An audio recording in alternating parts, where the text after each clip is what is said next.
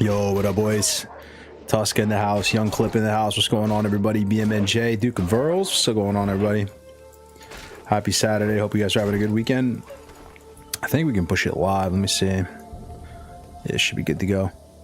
All right, there we are, boys and girls. Welcome back to the stream. Welcome back. Welcome back. We are in Feralas. Killing 45s. Wow, dude, these are actually pretty high level, these Sprite Darters. This is one of my favorite grinding spots. It's horde only because like Alliance can't kill the darters. I'm a little low for it. I'm actually here trying to get some sungrass. So I'm doing a couple quests, just like dipping my toes in the water in Feralas for a second. But if you guys have any like good tips on good sungrass spots, I'm all ears. My alchemy is kind of insane right now. I got like I got 25 agi pots going. I'm like basically like I have all the mats for 300 alch right now. I just need some. I just want to like use the mats in a certain way. So I'm trying to get sungrass. I have all the gold thorn collected. Feeling really good on this character overall. Also, I mean, you guys have been watching Gray's stream as well, right? I've been chilling on his stream a lot. I haven't been streaming so much, but I've been over with Gray's, live with him on his stream. I just have like a lot of family and stuff visiting, so it's been hard for me to like press the go live button. But the server is exploding, guys, and this is just the beginning. Like, we're doing it again, man. We literally just somehow are like brainwashing people to play vanilla again. I mean, feels good, man. Feels bad, man. I'm excited. Skull Rock is a vibe. But Monday shit is hitting the fan. Monday. I'm not going to say exactly what's happening, but there's some big plans for Monday. I think Savix like rolled here today or something too. I've been hearing, I heard some rumblings. Is that true, boys? I heard he like randomly, that was just a complete curveball out of left field. Savix, I think he made a dwarf guild or something. So I guess the Winky dwarf guild is a competitor dwarf guild. But there's some big fish gonna roll here on Monday, my boys. Some big fish. Hi, baby. Hi. Yeah, so Monday's gonna be hype. Yeah, welcome back to the stream, boys. Gray's leaked it. What did he leak? What did he leak? Yeah, he rolled dwarf. Okay, was that today, Morpheus? Was it today? Was it yesterday? Gray's is kind of like my news channel for this server, you know what I mean? And he doesn't stream on weekends, so this is looking kind of grim, actually. I left the potion here. It's so rough killing higher level stuff as a warrior. I am strong though, trust me. I need to be fighting the right thing.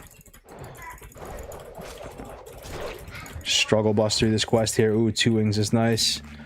We need sungrass. That's why we're here. Stay focused, cargos. Don't get ADHD derailed. Sungrass. That's why we're here. We need sungrass. I want to farm like 2 stacks of sungrass. Even like 30 sungrass would be fine, because each sungrass I find is an hour of like playing the game with agi buff, agi elixir. I don't know if you guys are the same way. Yo, no way, man. We just start the stream and we get a raid already, dude. Already, yo. FayFam TV, yo, thank you so much. I appreciate it, yo. What's up, everybody? Welcome. FayFam, what's going on? How you doing? Happy Saturday. How's your stream? Thank you so much. Let me pull up FayFam. Let's go. FayFam TV. FayFam TV. Let's see it. Right here. FayFam TV. 4 hours ago. All right. 11K followers. Let's go. Definitely follow. Wow, streaming. Nice. Oh, wait. That kind of looks like Classic. That kind of looks like Classic too. A fellow Classic Andy by the looks of it. Yo, thank you so much for that raid. I appreciate it, guys. Yo, welcome in. Man, it's been a minute since I've been raided by someone like kind of like new for the first time, you know? Like I'm like Deckard Cain out here, like in the Classic WoW world. Like I've been around for a minute. I don't know if any of you guys first time here, never saw me before.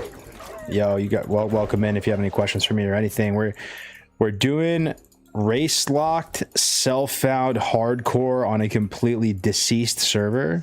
This isn't our first rodeo doing something like this. We've done projects in the past before where we've taken servers that are so dead that they actually become fertile grounds for a new community project again. We've run it back a couple times, a couple different servers over the years, and they've all been really fun, these little arcs. But this server, like, once again, is exploding in population. Like, when we first rolled here, there might have been like maybe 50, 100 people on during peak, you know, if that. And now it's like, at least just in the Tauren Guild, 100 plus on regularly. And the server is like exploding. Daddy, I'm eating your arm. Oh, you want to come say hi to the stream? Daddy Shark are eating your arm. Yeah. Daddy Shark's eating your arm. Is that, yeah?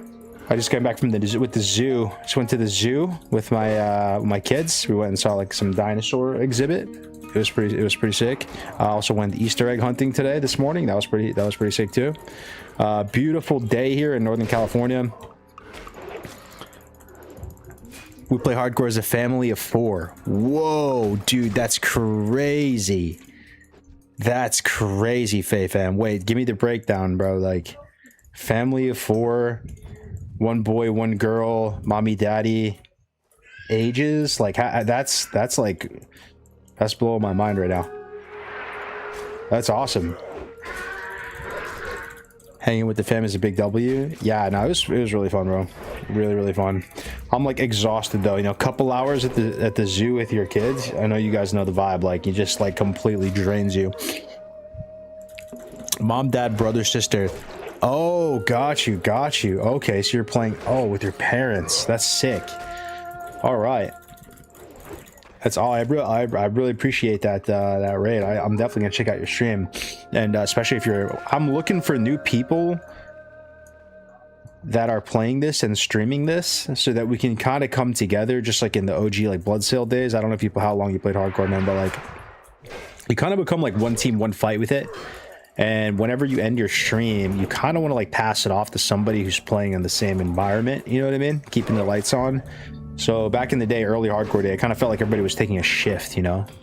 And it would be sweet, like, to be able to, like, pass the torch on to somebody else playing. Because we have a really cool opportunity here, guys, to play Vanilla WoW for, like, the millionth time, you know? But in an interesting way now. Race locked, self-found, Vanilla WoW, death equals delete. For me, what the biggest draw is, it's not... I mean, I think the race found stuff is cool. I think it's cool, but it's not the core gameplay loop that's keeping me addicted. Like, self-found is amazing. Self-found is BIS. It is BIS. I enjoy Night Slayer. I enjoy TBC. I enjoy playing the game regularly. I enjoy min-max. I see nothing wrong with min-max. I like to min-max everything in my life as well, to a fault. And like, I need a hardcore rule set, some kind of challenge, some kind of like thing to protect me from myself. That makes sense. So like, man, like self-found is just chef's kiss, man. It's just playing the game with finesse. It's a true test of your knowledge of the game. Everything feels better. Like every achievement you get on your character, every piece of gear, every point of rep, every point of experience, it all just hits differently.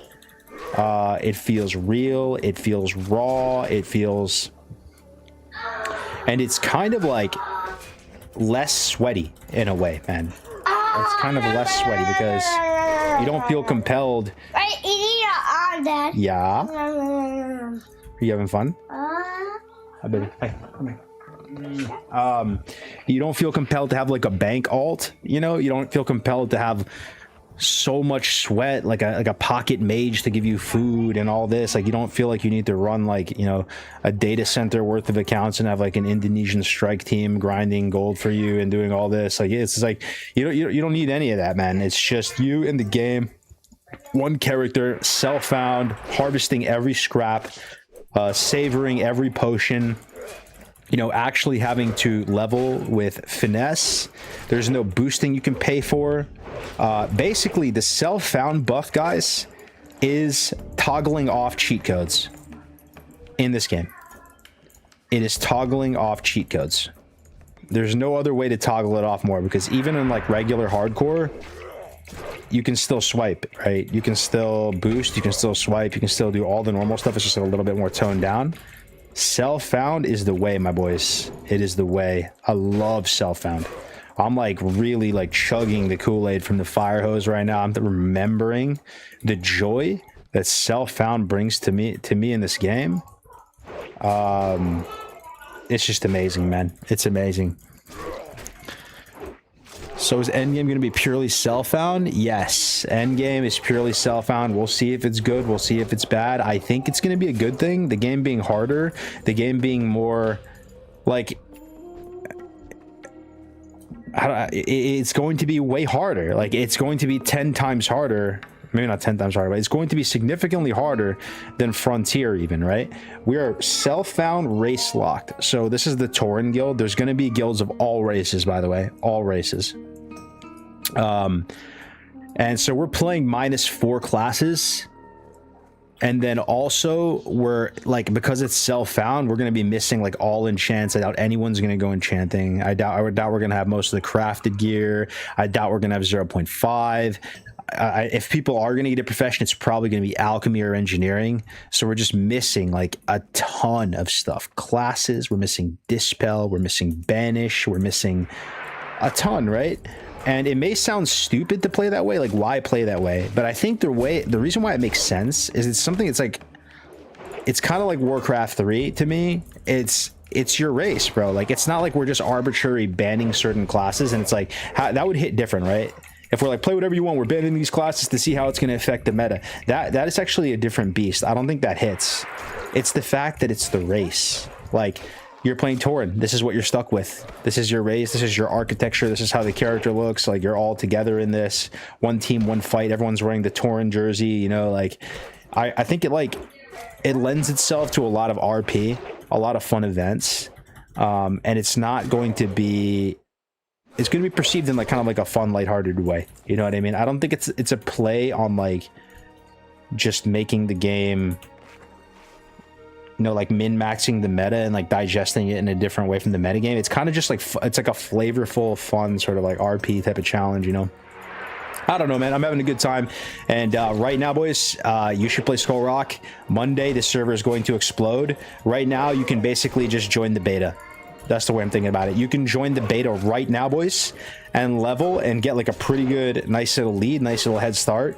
There is going to be a ton of people rolling here on Monday. I'm not even going to leak exactly who. Some of you guys already probably know. Some of you guys have been hearing about the grapevine. Savix rolled here today. I guess this is going to be the next OnlyFans type of thing. You know, so yo, get in there, boys. Get in there. Tor, like I don't know. Is the guild cap throw? Let me see. 94 online, and we're probably already pruning people because it's down to 64. 964 in the guild, 100 online, Dwarf Guild online. Just a ton going right now. So if you have any questions for me, boys, definitely like, yo, ask away. I got you. Happy to answer every question, any questions you guys have.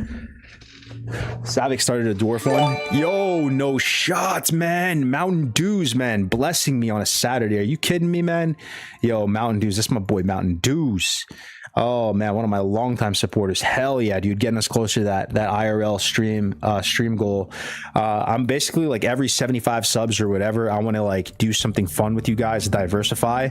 We can talk about WoW, but like I want to do something IRL with you guys, you know? Maybe we go grab dinner, do a food review. Maybe we go to the gym together. Maybe we play pickleball. Maybe we go camping. Maybe we go for a run. We do something, right? I'm gonna do some IRL streams as well. So thank you so much for the support. I really appreciate it, man. Everybody who's held me down over the years, through all my crazy arcs, man, all the times I've reinvented myself. I really appreciate it. Happy Saturday, brother. How you doing, man? How's your weekend going, Mountain Dews? How's everything, bro? Mountain Dew sounds so good right now. It does. Mountain Dew Zero. But yeah, so Savix rolled here, doing the Dwarf Guild. Some other ones that are not really leaks, so I can talk about right now is Bobka, Bobby, my favorite French Canadian, him and Jerome. You guys know No Hit Jerome. No Hit Jerome actually low-key a pillar, a beacon in the hardcore community. He was here from the damn near the start of it, man. Like even at Hardcore Community Cup #1, he was a caster. Low key, people don't know, bro. Yo, Jerome's roots in hardcore go deep. I don't know if he actually like played it that much, but I swear he's been here the whole time, right? Casting tournaments and like all that type of stuff. So they're doing an undead guild. I think they're gonna call it Bone Core. I think the Forsaken Pride will be pretty strong, right? There's some Forsaken enthusiasts, and rightfully so. Like the race looks really cool in this game.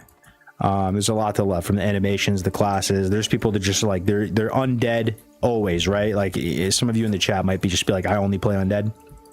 I wouldn't blame you. It's a cool looking race. So they go on Monday.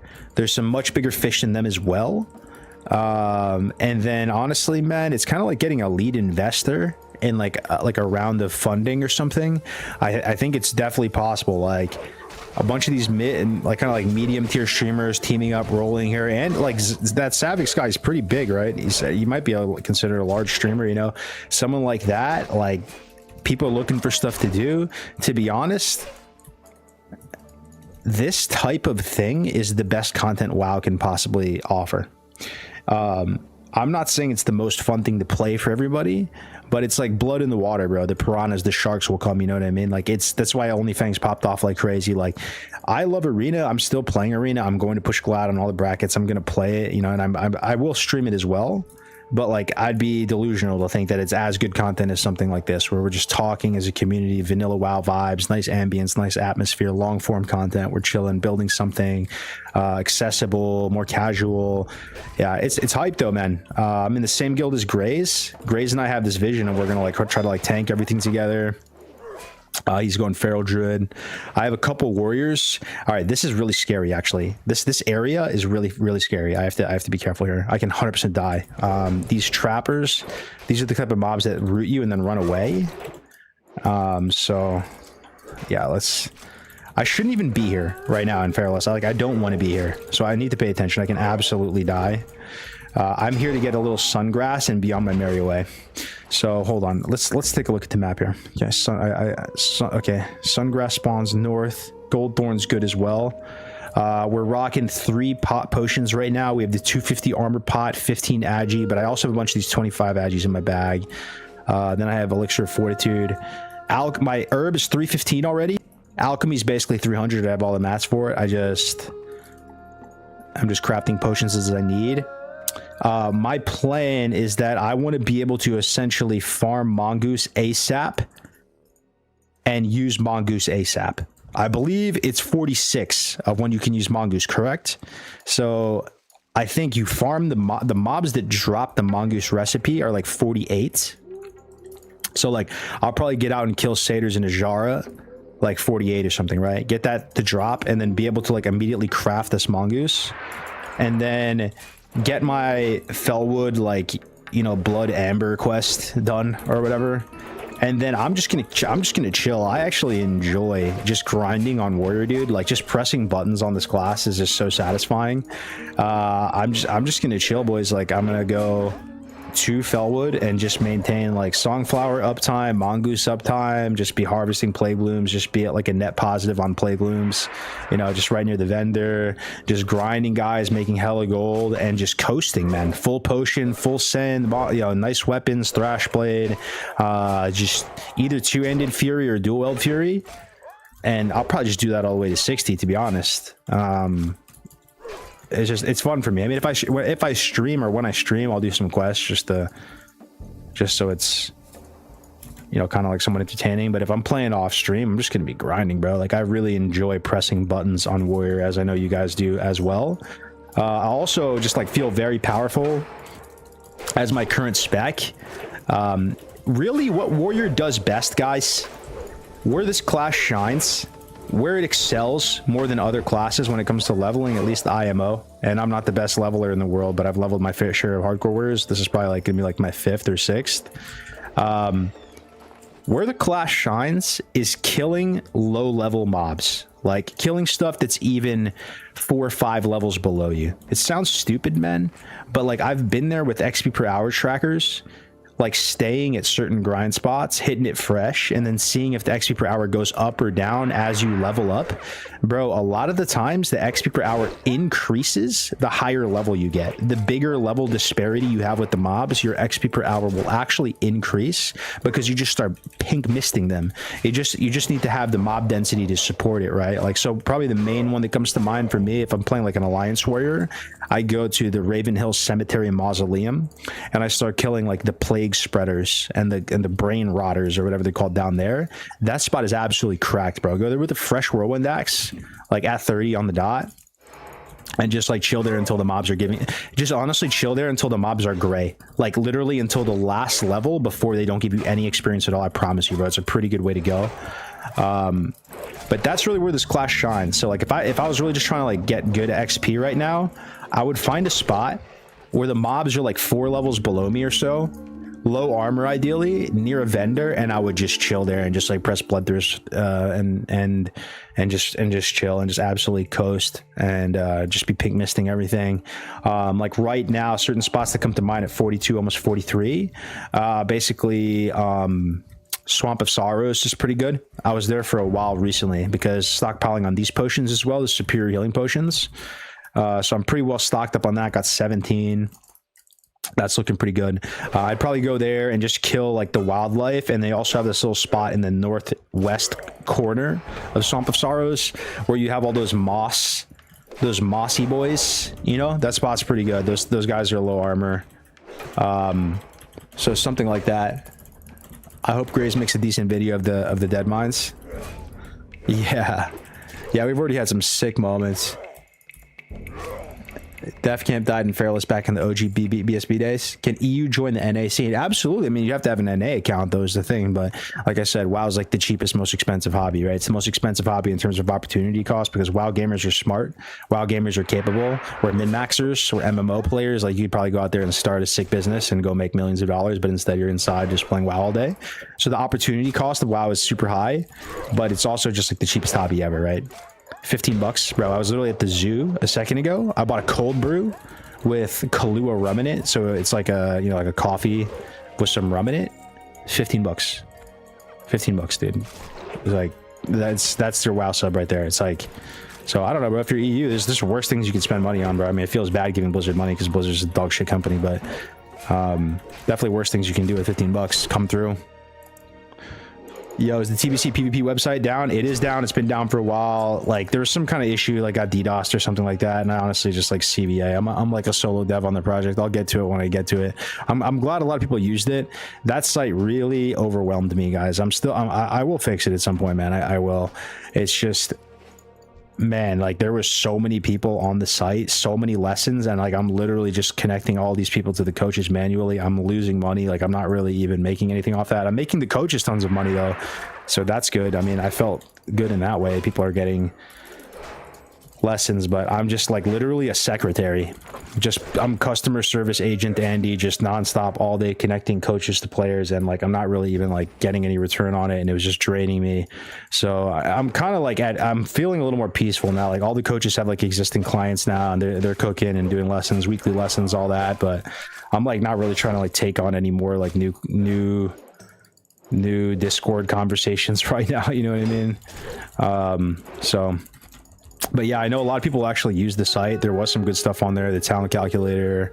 I'll get it back up there. I just have to like just get to it when I get to it, man. You know, I'm just like a solo dev on that whole project. All right, here we go. So another one joins the herd. Tauger, welcome, brother. Welcome. Vitochi playing. I got an ad. Yeah, basically it is down. I'll get to it when I can get to it, bro. I'm just a solo dev on it, and it was like burning me out just having to deal with all the requests and lessons and all that. Is Aladar playing? I heard he was. Somebody said that, but I can't verify. I think it might have been Grace who told me that. Okay, so we need 3 more null mains. Okay, 3 more null mains. Yo, guys, do you have any good sungrass farming spots? I equate sungrass with 2 places, Hinterlands and Fairless, but I don't know if there's any other sleeper spots. Hinterlands, I went there for a second. It is monk S for a warrior. It is no bueno, that place. In a duo it'd be fine, but like solo being there's a lot of invisible mobs, poison mobs. Like, it's scary, and the mobs are kind of like pretty high level, bro. They're like 45, 46, and like it's only the very first mobs in the zone that are like 41, 42. Like the very first trolls in those ruins are not a bad spot to grind. But there's also, it didn't seem like there was a lot of sungrass spawns when I went there. I think they're like deeper in the zone. So sungrass is actually a pretty high level herb. So yeah, if you guys have any ideas on that. Ooh, that's some nice gold right there. Oh yeah, exquisite flamberge.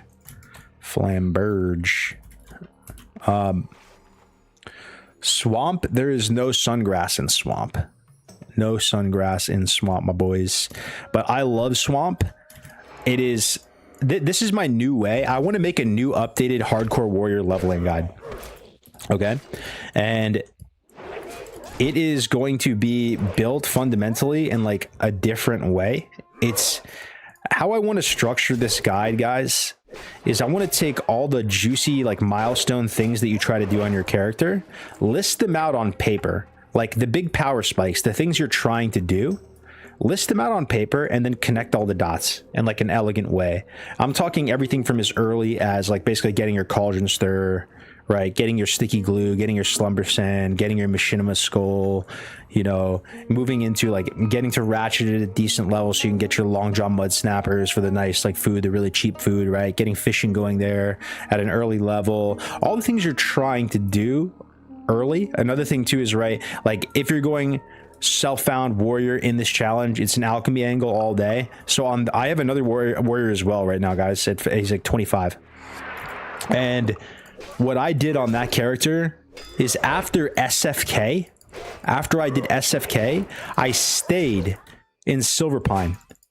I didn't just immediately go turn in the quest and get Seal of Sylvanas ring. I stayed in Silverpine Forest, and I just stayed there and farmed 2 stacks of what is it called, briarwood, briarreed, briarthorn. That herb is a pain in the dick to farm. Like, it's only silver pine and maybe like, yeah, it's basically silver pine. The density of it is crazy. You can do loops in southern silver pine, and I want to say you can probably get 2 stacks of it an hour. Now, doing something simple like that at the correct timing, it just makes an absolute world of difference, because you can get hard stuck with alchemy. Alchemy, you need to go out of your way, and you need to know what herbs are actually useful for what. Like, here's another example. With alchemy, you normally make a bunch of minor healing potions, correct? It takes like 1 peace bloom, 1 silver, whatever.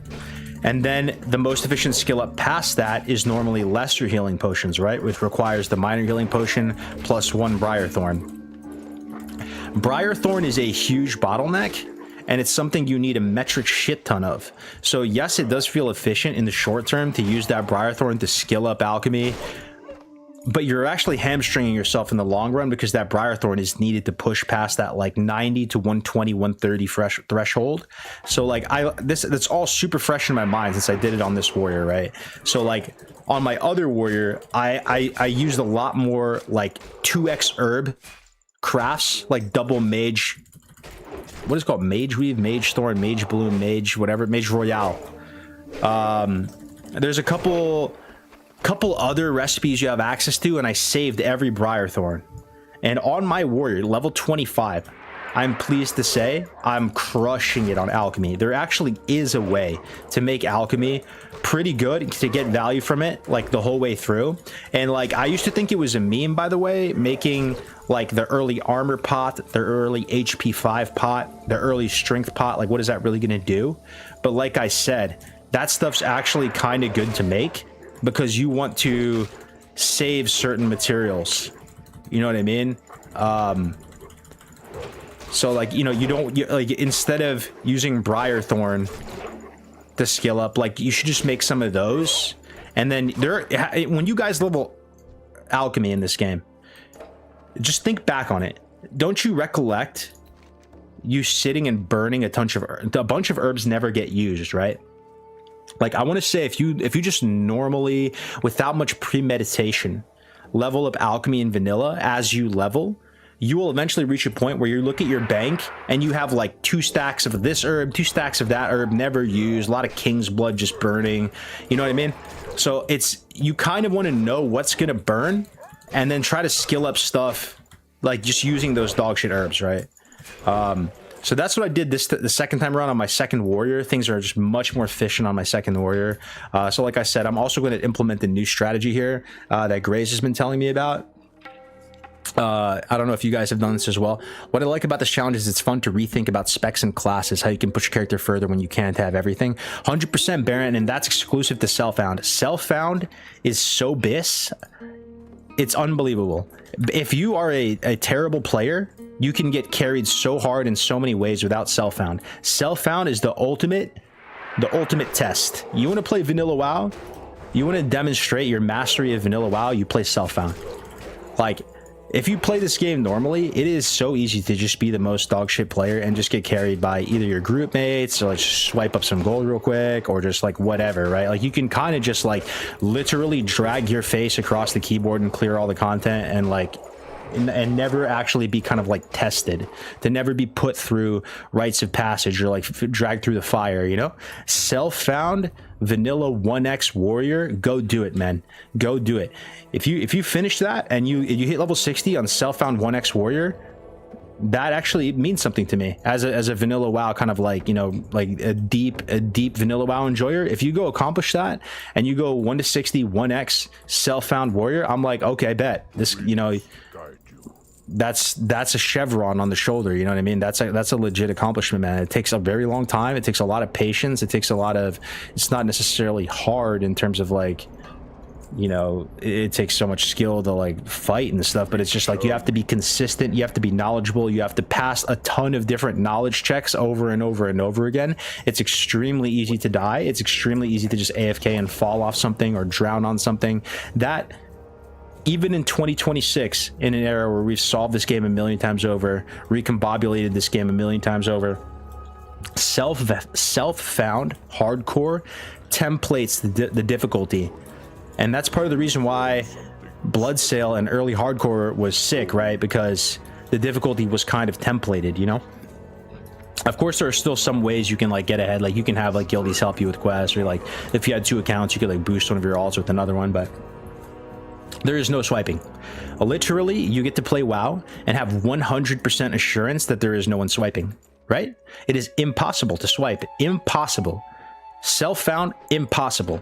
You cannot, there's 0 players playing Self-Found that have bought a single copper worth of gold. Impossible. You get to play WoW right now, vanilla WoW 1x, vanilla WoW, no layers, and 0 swiping, 100% guaranteed. You know what I mean? How do you play Self-Found? It's this buff here at the top right, Self-Found Adventurer. Hey man, how many races are getting involved in this race? HC, it's going to be all the races, bro. I'm telling you right now.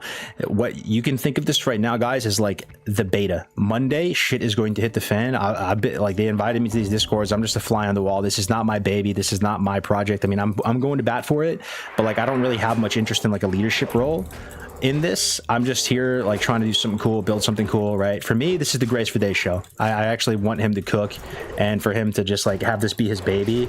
And to me, the bigger picture of what Grace is doing here, it's not even the race thing. This is potentially part of his legacy to the game. He is going to revive and jumpstart a Self-Found community that can play vanilla WoW. Like Self-Found, I promise you boys, is like really the only version of this game that still has like soul in it. Not to say that the soul is mandatory to play the game, because the game is just fun. Could I play Classic Era? Could I play White Mane? Could I play Mankrik and have fun and daily drive that version of the game and do GKPs and make massive gold and have 9 Bis characters and 5 Thunder Furies? Absolutely. Absolutely, bro. That'd be fun. I could do that. I would love to go farm some Krakens and some Dolphins and some Oilers and literally just get like the people that are spending like 500 USD a week worth of gold and just milk them dry and literally do GGPs all day. That doesn't sound so bad. I would actually be able to do that and have fun. Doesn't sound so bad. Is it my favorite thing to do? Probably not, but I could probably have fun doing that. You know, could I play, is TBC fun? Yeah, dude, Night Slayer is fun. 100%. Night Slayer is fun. But is there much community on Night Slayer? Like, are people actually like bonding with their fellow gamers and like creating like, you know, like timeless gaming memories that they're gonna cherish forever? Fuck no, I don't think so. Maybe internally within the guild they do, like running Kara with the boys and doing like speedrun Kara like against 2 groups in your raid. Maybe that's still there. But I'm just saying for me, right? Like if you want to build something like community, friendship, MMO, RPG, have fun, ambience, immersion, you know, all that stuff, it's vanilla, man. And it's basically stuff like this, the community challenge. It's not anything that Blizzard's doing. Like this is a, like, that's part of the reason why I like this project so much too, is it's a community project. Like Blizzard's not doing anything for us, man. I'm not a huge fan of Blizzard these days, you know, as I've expressed many times. And that's another thing that I've been seeing is like the community has softened up so much on Blizzard. It's insane. Like the amount of like Blizzard shills that they're literally like psyop converting back towards retail and stuff on a daily basis is like mind blowing to me. It's actually hilarious to me.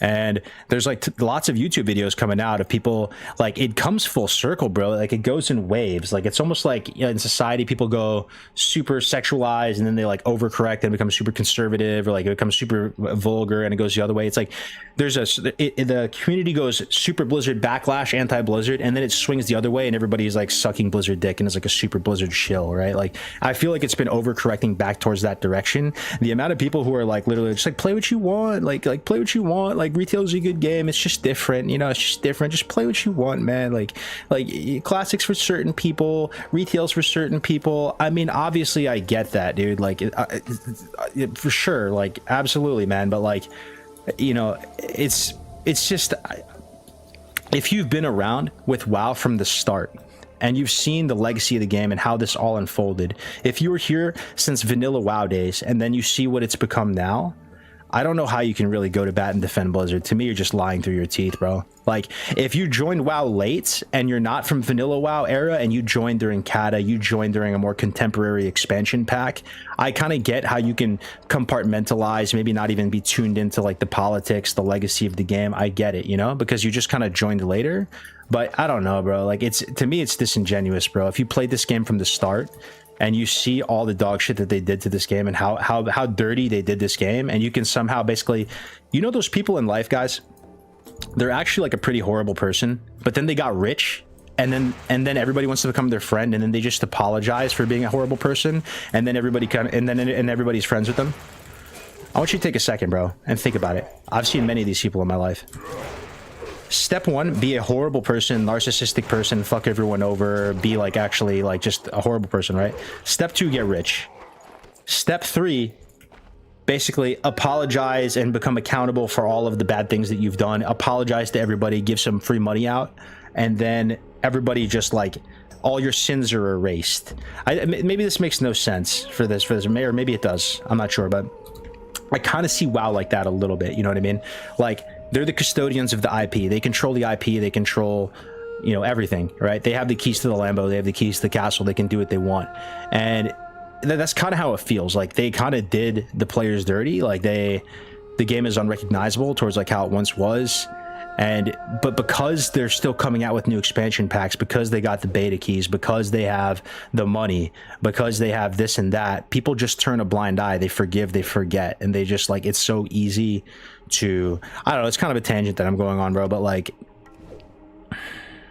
yeah, there's just a lot of like insane Blizzard chilling going on, you know, and like, that is the current meta right now. Like, I am actively probably losing viewers right now by me talking shit about Blizzard. People are leaving the stream. They're like, how could this guy have such an insane, unhinged take on Activision Blizzard? I love Blizzard. Like, that wasn't the case a couple years ago, man. It comes and goes. And they're, you know, Blizzard's winning, man. I mean, they did it, dude. Like, they most players now, I'm just like shooting from the hip here. I don't know how accurate this is, but this is how it feels. It feels like most players are like hybrid players now. They play both retail and classic. They appreciate both. It sounds like a good thing, right? But like, it's just, it wasn't like that before, you know? And people are real soft on retail now, bro. They're real soft, you know?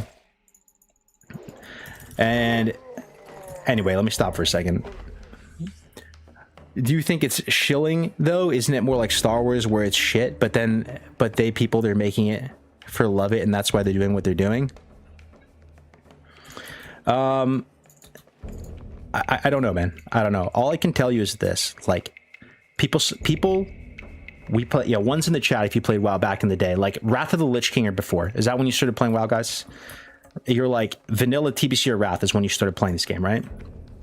Vibe was totally different, yes or no? Like it was never like dark and gory like Diablo, but it was a different style, it was a different vibe, it was a different feel, a different flavor, different taste, different sensibilities, right? That's when we fell in love with this game. This is off the back end of Warcraft 3. This is back when the lore made sense. This is back when the game just, it felt like a classic, right? Then it like lost its way over time, clearly, right? The OGs left, new people came in, and then it became what we have today, which is spiritually a completely different game. Like the taste, the flavor, the look, the feel, the abilities have the same names and tooltips, but it's just an entirely different beast. And like for me, I feel like they, in a vacuum, the game now, if you had no history with this game and you were new to WoW, you were brand new to World of Warcraft today, you never played Classic and you never played Retail, I could see you playing Retail and liking it. You know what I mean? I think you could play Retail and like it in a vacuum, because it could just be like a fun game to press the buttons. You kind of like just like the feel of it, whatever, right? What is that really? Hi, you got a boo-boo? Oh, sorry, baby. Go find mommy. Okay, she'll help you. Man, what was I saying? Sorry. I okay. Hold up. Let me think about what I was saying.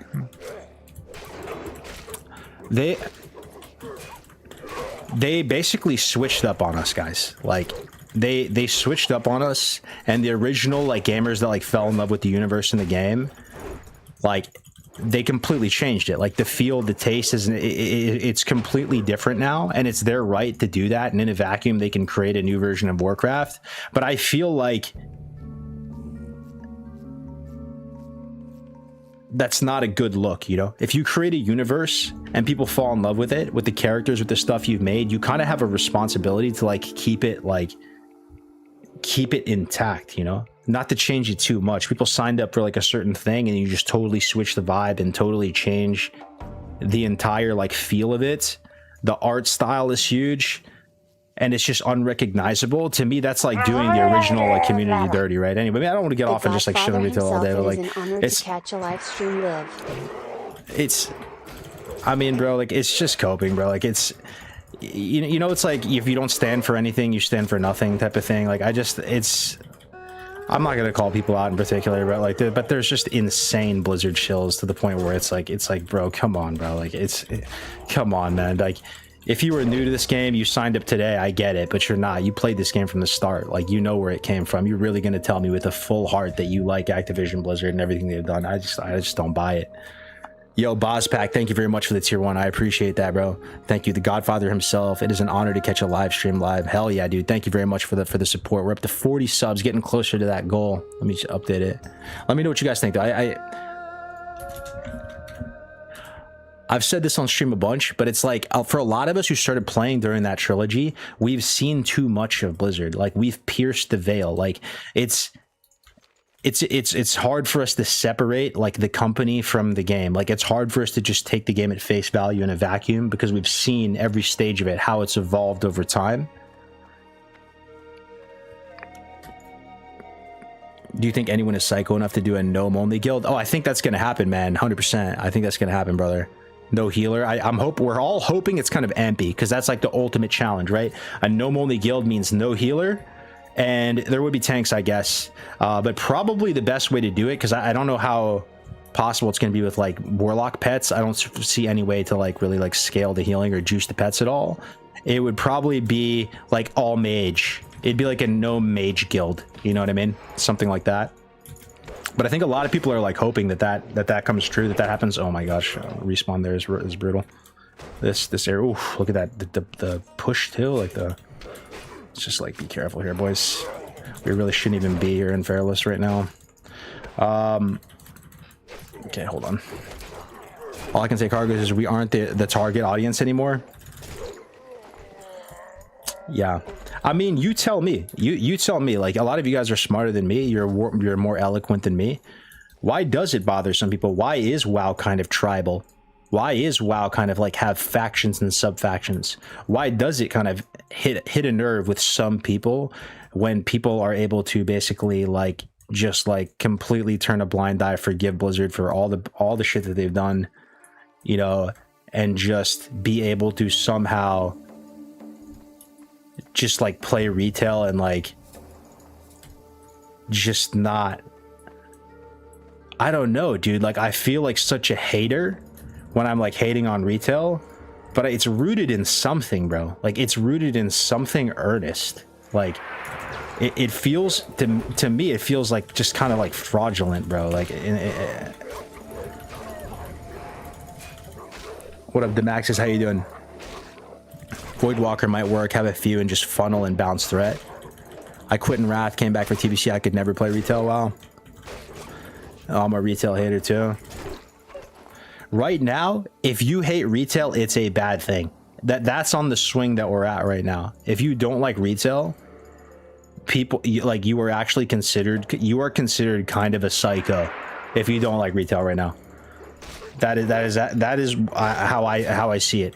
The amount of flack I get, even, and other streamers do it too, like even Grays, right? I love Grays, but like a lot of streamers, like if they're good at their job, they know to stay away from the retail topic. You stay away from the retail topic. You don't want to talk, you don't want to bash retail. You bash retail, you lose 50% of your viewership instantly. How did that become a thing, man? You know what I mean? Like that somehow, bro, somehow. The game lore and culture is virtually perfect, IMO. Did you end up talking with Dwarf Lord? I didn't end up talking with him. I still need to reach out to him, but I saw that video, Demaxis. Thank you for sending him that clip. I think there's a good chance he plays, to be honest.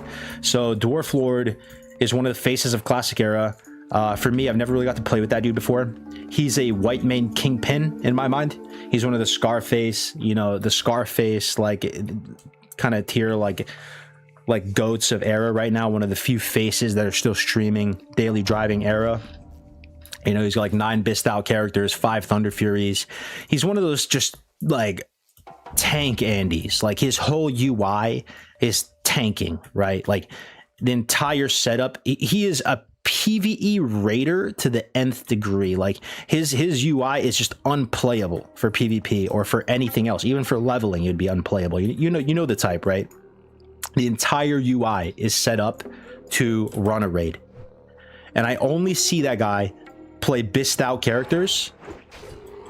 And I want to see someone like that who loves vanilla, and I believe he loves vanilla, and I think he's a great like face for the game, bro, honestly. And I think he's just a cool dude. I like his content a lot. Like, I want to see someone like that though. I want to see them go from rags to riches. It's like watching like a Michelin starred chef who has all like the cool cookware and gadgetry and the Sur La Table pans and pots and the $1,000 woks and the $1,000 knives. Like, I want to see that motherfucker go back to the Stone Age, to the Bronze Age. I want to see him pick up a flint and tinder and build a fire. No streamer bennies, no support, fresh, self-found, hardcore. Let's see it, bro. I want to see. I think he can do it. I just want to see. I think it'd be cool content, and I think it would, like, I could see him like taking some of his white main kind of like goons or squad over there, and you know, the people that he rolls with, and they roll a guild here together to kind of like stick it to the hardcore Andys, because there's always been a little bit of a rift between like normal Era enjoyers and hardcore players. I want to say that like it's very mixed. A lot of people who play just Era and are just, because they're raiders through and through, right? They think leveling is cringe, dude. They think leveling is like the worst thing ever. If they could buy a boost, they would, you know what I mean? It would be cool to bridge that a little bit. You know what I mean? Vanilla WoW is already a small enough niche as is. Don't the white man people hate you because of the Stormrend buff? 100%. Yes, they do. 100%. 100%, dude. I have a lot of enemies on white man. Like, this is not a joke. This is not something that I made up, boys. After that Stormrend buff happened, some dude sent a cake to Blizzard headquarters. There's a picture of this. Gren put it on his Twitter. They sent a cake to Blizzard HQ with my orc's head on a steak, on a pike, like the fondant of the cake, you know, like the icing, you know, like in those shows, like is it a cake or not? They made the Stormrend buff on the top of a cake with my orc head on a stick. And they literally like requested Stormrend buff back. It was like the tooltip of Stormrend. Like, it's just so funny to me, bro. That actually happened. What's the Stormrend buff? Basically, Blizzard just was okay. How I see Blizzard, man, and how I think like the classic era devs like should be perceived, the people that are working on era and stuff, they are basically, for lack of better words, they are the custodians. They are the jannies. They are the janitors. They're the jannies is like almost derogatory. Like they are like the maintenance workers. Honestly, the janitors. What's another way of saying janitors? Like they just need to keep the bathroom clean. Like we don't want them to renovate the bathroom. We don't want them to put in a new urinal. We don't want them to put in a waterfall shower. We don't want them to put new tiles up. That's for the developers, okay? And the developers are no longer active anymore. You know, that's Kevin Jordan, that's Mark Kern, that's literally the OGs, the GOATs, like the godfathers who created this game. Spiritually, that's their code, not their team. So like we would just want them to put, you know, Fabuloso on the floor, you know, put a nice urinal cake in the urinal, make sure it smells good, it's clean, it's you know, there's a nice yellow sign on the ground when the floor is slippery, right? But I wouldn't want them to go in and have so much ego that they would want to change the best game ever made by human beings, just freestyling it. Like, just wake up one day and you know what, you know, it'd be more convenient for like, you know, those white man guys, like the 5K people playing white man, let's just make them a custom buff that didn't exist in vanilla WoW. Let's just go make them a custom buff that never existed before. We'll just, you know, we just make a new quest for it, new quest ID, it's fine. Just throw a tooltip on there. Like, we'll just make them a world buff. It'll be fine, right? It'll be like, it'll make their life a little bit more convenient. Like, to me, that is like insane. That is wild that they did that. And they did that without any notice, without any warning, without any polling, without anything. They just did it. We woke up one day. I was actually in Feralis when this happened. I was here. I was in Northwest Feralis killing the Harpies. I remember when this happened. I woke up. I'm on call with Grace for Days. We're playing some server, and I literally got out from stealth. I got cheap shot, gouge, kidney shot into full blind, sap into cheap shot, gouge, kidney shot again. They literally just made it so druids could use pole arms in vanilla World of Warcraft, and they implemented a new world buff out of nowhere from stealth, no heads up. And obviously I crashed out because I'm just like, what are these people doing, bro? We literally just wanted you to put Fabuloso on the floor and sweep and keep the bathroom clean, dude. Like, what are you doing? Yeah. Like old school custodians, maintenance keepers, the guardians. I mean, there's other ways of saying it which are nicer, you know? But the reason why I'm so harsh when I say it is because I think that the classic WoW dev team, like, they definitely don't identify as that, right? They don't identify. I think they don't believe that spiritually the code isn't there to touch. I think that they genuinely believe the code is theirs to touch. They know better than the OG devs. They're going to make meaningful changes to the game that will genuinely improve vanilla WoW. I think that a lot of these people genuinely believe that the vanilla WoW formula is outdated and needs to be touched, and that was basically limited due to technical difficulties or whatever, and that they literally think that they can improve the formula of vanilla WoW. And if that's true, then do it. And I want you to cook, and I want you to do it, and I want you to shoot your best shot for the community and the best interest of the community. But do that for Classic Plus. That's what Classic Plus is for. Don't sell Classic Era and charge people money for them to snapshot their character and then promise the community that, hey, you're going to be able to play TBC vanilla WoW as it was the last day before TBC pre-patch hitting. People transferring rank 14 characters, snapshotting rank 14 characters that they bled for. They blood sweat, bro. Some people are proud of those achievements. They worked really hard for that stuff. They wanted to pay money and snapshot their characters. Oh, it's gonna come back. Don't worry. We back, boys? Yeah, we back. Blizz got him. The reason why I'm so harsh on them though, guys, is who else is saying this, right? Who else is saying this? Most people are just whatever Blizzard puts out. It could be the worst slop ever, and they are just going to do mental gymnastics to think it's good. And I'm not really trying to be a hater, bro, but it's just like that. I feel like I have to throw my hat in the ring on the other side of it because it's just weird, bro. Like it's weird. Like I want to be one of the few people that's basically still going to bat for the original formula vanilla and just basically saying like, you know, be careful. Like, don't be so quick to assume that you know best. Like, they created an insanely good game. Is it possible you could improve it? Yes. But do I think that you should try to improve it? No, because I think you're going to make it worse. You know, I'm the one. I want to be one of the people, one of the voices that basically just be like, yo, chill. Like, you think you can improve vanilla? Wow, just chill for a second. Like, think about this. There's more to it than you think. Like, you know, I like dual spec in vanilla WoW. Like, I like it. I'm going to buy dual spec on this guy. But do I actually think vanilla WoW is a better game with dual spec in it? I genuinely do not. I like dual spec in a classic plus, man, because I'm all for them trying to like basically improve the game, but they need to separate that from the OG. They need to separate that from the original and show some respect where respect is due to the original, and not basically like sell a version as the original version when it's not.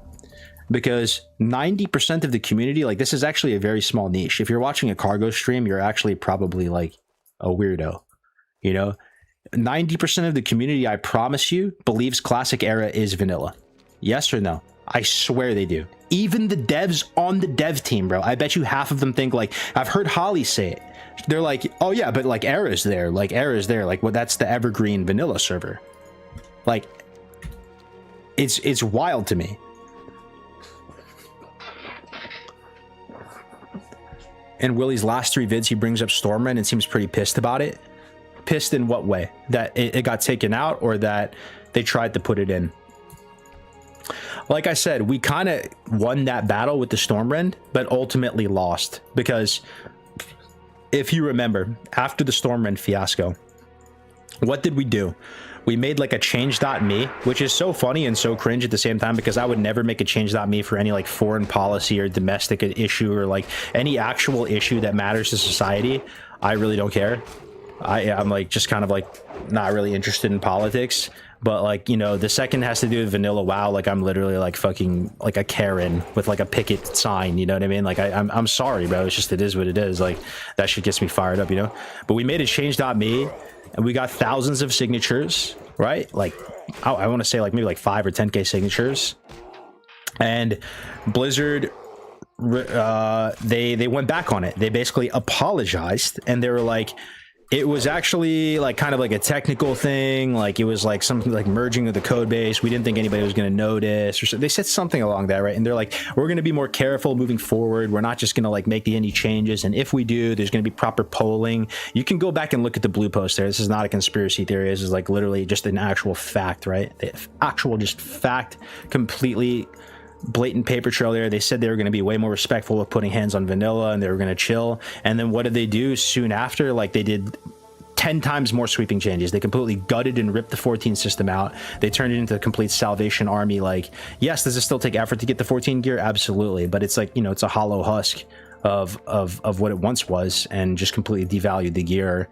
And actually, in ways, made that 14 grind I've heard this take a lot, that 14 grind actually made the game more toxic for the people playing era, for the few people playing era, because it was basically like 100% expected that you show up with 14 gear on. Like, you need rank gear, or it's like you just like can't play. So I wasn't really there rating for that, but like that's what I've been, you know, that's what I've been told. Like, it was just like 100% like expectation, and then just like sitting in AV for like, I mean, AVs or like AV, man, yeah. But yeah, I mean, they gutted the 14 system and then they put in dual spec. I mean, dual spec is like, out of everything, the biggest slap in the face to the original developers. Like, I basically think it's the equivalent of going up to Kevin Jordan while he's eating lunch and bitch slapping him across the face. I genuinely believe that. And does it make the game more fun and more playable for the 10K players playing Classic Era? Yes. Is it more fun for them so they can go raid on their 9 bist out white main characters so they can go PvP for like 15 minutes in between raids, in between lockouts, and they can actually, the game is just more playable, more fun. They don't have to spend more. I mean, but at the same time, these people are like Oilers with 9 million gold. What's 50 gold? Can't you just respec like no problem? But you know, does it make it more playable, more fun to those people? Yes. So like that's the hard choice you have to make at Blizzard. Do you make a choice in the interest of your actual players playing Classic Era, or do you do like the spiritually correct thing, right? The thing that's like, this is not our code to touch. This is supposed to be an evergreen server. We promised people it was going to be like a stable, steady state, you know, this game, and we're not going to change it. Do we honor that, and do we make the harder choice there and not like give these like players every quality of life thing that they're wanting? Yeah, they made their choice, right? They made their choice. But yeah, like I said, like not to just be like pissing into the wind and being all like grumpy with no solutions. All I would want at the end of the day, boys, all I would want is original versions of the trilogy. I want vanilla, TBC, and Wrath as they were in the context of their times, because to me that would be symbolic of Blizzard accepting that these versions of the game are not ours to touch anymore. Spiritually, that code is not ours to touch, and it feels bad to try to touch and improve those. That is our legacy as a game. Like, this is the whole point of Classic WoW, to like to have those older versions of the game to play.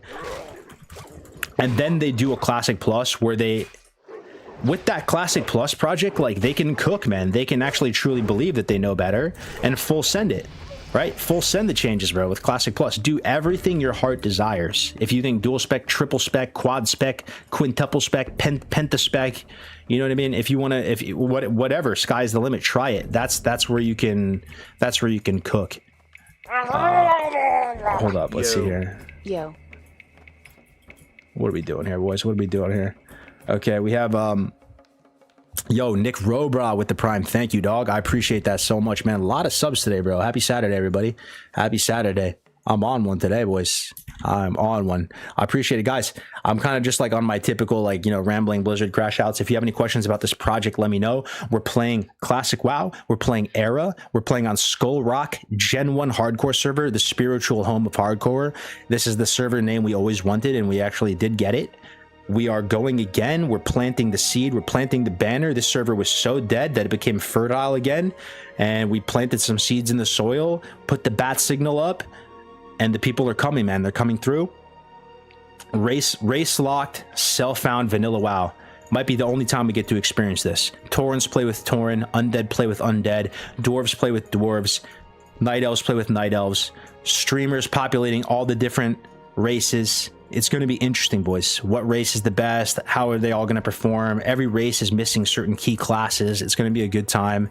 The server is going to explode on Monday. I promise you. There is going to be some very large fish rolling with their communities on the server on Monday. So this weekend, you can get it in right now. Get a little heads up. Get a little head start. I think you're going to be in good shape. Something you can play on the side from TBC, because let's be honest, I love TBC, but you're sitting in chat wrath the whole time, right? You're just getting summoned around. Like Epic Mount, bro, like I literally feel zero FOMO. I have 4 level 70s, all pretty much full gear for PvP, 0 epic flying on any of them. I wouldn't even get regular flying if I didn't have to get like Shatar rep and to go get like a bangle out of Botanica. I wouldn't even buy regular flying.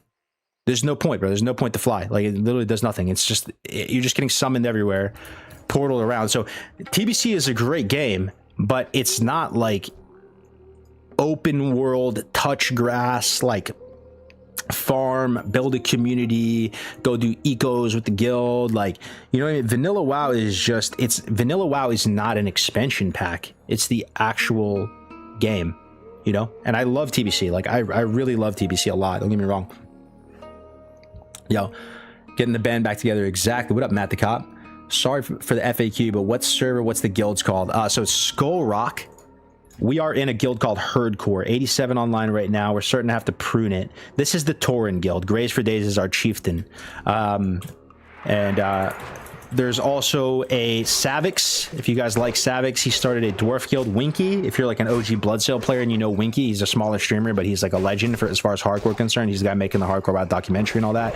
He started a dwarf guild as well. Shobek, the Bankai overlord, he started a Night Elf guild. That's his whole brand. I think that guild's gonna do really well. You know, he's like the sword noises, like full on RP, like goat with that stuff. So we even got Shobek on board. He's down. The Night Elf guild was popping yesterday. I have a Night Elf in there as well. So that's called, I want to say it's called Elf Core, their guild. But you don't you don't have to play in these guilds. Like, all I would ask you guys, there is no rules, okay? That's part of the genius of this project, is there's no rules. This is not some cringe thing we're telling you to download some add-on. You have to play with an add-on anymore. This is not something where there's phase scheduling. This is plug and play. You pick the server, you pick your race, you make sure it's self-found when you create the character. All we would suggest, play with your race. Try it. Let's see how this plays out. We played vanilla a million times, right? Torrens, play with Torrens. It's super obvious. It kind of already naturally works out that way, because there's a lot of just pride for your guild and race and all that, like when you log in. But I think it's going to be really interesting. Like, the way you can look at this is there's 6 factions, or how many races are in the game, right? Troll, Orc, Human, Gnome, Dwarf, Elf, Tauren, 7. Oh, Undead, 8. It's like there's 8 different factions, and there's not one race that has all the classes and is perfect. You know what I mean? Not one race is perfectly min-maxed. Human is probably as close as it gets. But even for Human, my suggestion to the group would be do a Paladin only guild with prop pally tanks, ret pallies, shockadins, all that. That'd be kind of sick to see. But I want you to think of just Warcraft 3 type energy. And we'll just give it a shot. Tauren Power. It was actually playing on Deviant Light that introduced me to Shobek. Oh, nice.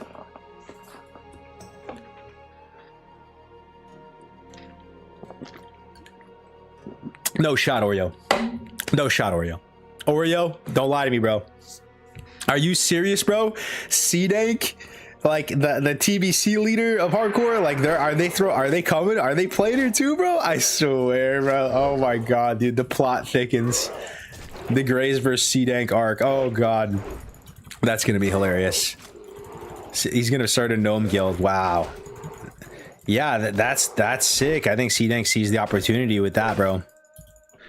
I think C-Dank sees the opportunity with that. All eyes on the gnome guild, guys. Is it possible to play that? I was really hoping Ampy. Ampy is the chosen one. To me, he's the Luke Skywalker of Classic WoW. He is the physical manifestation of all of us, of the best of us. You know, private server origins, private server roots.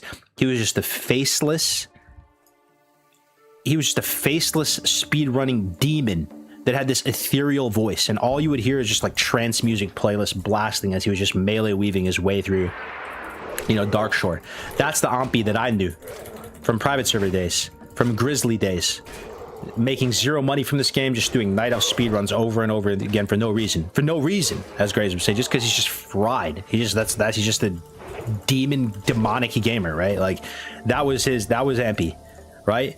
And then just his knowledge, his skill, his everything, and honestly, hardcore was a huge part of it, right? Shined through, and now he's absolutely just crushing it, right? And he's really coming to his own. I love Ampy though. I'm a big Ampy show, always have been. Gnomes can't heal. How would that go? Exactly. I wanted Luke Skywalker, the chosen one of Classic WoW, to find a way to make a no healer, gnome only guild work. Is it possible? It sounds ridiculous. No healer? How would that even work? Hey, man. It's vanilla WoW. If there's a will, there's a way with vanilla WoW. I bet you maybe he'd come up with something, right? Imagine using your gnomish engineering, your to summon skull level, boss level, engineering summons, because that's how that works, right? The actual engineering skill you have dictates the level of the summons. So a gnome with the bonus engie skill summons a skull level mob. for their like Arcanite Dragon Linking stuff. It could be that. It could be just cycling Masterwork target dummies to infinity and beyond on a rotation. It could be using creative use of ice blocks and lips. It could be pre-cooking a bunch of fire, pyroblasts, like double pyroblast wave into a boss. Who knows? Is it possible? I mean, it's okay if it's impossible too, right? I kind of almost wish we hit more walls in this game, and like we weren't able to just like beat the entire game with one life so seamlessly now multiple times over. You know what I mean? Voidwalkers with health funnel. Yeah, I mean, we'd just have to see. I think it'd be really a fun project.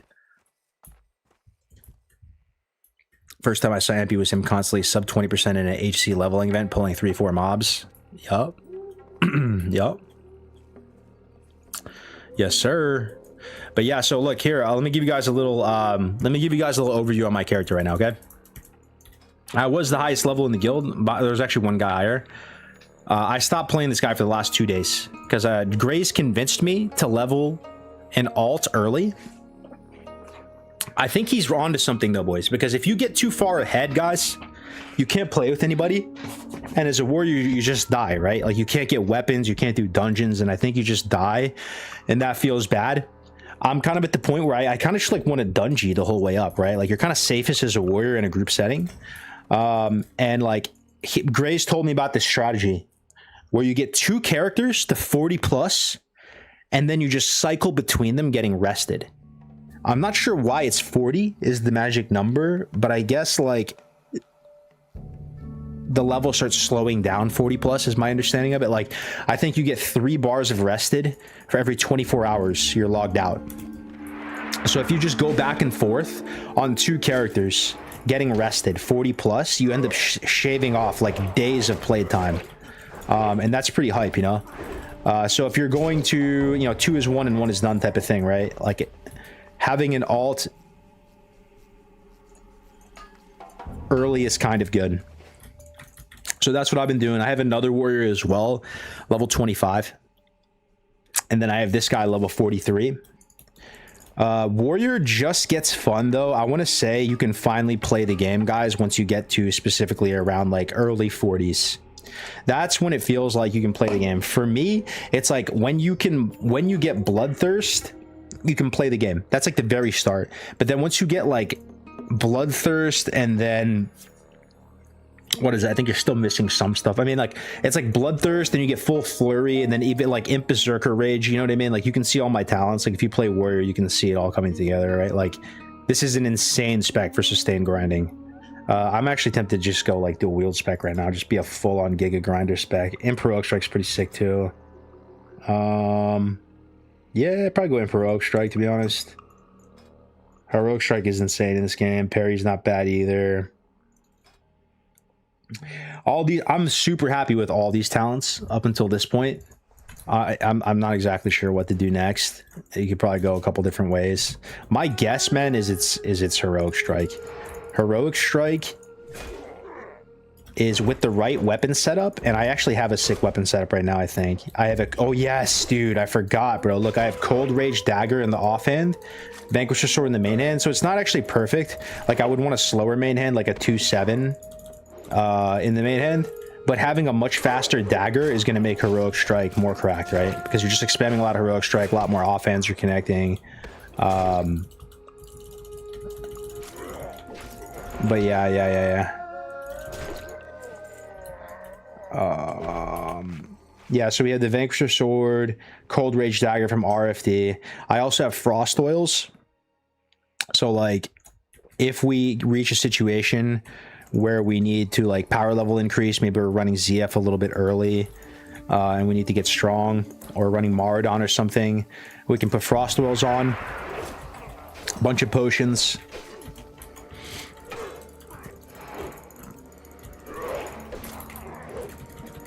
Shit, you are having me want to play again? Hell yeah, dude, come through. Like I said, like you are not too late at all.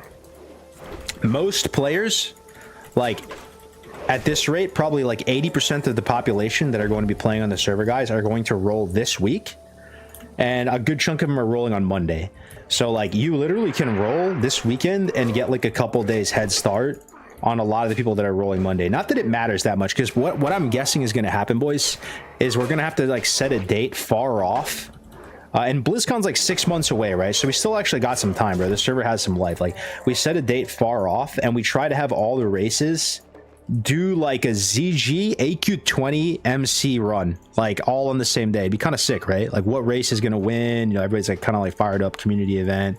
It's all for fun at the same time, bro. We all beat this game like a million times over, right?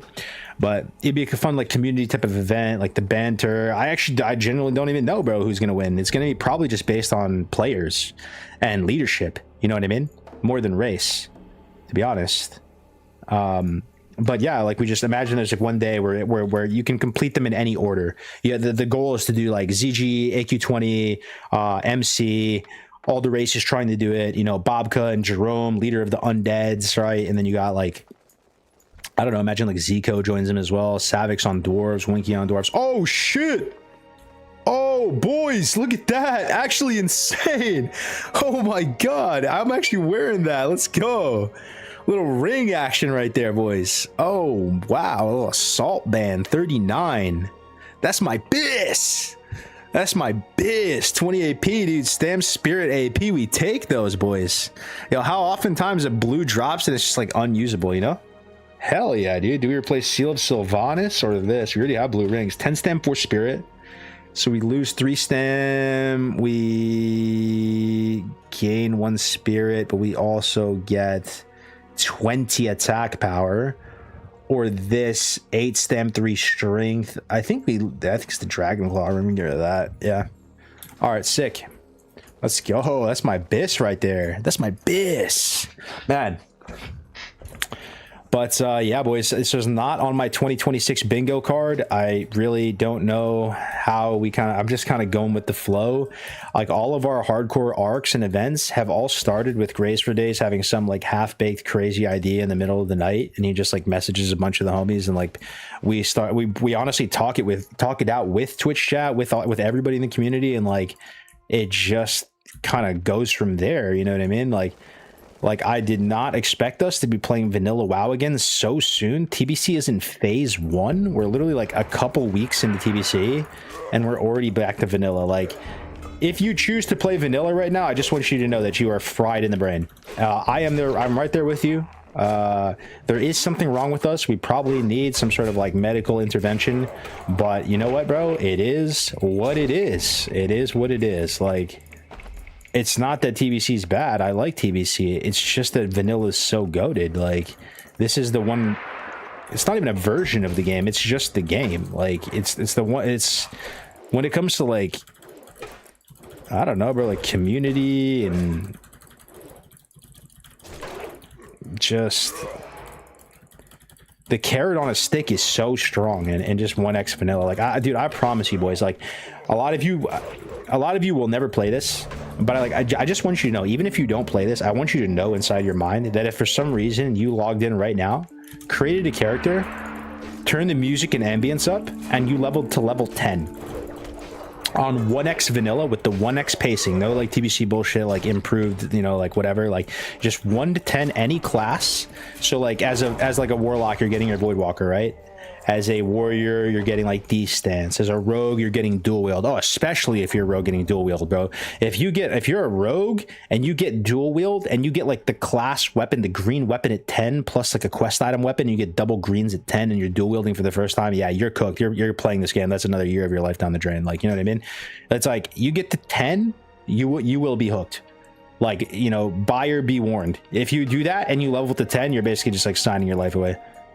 It's how 1x original OG vanilla WoW plays. That's just always how it's been, man. Hunter gets pet. Oh yeah, if you're Hunter too.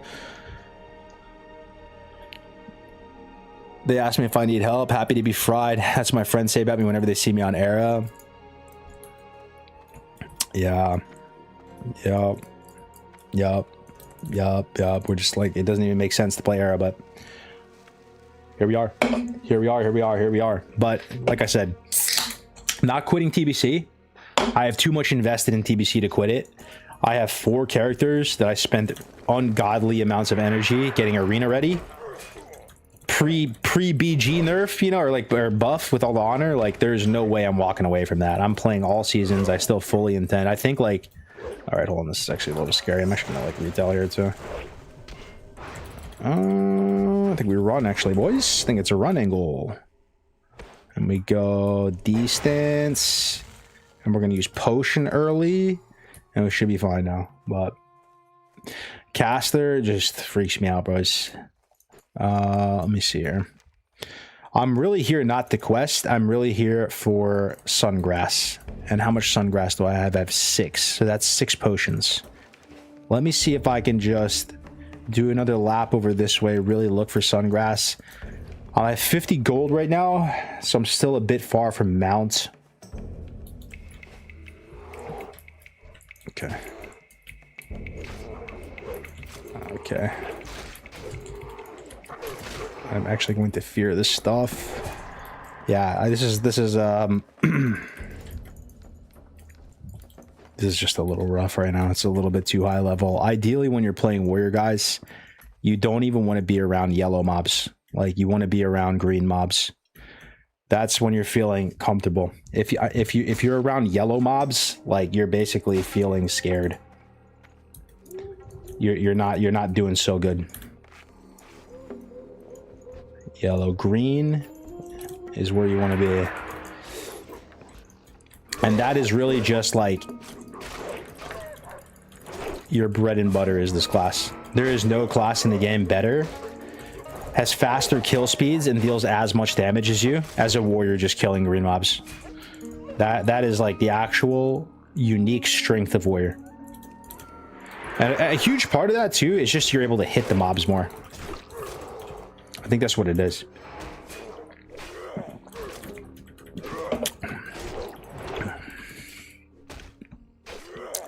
I'm so happy to be playing vanilla HC again. Yeah, dude. Same, to be honest. It's the self-found that does it for me, BMNJ. Self-found is... Who'd have thought, man? They just put this little buff in the game. And they put this buff in the game, by the way, boys, as a nod to our community, right? There's no shot without all of our efforts on Bloodsail and Road to Rag and everything that this self-found adventurer buff is in the game. I don't think that's cope.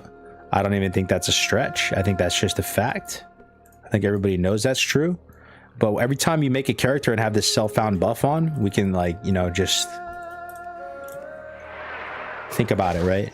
That's our legacy to the game.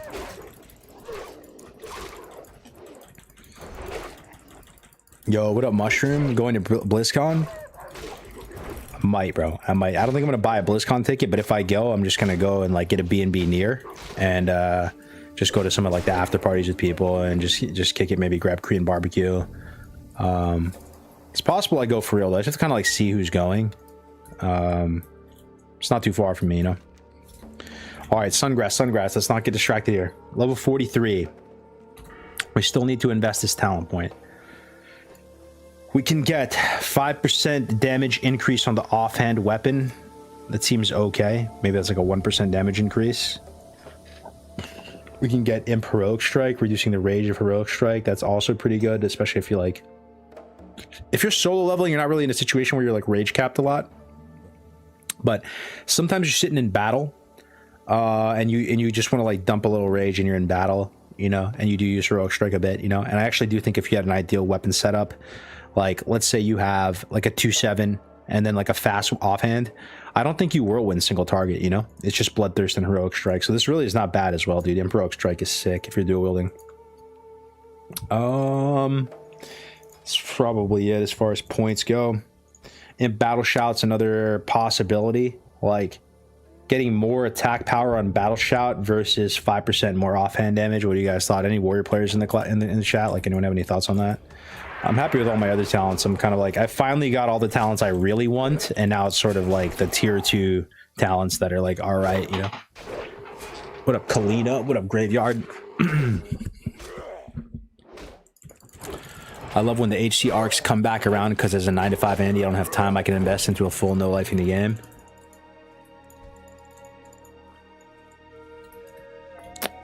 Kamisayo has 5 out of 5 imp battle shout. I see. I see. Okay.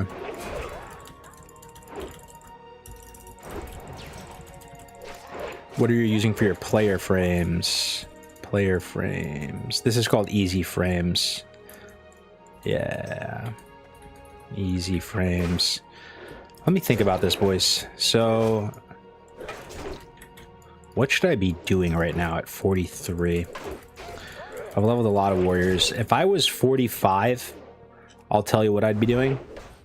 I would be grinding the yellow sprite darters just west of here. I'd be grinding these guys, but I'm not 45.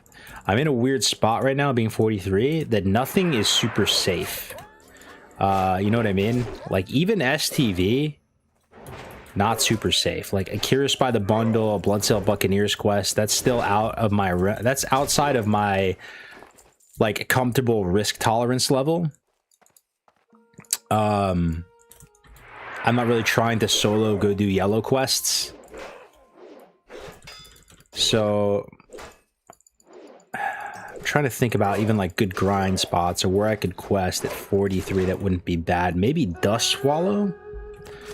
There could be some stuff in Dust Swallow. Like I'm at the level where I could do some of like the introductory quests and like Feralus, Tenorus, stuff like that. And that's kind of what I'm doing right now.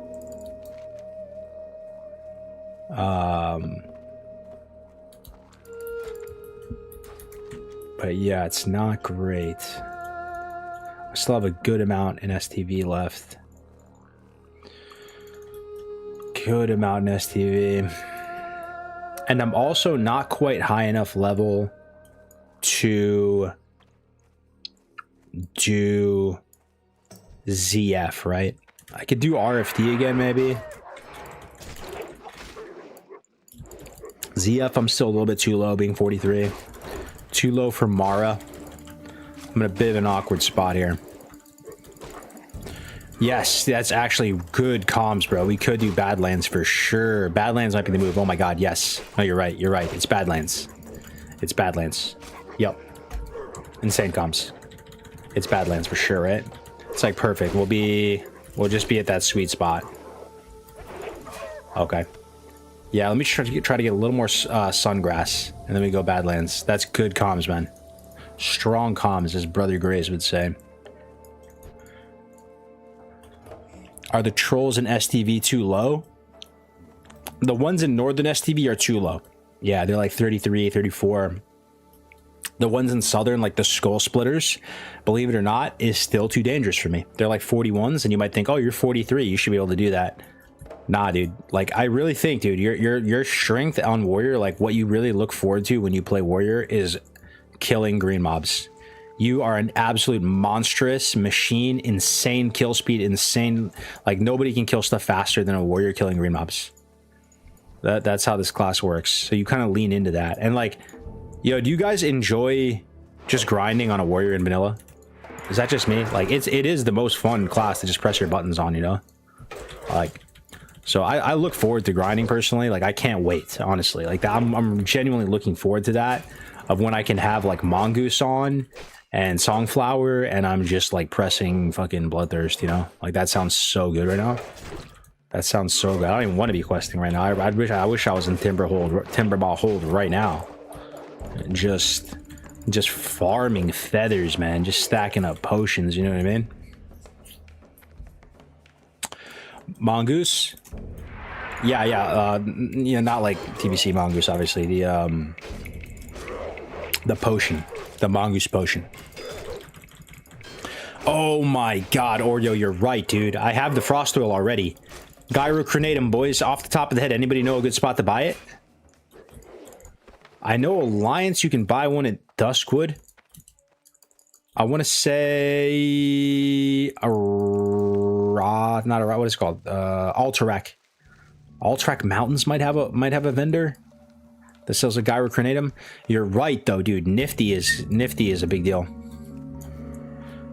Alchemist Hype. Ratchet Org UC. Might want to try Gyro Grenade before Monday. Yo, 100%. That is a very good comms, brother. Yes.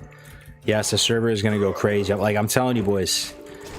If you can get it in this weekend before Monday, like, this is like the beta right now. This is the calm before the storm. Get it in. It's not too late at all. It's literally going to start on Monday, this whole arc. Like, Bobka's announcing to his community. Jerome's announcing to his community. They're all rolling Undead on Monday. Then we might have some mystery streamers rolling Gnome, Human, maybe even Troll. So yeah, boys, let's do it. Let's do it. Let's do it. Let's do it. I can't believe, bro. C-Dank is playing again too. I wonder what's gonna happen, man. If the TBC, dude, there might be some bad blood though. Imagine if TBC hardcore gets like I don't know, not destroyed, but imagine TBC hardcore loses steam, and most of the players. It's not even their fault. Like, I honestly don't think it's their fault at all. It's Blizzard's fault. There's no actual TBC hardcore server. Like, this is an actual hardcore server. It's too OP. You literally can't compete with this. Like, TBC hardcore versus this is like, you just can't even compete. It's just unfair. It's a knife to a gunfight, right? Like, we have an actual server with an actual buff, and this is like the actual base version of the game, best version of the game ever made by human beings. Like, you can't compete with that as TBC. I love TBC, but like, bro. Can I go by the bouncy? Wanna go to the bouncy? Yeah. Might be too late. Ask mommy, okay? Ask mommy. Here we can go. Ask mommy. But he's a little sleepy. Yeah. So he said, You wanna call sit? Daddy. This is my little one, guys. How old are you, Maddie? 4. Good, baby. Good, baby. Yup. This is my level 4 alt right here, guys. Level 4 alt. I also have a 2-year-old girl dad. Got another daughter as well. And they are visiting me from New York. The gnome next to the ally boat. Might have it since you're already here. The gnome next to the ally boat might have it. Oh, I love you, man. Yes. Down by the Feather Moon. Wait, is that a vendor though? Isn't that guy a quest giver? Is that guy an engineering vendor? You're seeing the guy next to the dock where you get the Giants quest from. Is that what you're talking about? I can't remember if that guy's a vendor.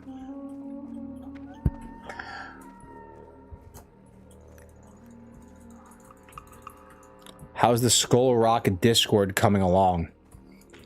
That I don't know. Yeah, I don't know. There's a Herdcore Discord that's going really good, and Herdcore is going really well.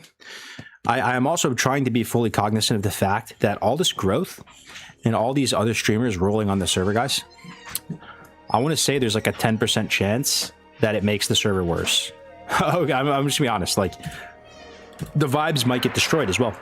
It's possible.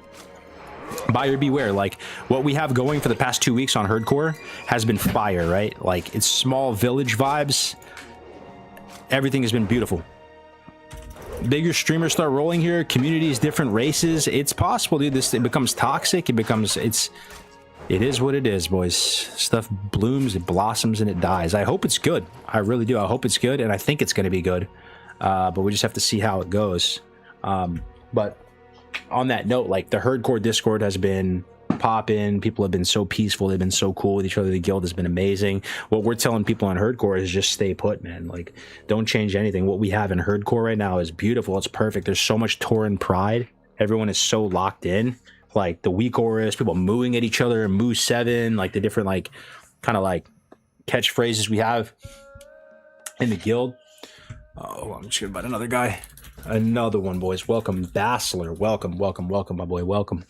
Another proud Tauren. Yep. Anybody can play, guys. It's plug and play. There are 0 rules. If anyone asks you about Skull Rock, guys, and they say to yourself, oh, this is another one of those cringe streamer servers like Deviant Delight where, like, you have to play by this whole rule set, I want you to tell them there are no rules. There are literally no rules. If you want to play with other races, you can. But hopefully we create a culture that really we're amping people up to play with their own race. Like, that's part of the appeal, right? But there actually are no fun police. There are no rules. You just roll, self-found, and it's already hardcore, you know? So, yeah.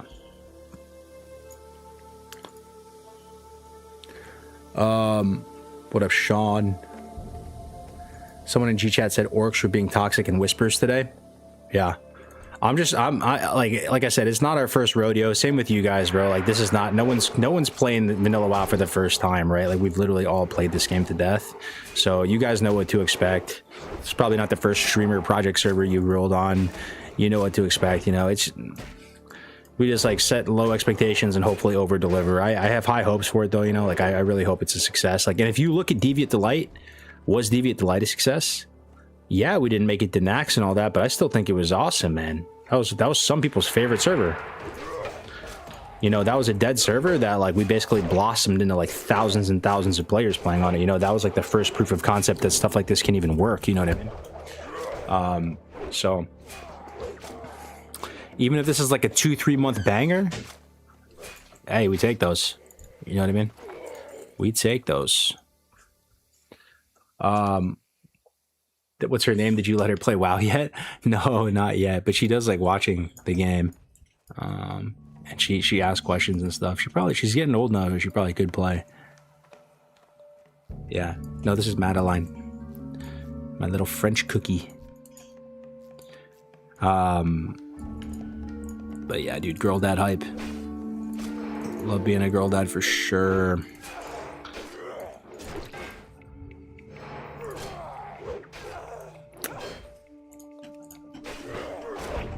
Where did this level 43 come from? This guy, I started to, I don't even know how long ago was it that we started, boys? That random call with Grays, like it might have been 2 weeks ago now. But yeah, like I have a 43 and then I have a 25 as well. So I've been going pretty hard with the server, to be honest. Going hard for no reason, but yeah. Yo, by the way, guys, this 3 bars of rested per 24 hours, does that sound like a lot to you? Or does that sound like a little? This whole strat of leveling two characters at the same time, 40 plus. I'm unsure. Like, not playing a character for like 48 hours is kind of crazy to me. Just to get 6 bars of rested. Like, do you guys think it's gonna make a big difference? Oh my gosh, no attack mastery hype.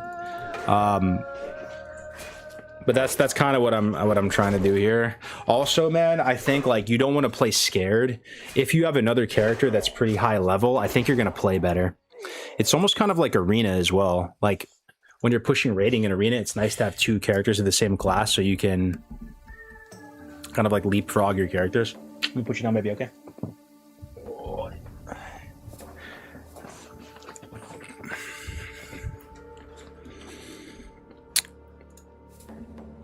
I've watched some of your leveling guides for vanilla, and I can't stop saying to everyone I know, whatever floats your boat, it sticks. Oh, what's up, say Dallas? Well, first time in the chat. Welcome, brother. Welcome, brother. Welcome. Good to have you here, man. Good to have you here. Good to have you here.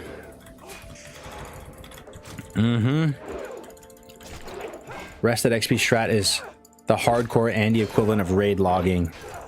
True. What up, Zerk? Yeah, I for what it's worth, guys, I've played a lot of hardcore, right? As you guys have as well. I think when you die in hardcore, I don't think changing class is good, guys. Does anybody feel me on that? Like, I think it's actually good when you die to just run it back on the same class.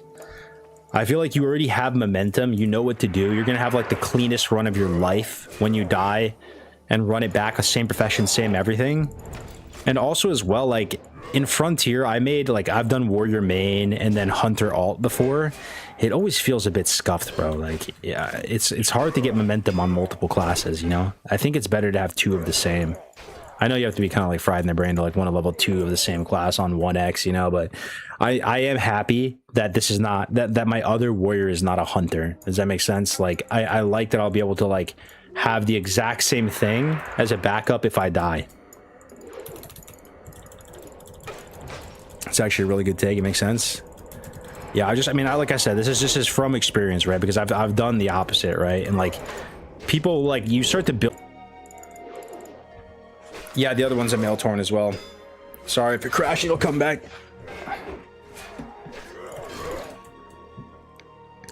Not sure why it does that. But the YouTube never crashes.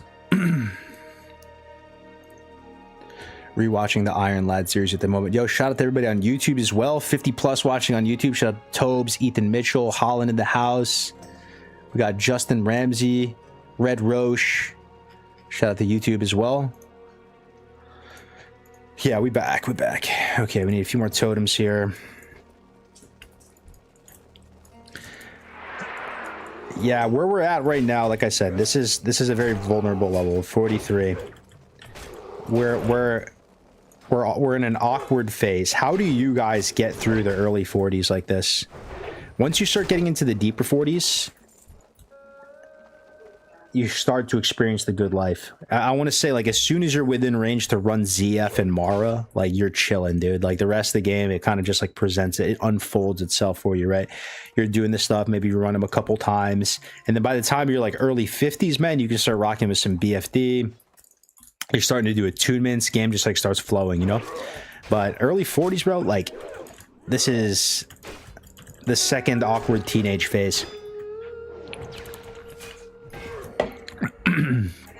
I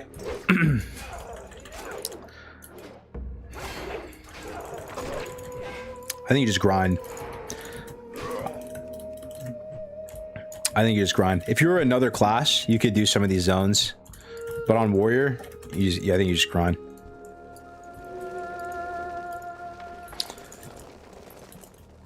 Like, if I wasn't streaming right now, I probably would be just grinding.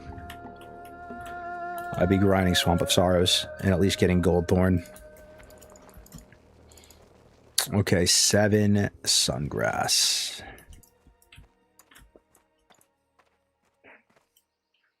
Like, killing 2 mobs in hardcore as a warrior is already, like, you're thinking about popping, like, pretty big cooldowns.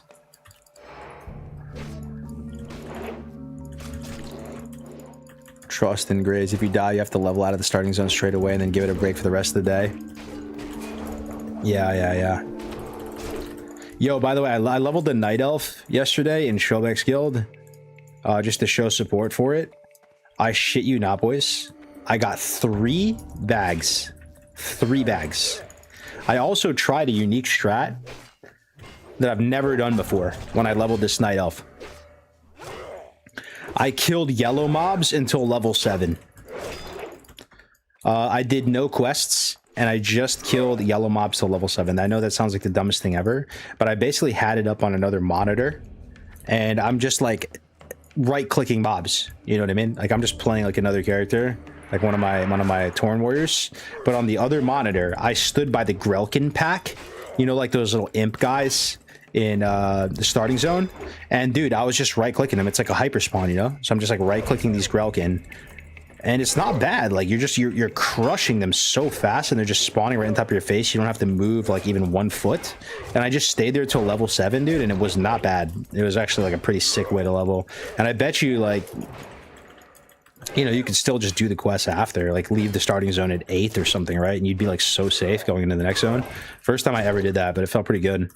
So yeah, I have like a level 8 in Shobek skills right now.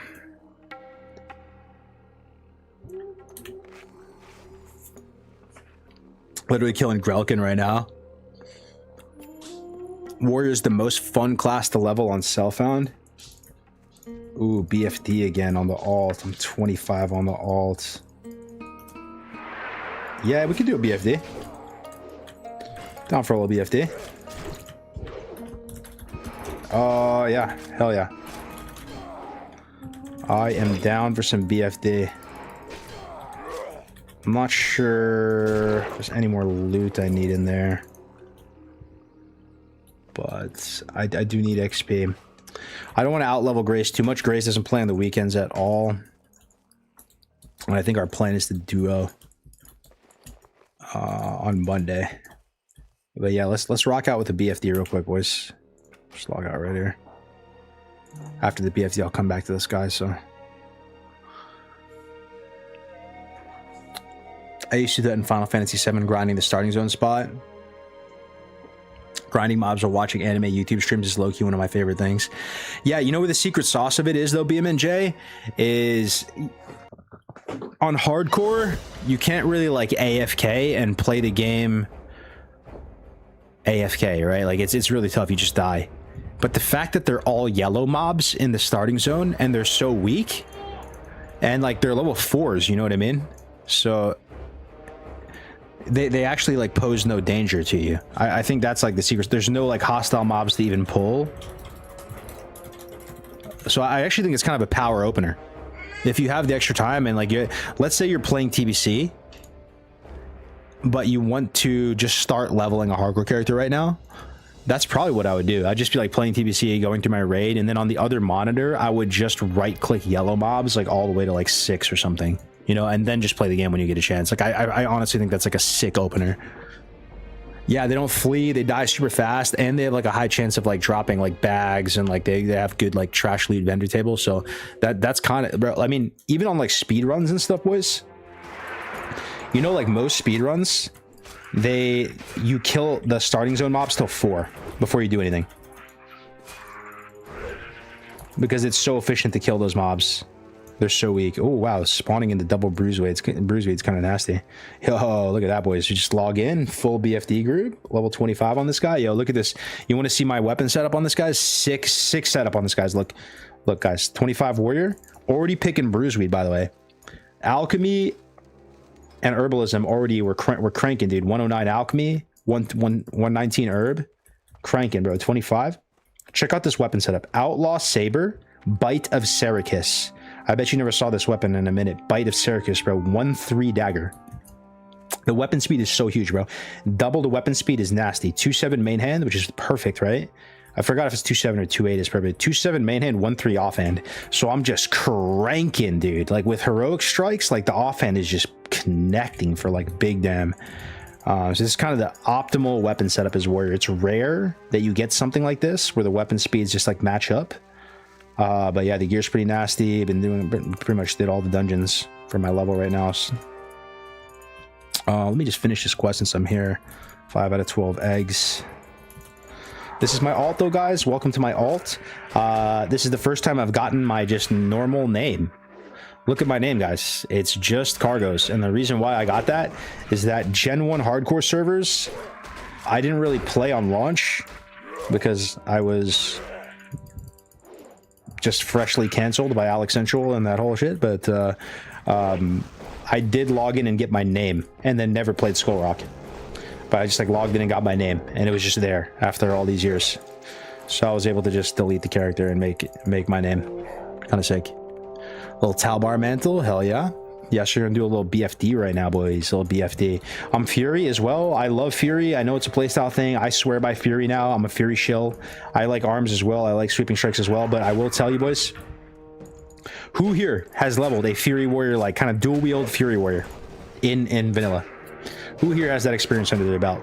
I bet you had a good time, and I bet you it was actually like really good, and you enjoyed it a lot, right? And it kind of like makes you feel like you have that end game play style while you're leveling, because you're pressing the same fucking buttons you press at 60, you know, same shit, just like a little bit watered down, but like it builds good, like it builds good habits, you know. You're already playing dual wield, you're already playing Fury, you're Sunder Demo, like you're, you know, and it, yes, you don't have tac mastery, and that does suck, but you can kind of just sit in D stance and it's fine, you know.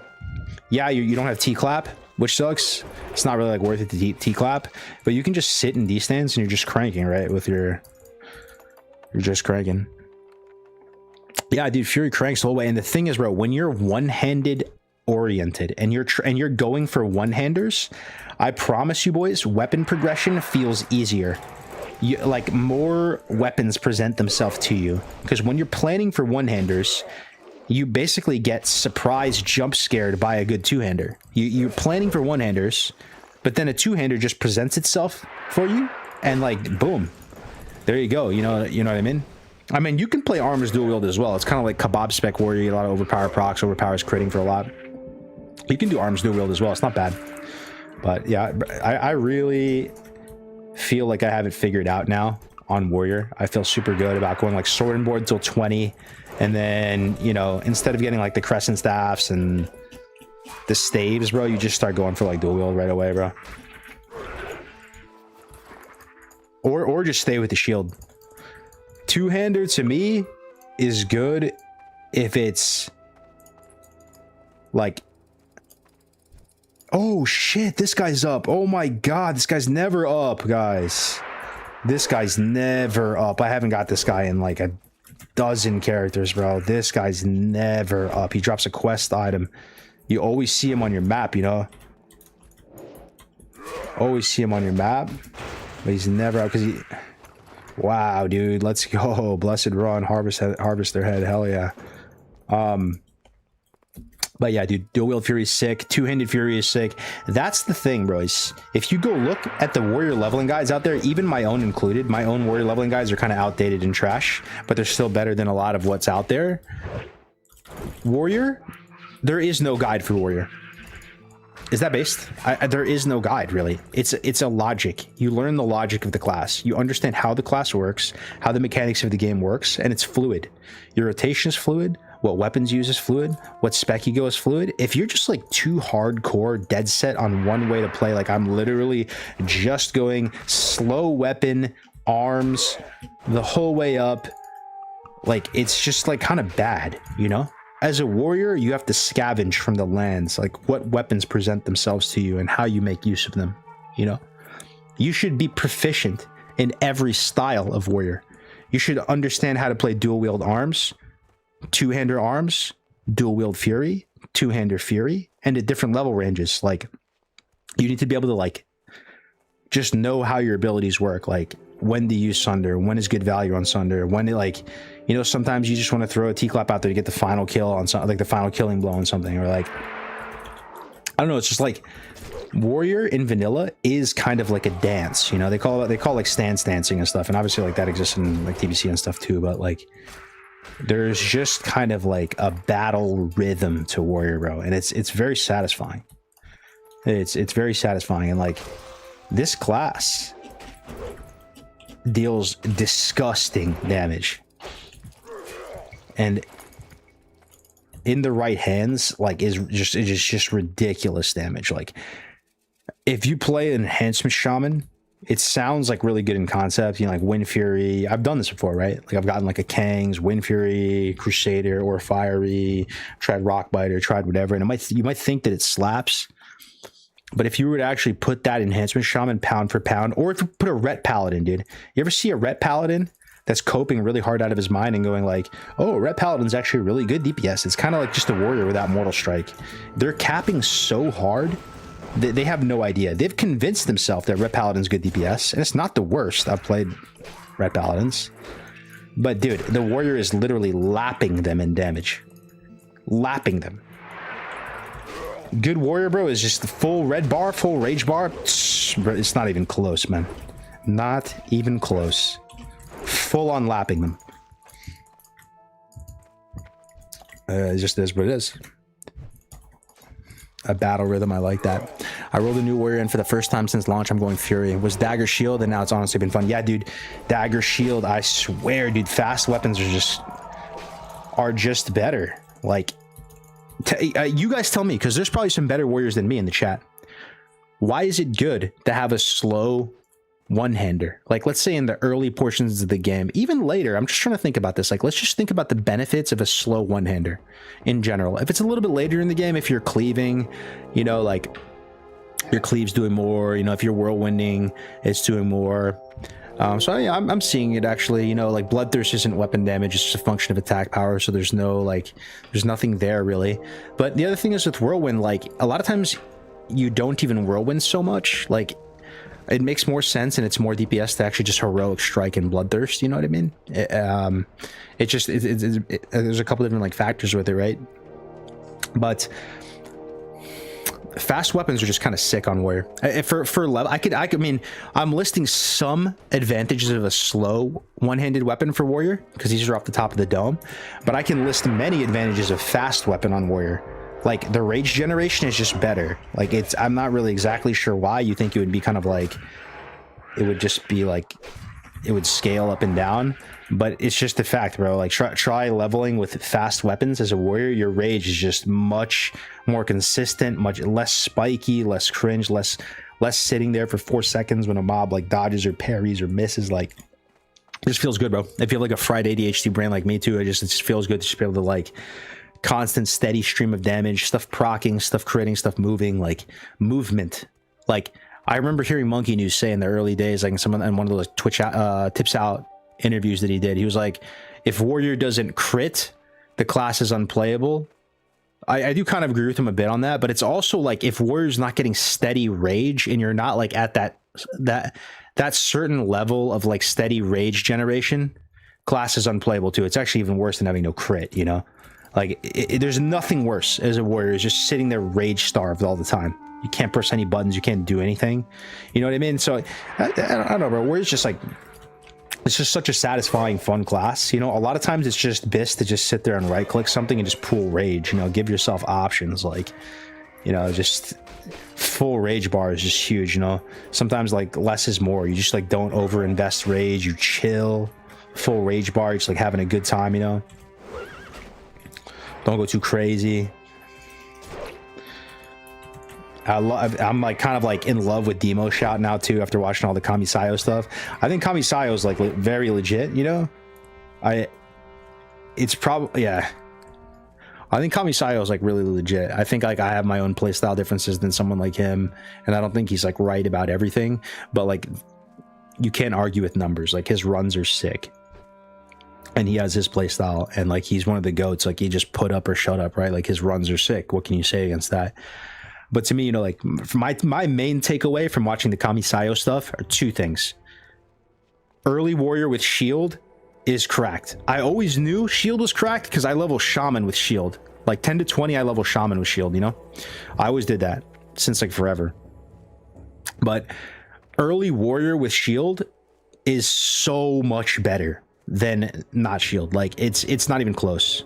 You take so much less damage, Demo Shout and a nice fat shield, and there are like a bunch of shields you can choose from, and then bash, like having shield bash to stop like cast and stuff, to like actually be able to like maneuver and drag the mobs around. Like bro, like even just that alone, just use a one-hander. It's not, you know what I mean? It's not even that big of a difference in damage. Just use a one-hander, penny saves, penny earned, you have bash. It's that simple. It's that simple. You have an interrupt. Just play in the way that lets you have an interrupt. I think that's gonna like do more for you than a little more damage, you know. Okay, we need to go. We're going BFD, right? And just fly there. Okay, here we go. So what's happening on Monday in Skull Rock? I'm just coming back. I know nothing about what's happening in the community. Monday, there's going to be multiple streamers across multiple races playing Skull Rock and posturing like it's a completely fresh dead server on Monday. There will be many, many new players playing on this server. The quick TLDR with this server: 2 weeks ago, Grace for Days identified that Skull Rock is just sitting here. No one's playing here.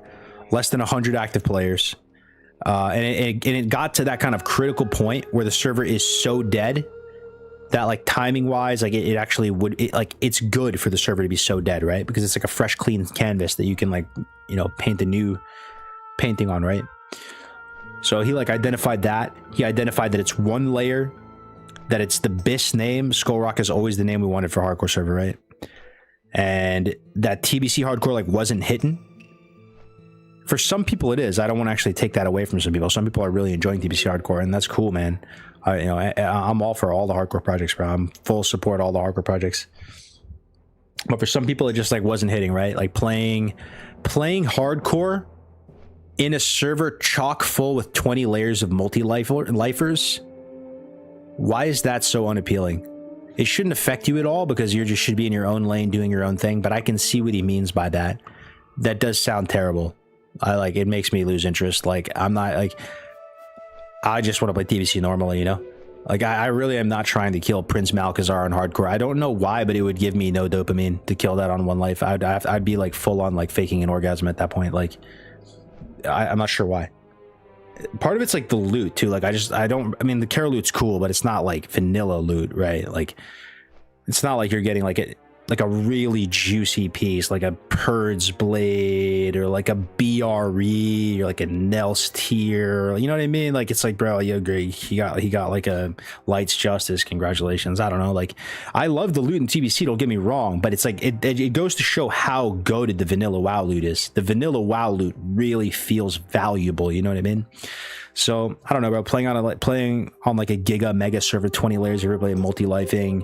And you're just like one of the few people just kind of like LARPing with a buff on, you know what I mean? I'm not trying to take away from it, but I understand his perspective on it. I mean, that's kind of like why I was enjoying the leveling in TBC Hardcore. The leveling was feeling pretty good, but it was pre-patch. There was lots of world buffs going out. There's people doing the dungeons. I was going to continue my troll in TBC Hardcore, but then Graves was telling me like no one's really doing the dungeons anymore. And the old world's kind of dead, you know, like for hardcore and I don't know, bro. So anyway, like I already like got derailed. Sorry, I have like all types of ADHD. I forgot what I was even saying. What was the original question? Like what's going on with the server? But basically, yeah, we found this like dead server and he just kind of got lucky, to be honest. I think luck is a big part of a successful project.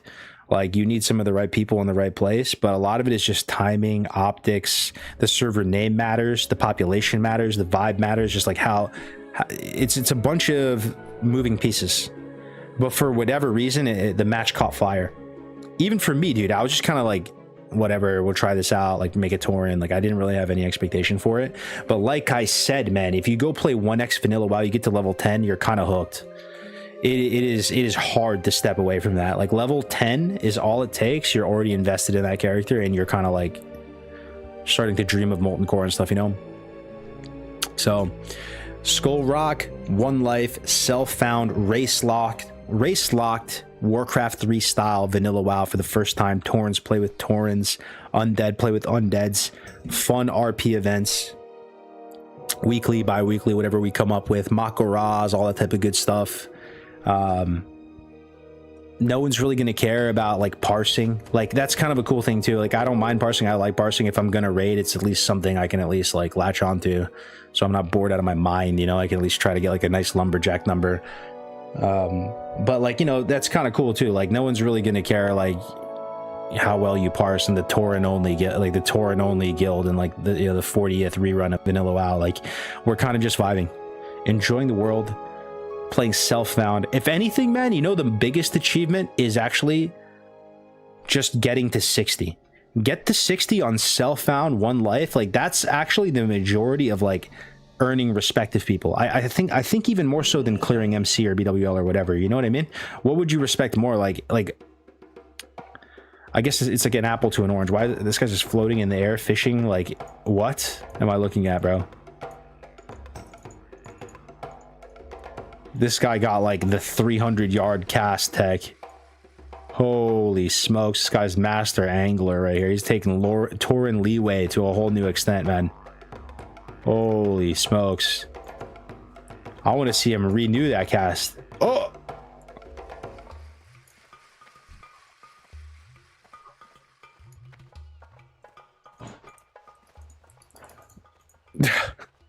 He's got the teleport jutsu. Yo, shout out Rizaya the Ravager. That's random. That's super random. Why did you say that? I love Rizaya the Ravager.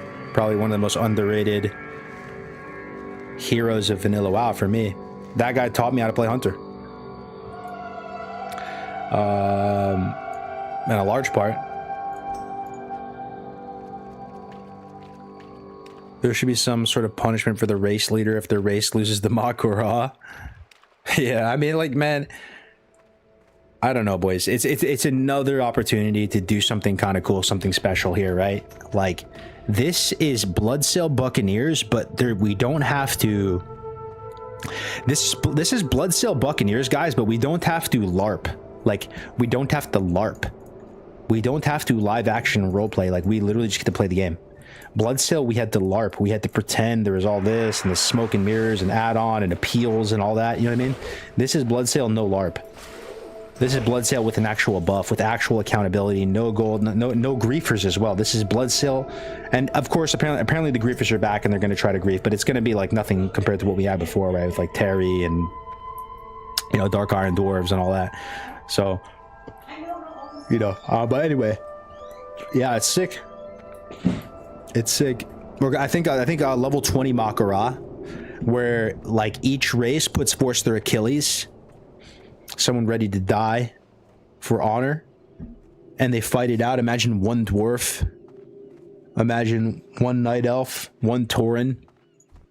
It's self-found, right? So it can't be that sweaty. You can't really funnel them gear. It could be sick. Could be sick.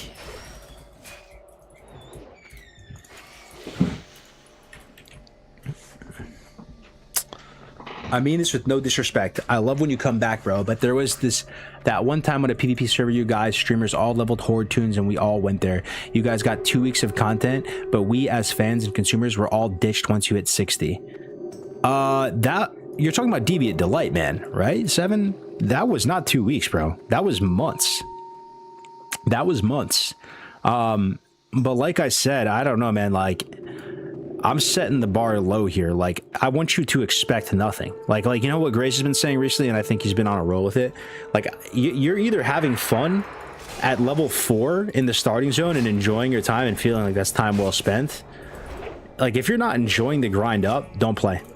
Don't play, bro. If you don't enjoy the actual grind itself, 1 to 60, 1x vanilla WoW, don't play. Don't waste your time. If you see this as an investment, like where you need to get some sort of ROI, don't play. You need to be like getting damn near max enjoyment while leveling, or it's not worth it. You know, you should play TBC or play something else, you know.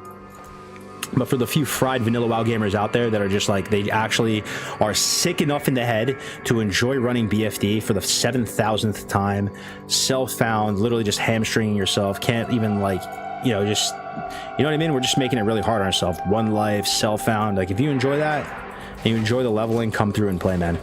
But Deviant Delight was a success. I don't see it as some sort of failure. A lot of people, that was one of their favorite servers of all time, and I promise you, at least myself, I did my very best for that server. I tried my very best to stick with it, and ultimately, if you're gonna blame anyone for Deviant Delight, it's some of the people, I'm not even gonna name them, but it's some of the people who came in a little bit later and decided to say to hell with the phase schedule. They were like, even though there's no shot I'd be playing on Deviant Delight without this phase schedule, for some unknown reason, I'm just going to decide to play normal WoW on Deviant Delight, and this is my $15 a month, and I'm not going to follow the phase schedule, and I'm just going to like be an individual and do what I want, be contrarian, just like literally ruffle the feathers, you know, clout farm, drama farm, whatever you call it, right? Like, that's what happened, dude. And there are multiple communities that came in, and it was just a sinking ship. There's also other communities, like even like Wood Department, bro. It's not personal. I'm like in Wood Department on one of my characters in TBC, but Wood Department, bro, like that was also bad. Like Showback pretty much was just getting grief nonstop, and like in my I remember when WD rolled on that server, everybody in the discords, like we were planning community PvP events, and the vibes got really fucking tainted, bro. People were like, there's no way we can do these events anymore. Yeah, like Guns of Northwatch, like people were dreaming, we were fantasizing about level 60 world PvP battles where we could like actually maybe like organize cool things in like interesting environments.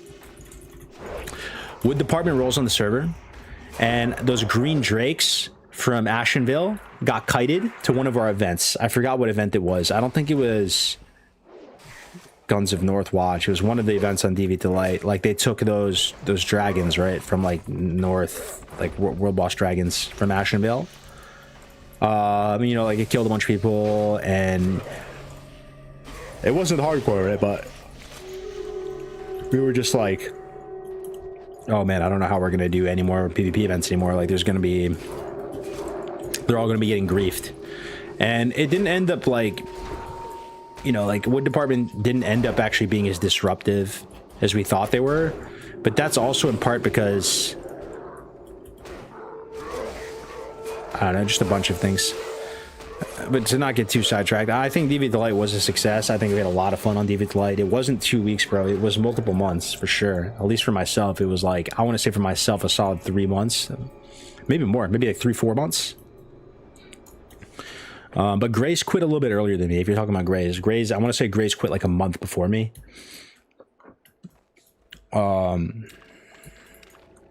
Wood Department, yeah. Bro, I'm with 200%. I played on DD with them a little late, and when we hit 60 and started phase 2, I think that's when they announced official HC servers and they all bounced. Yeah, the thing is too. Ooh, we got another one. I don't know, dude. You guys have to assume the worst of streamers. Like, expect nothing. Like, even from myself, dude. A lot of streamers, they are just going to be hype beast, cash grab. But a lot of them, you have to understand, for some of them, especially if you're like full time with it, they're feeding themselves and feeding their family and keeping the lights on. So like, and this is not a high paying job. So it's like, have some mercy. But I do agree that like it shouldn't, there is a certain level of like almost shamelessness with sometimes with the streamers, of like how quickly people move on, or like basically just like show no loyalty to projects or whatever. Like I feel you on that, bro. But like, it's not 2019. Like, you guys are used to streamers at this point. You see the pros and cons of streamers, and streamers are a positive force. Like, I genuinely believe that, because they're basically like the billboard for the game. There is no like marketing dollars being spent for servers. There is no, like, that's how you get the word out. That's literally like how you track day-to-day life on a server, is like through streams and stuff, right? So like, streamers are a force of both good and scumbaggery or whatever, right? And it's just like, just assume the worst of streamers, bro. Like, assume they're gonna quit, and assume they're gonna quit in a month. It's like, and then still decide if you want to play. Like, all these arcs that we've done, bro, like, they've all been really fun. You know what I mean? Like, I think that's what it comes down to. Like, if you're playing something because you're trying to get a good return on investment, I don't know if that's the move. If you're trying to, you know, if you think to yourself like, oh, this is only worth it if I get to play this character for X amount of days or whatever, you know, a lot of us too, bro, like we really are fried in the brain. Like, I'm so fried in the brain that I've just invested so much time leveling a 43 and a 25 on this server. But if for some unknown reason there was a new Vanilla WoW Fresh hardcore server that launched tomorrow, and like everybody else was down to go on it, like, you know what I mean? Like, or maybe Blizzard was throwing us a bone, I would happily go again tomorrow. You know what I mean? I don't mind. It's whatever, dude. Like, I'm not a retail player. I don't care about my pets. I don't care about my gear. I don't care about my title. I don't care about anything on this character. You know, I'm not like a hoarder. You know what I mean? Like, I'm not trying to collect futon skins. Like, this game to me is like a giant game of Dota. You run it back. I'm not scared to run it back. Who's scared to run it back? Like, and it's a lot of time, but like, you just play. If you don't have a lot of time to play, you can play a class that's way easier on time commitment. Just play Hunter. You know what I mean? Just play Hunter. Hunter, like, you can casually play. Just play a couple hours a week. You can play Hunter and literally go the whole shebang. Like, just get half your pre-bits yourself, you know? Like, just go do the tribute run, you may get all your gold, get, like, you know what I mean? There's not some huge expectation for you to, like, be like the Giga Chad DPS. Like, I've played a lot of Hunter in vanilla, and I promise you, bro, like, it's a fun class to play in vanilla. It's actually really chill. I kind of like it more than Warrior in many ways. Like, Hunter is probably, gun to my head, my favorite vanilla WoW experience is Hunter. Believe it or not. Even more so than Brown class, because Brown class kind of stressful, dude. You know, it's kind of stressful. Yeah, but that's what I'm saying. Like, there are people here, and that's yeah.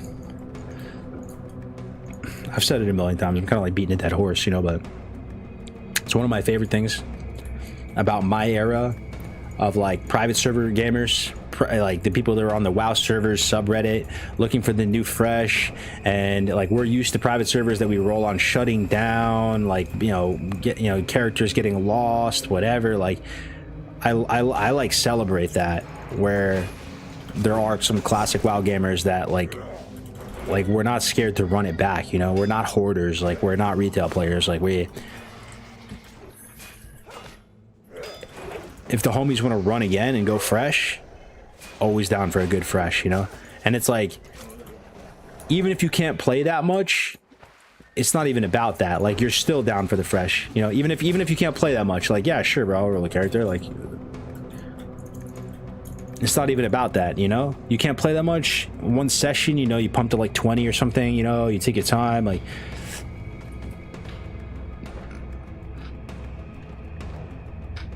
I think Zara and Ampy, when they start something, it irks them to not finish a challenge they start. I feel you, Goo. That's why Ampy is kind of goated, actually.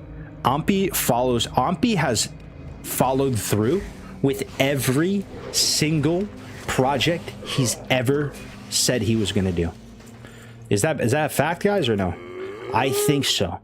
Even Road to Rag, man. Like, Road to Rag was actually down bad for a second, and he really stepped up. And like I said, at the end of it, he called me and he was pissed, bro. He was like, bro, I didn't think you supported me as well. Like, I literally like was carrying that all by myself. Like, I wish you supported me more or whatever. And I had no idea that's how he was feeling about it. But like, because I was actually supporting him in my mind. I was just like dealing with the griefers a lot because that shit was like bugging me like crazy, you know. But like everything from Road to Rag to all the Frontiers, I bet you one or two of these projects that he's tried, halfway through he really lost steam, probably didn't want to finish it. Because for X, Y, or Z reason. Even like Frontier 2, man, like I gave up on Frontier 2. Like, I died at 59.9, and then I leveled to 60 again. I got to 60, and like I really wasn't fucking with the guild found. I lost motivation to do Frontier 2. I stopped playing Frontier 2, you know? And in my mind, I'm like, dude, there's no shot they're gonna finish this. Like, people are already losing steam. They're already kind of on life support with roster, and we're already like only like a month into this. And I'm thinking to myself, this is the one where they were doing no world buff, right? That's the most recent one. I thought that they were kind of cooked. They still did it. They still followed through with it, and they actually did kill KT. No world buff. And honestly, dude, Ampy is like, he actually has a lot of integrity with his projects. You know what I mean? Like, if Ampy says he's going to play this, and he's going to go gnome or something, like, he will do it, you know. But so I feel you on that. So like when you're talking about streamers and like basically, you know, baiting people, rug pulling people, jumping from project to project, I feel you on that. Like, most streamers are like that. It's par for the course, and it's rare when you get someone who is actually exceptional. Nice soothing voice you have. Gonna listen to you while in anniversary. Nice soothing voice you have. Sub. Gonna listen to you while in anniversary. Sub. Oh, shoot, bro. Thank you so much, bro. Streeter per W with the 10 euros. Is that euros? Is that pounds? Thank you. Thank you very much, man. I appreciate it. That's an awesome tip. I really appreciate it. Yo, 83 on YouTube watching as well. What's up, YouTube? How we doing, guys? PM Fox in the house. Streeter with the 10, man. With the 10 quid. The 10 sovereigns. Amazing. Thank you so much, brother. I appreciate that. But yeah, like I said, Ampy... I mean, here's the thing, dude. People have high expectations for us as streamers sometimes, guys. Like, we are literally, like, dysfunctional, degenerate, like, WoW addicts. Like, it's so funny to me. Like, I've done a lot of projects with streamers, you know? Lots of them over the years. Like, I literally, our whole marketing with Rested XP, it was all, like, affiliate marketing to streamers and stuff, right? And, like, so I've interacted with, like, my fair share of streamers, you know? And I just kind of like see how it is. Like, I don't really have some high expectation in terms of like how fast they're going to respond back. Like, you think they're going to respond back to a DM within 24 hours like it's a professional business email? Dude, there's no shot. Like, bro, we're literally like degen gamers, like like streaming WoW. Like, we are not perfect people, man. Like, we are... I guarantee you every streamer you see streaming classic WoW like is struggling IRL. Like, we literally have like many dysfunctional traits and are like, you know, fucking hobbling through life best we can, you know what I mean? Trying to navigate life as like a degen gamer. Like, that's trying our best to like, you know, to mask like a normal human being, like, you know. So I don't know, man, just like take it with a grain of salt. Like, yeah, a streamer doesn't follow through with their project. It's like, bro, like, we struggle with following through with like stuff in real life too, you know. Cargos can help Can I help with the Discord? I think all guilds should be in one guild. I think we need as much connection as possible. I think they have one going, man. I think they have one going. I think someone set one up. Let me actually just check real quick.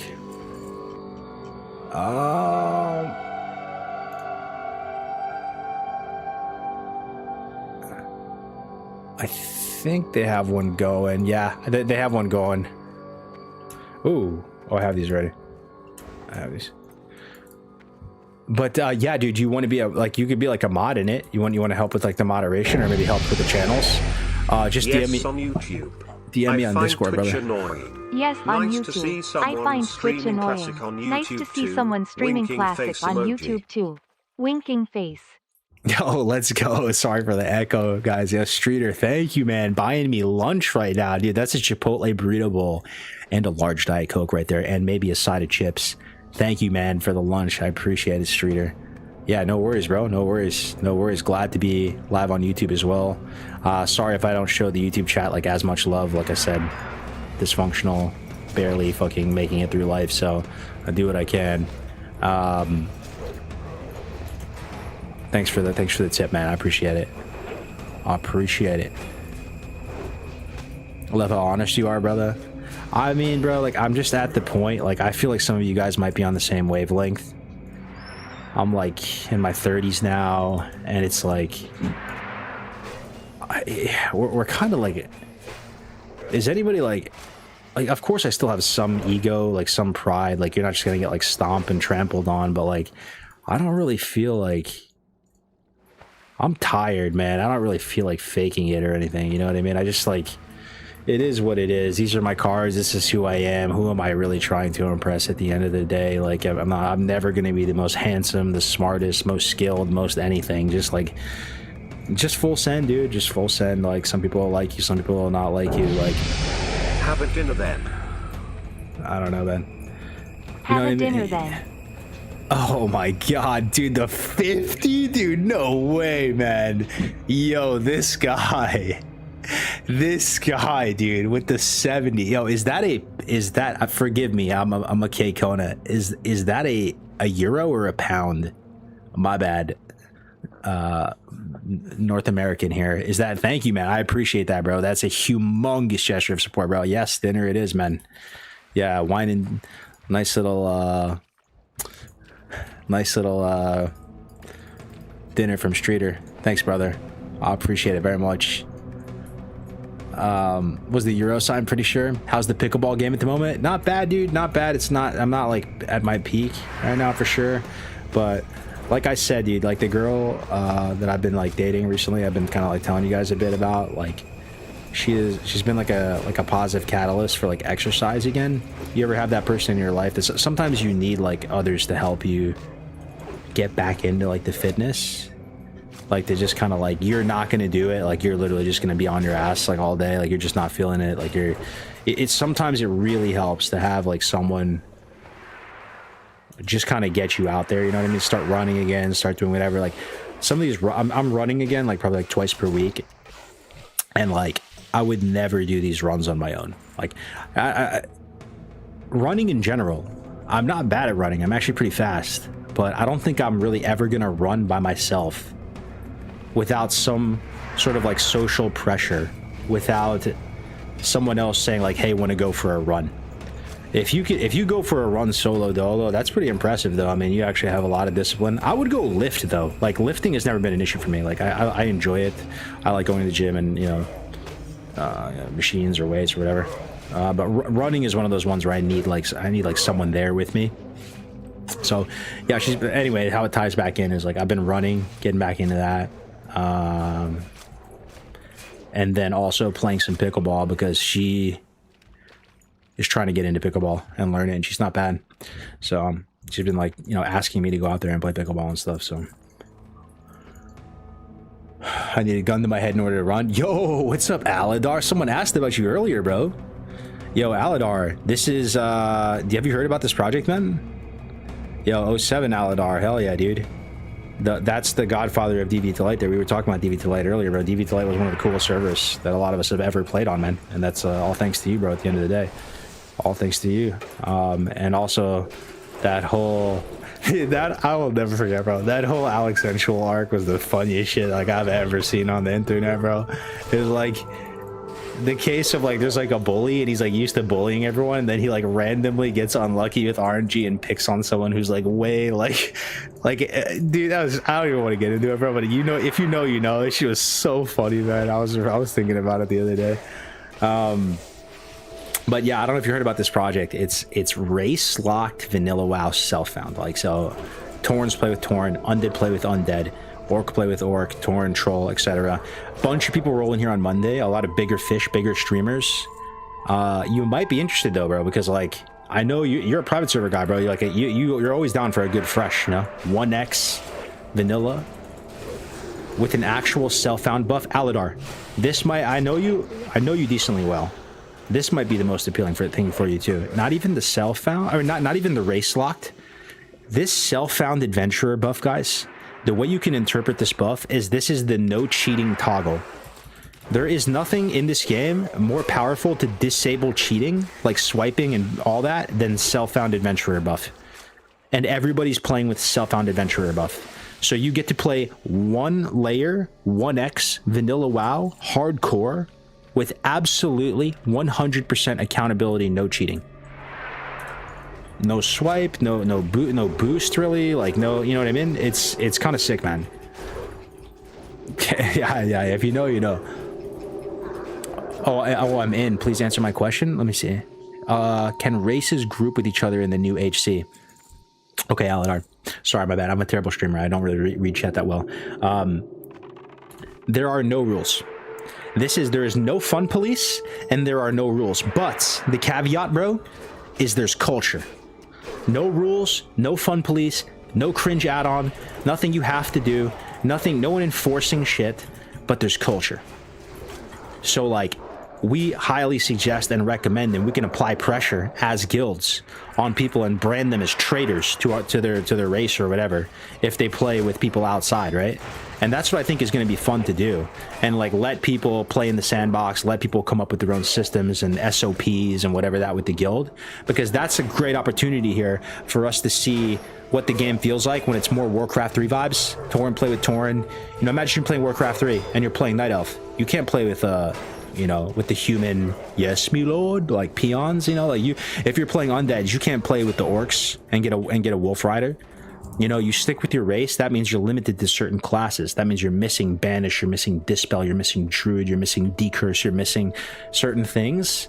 And I think like, I don't know, like being in dungeons at least with 5 Taurens, like it just kind of like hits different. Like it's, the RP just kind of reveals itself. It's like effortless RP. You feel me? Like it's not forced. It's not like pulling teeth. Like I guarantee you, bro, if you play in this Tauren guild, you're gonna start kind of like getting into the whole like kind of like cow theme. Even if you're not really in the RP, like it'll just happen, right? Enough people are just like gonna moo at you that you're just gonna throw a moo 7 back at them, right? Or you're gonna like, you know, make some cow joke in chat. Like it's, so I think that's cool, man. Like, so sorry, answer your question. Yes, you can play with whoever you want to play with. There are no rules, and trying to enforce rules, as we know from Deviate Delight, from Bloodsail, it's a headache. No one wants to enforce it, and it also sparks a very visceral knee-jerk reaction to people who are like, it's my $15 a month, I'm gonna do what I want. I'm literally just gonna be a contrarian for no reason, man. Fuck your face schedule, man. Fuck your rules. This is my $15 a month. I'm gonna do what I want. You can't tell me what to do, even though it's a dead server and they would never be playing here without the community. You know, it's not our first rodeo, it's like our 8th rodeo. So do you do dungeons several times, or do you get all the quests? Do you do dungeons several times, or do you get all the quests and do the dungeon only once? I do the latter usually and move on. And do you play the classic Calcic or anniversary classic? Oh shit, dude, another 10 euros, bro, from my man Streeter, bro. Thank you so much, man. You're literally blessing me today, bro. Like, I really appreciate the support, man. That's fucking amazing. Do you do dungeons several times, or do you get all the quests and do the dungeons only once? I do the latter usually and move on. And do you play the classic or anniversary classic? Okay, man, this is a Gen 1 hardcore server. So this was like, when did these come out? What year, boys? This is Defias Pillager. This is that gen, the first gen of hardcore servers. This is the original. So this is not anniversary. It's the original OG Gen 1 1X classic era client, not the TBC client. not anniversary. But the other thing is, man, it kind of depends what class you're playing. Like if you're playing like a warrior, like it's safer to be in a group, you know. It's actually really dangerous to be out there in the open world, and it also depends on what class. Like sometimes, like if you're like a druid, Grays made this point the other day. If you're playing a druid, game gets playable at 20 when you get cat form.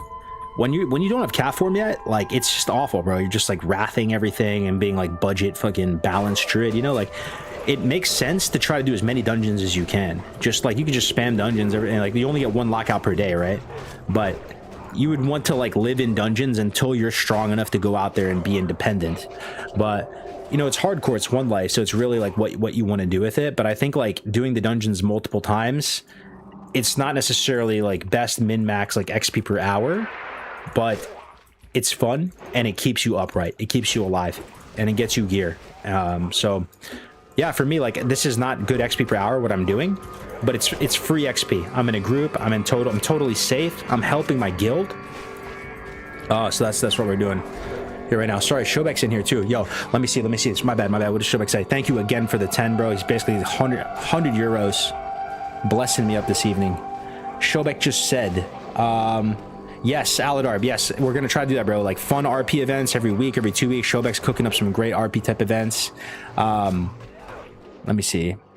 Shobek said something. Not playing the Night Elf Guild. C-Dank wants to do Gnome, and Savix is doing Dwarf as well, I think. Yo, Shobek, are you live right now, bro? Are you live or are you just chilling? Dude, I heard that Savix started already. Like, I don't really watch his stream, so I don't really know, but like I heard that he actually started already. Grace hit me up today. Hold on, this might be like actually kind of bad here. Let me try to like taunt. I think I have Mocking Blow at this level too. That one's on Herd Bull. Mocking Blow that one. Okay, we should be good here. I heard that he started already, and that's a huge deal. Like, how much views does Savix get, guys? Is he a large streamer, medium streamer? Is he like Gray size? I think he's pretty big. Like he's like the first one of the larger guys. And he's playing a lot, so basically we're already outnumbered, bro. Like Winky has a Dwarf Guild, Savix Dwarf Guild, and Shobek on Night Elf. Like Shobek is like Grays and I combined. You have to understand. So yeah, dude. And then C-Dank, that is a crazy one to me, dude. That is wild. That is at this point, like C-Dank is like the Ash and Gary dynamic with Grays, you know? Like Ash and Gary are both like shout out Pokemon Red, Pokemon Blue. Like that, if he's rolling here too, that's gonna be a fun like rivalry. I know also Grays really wants to go Gnome as well. Like Grays is like half Tauren, half Gnome at heart. Like he was saying earlier that like whoever goes Gnome, he's gonna feel massive FOMO and he's gonna want to join the Gnome Guild. So bro, it's kind of funny that C-Dank wants to do the Gnome Guild. I was really hoping Ampy would do the Gnome Guild, but that's hype though. I'm all for it, dude. I'm all for it. I like C-Dank. I know a lot of people have mixed reviews of him, but I like the dude. I played private servers with him, bro. I played Everlook with him. Shout out Everlook. Shout out White Kidney. Shout out to Wall. Shout out to anyone remember that server? My god, dude, that was so long ago. Shout out to Vincent 80K. But yeah, I mean, I know, dude. Whatever, bro. It's whatever, bro. Like, I'm excited. I'm excited. I'm all for it, bro. I'm all for it. No, but just insane. All my homies hate C-Dank would have tokens. It's dude. The thing is, bro. Like, I've been there before. Like, you literally just eventually become the villain. Some of you guys remember old cargos, untainted cargos before all this, happy-go-lucky cargos back when I still had the light in my eyes, back before my like all of this. Like, you just eventually become the villain at some point. It's there's nothing you can do about it. Like, you just do. Like, you just exist on the internet for a long enough period of time, and then you just like develop haters. So like, I don't even know what's true or not. Like, you know, like I don't really know the inner workings of it. I tend to be a little like, I don't know. I feel for him, bro. Like starting the TBC guild and stuff. Like,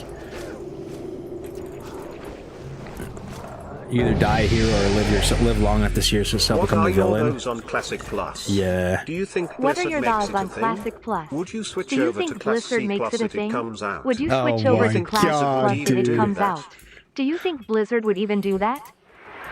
Let's go, man. Dude, my boy Streeter with another 10, dude. Just like literally making it rain right now, dude. Blessing the stream up massively, dude. Thank you very, very much, man. What are your thoughts on Classic Plus?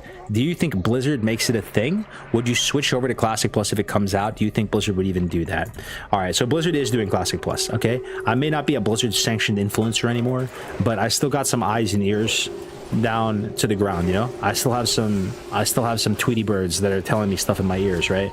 And I've heard a lot of crazy shit, bro. Like, I will tell you guys, like, what I initially heard was that Classic Plus was coming out this October, that they were basically going to announce it in September, and then there's going to be, it was basically going to come out in October. And then I heard like it's going to be something playable in October. I don't know if that's true or not, bro. Like, I'm starting to kind of like question that, you know, like that's, I heard that from trusted sources though, right? That's just like wild to me. It blew my timeline out of the water. I do think it's possible though. Like, there's going to be some playable thing similar to COD, like shortly after BlizzCon. I think that's like the most likely scenario. But to think that a full Final Form Classic Plus is coming out in October is kind of crazy. But I do pretty much know that they're working on it, bro. I don't know what they're going to call it, what the nomenclature is going to be. Do you think Blizzard's going to call it C+? Hell no, dude. They have way too much ego. Way too much ego. For them to call it Classic Plus is them conceding one grain of salt to the community, because that's what the community has been referring it to as. They're going to call it some bullshit, bro. It's literally going to be called like the fucking Chronicles of Narnia or something, dude. Like, it's...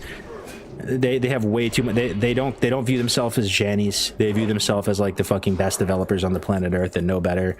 Do I think Classic Plus is going to be good? I hope it's going to be good. I hope that it feels like vanilla and not TBC or retail.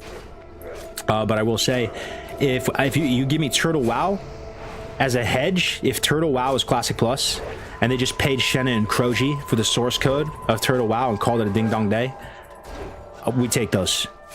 That is a hedge against disaster that we take all day. Is that the best final form of Classic Plus that we all would dream about?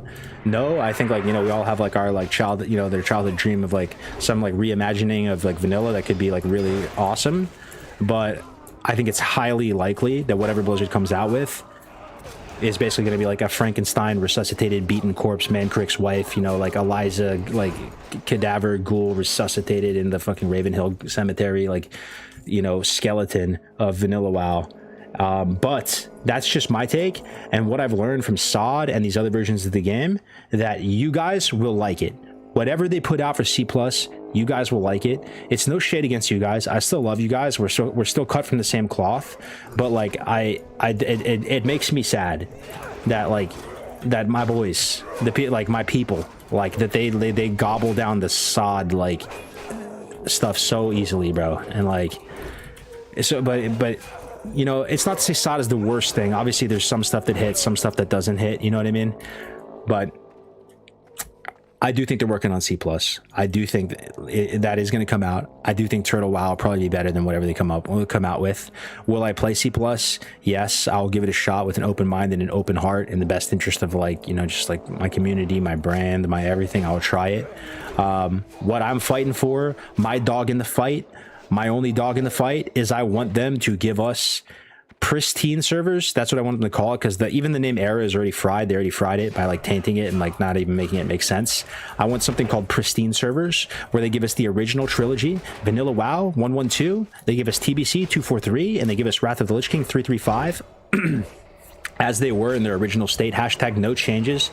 And pretty much, you know, just give us that as museum servers. I'm not saying they're going to be the most poppin' servers, but I want the ability as a classic WoW enthusiast to be able to go back and play those games as they actually were, without any like Activision Blizzard changes on them.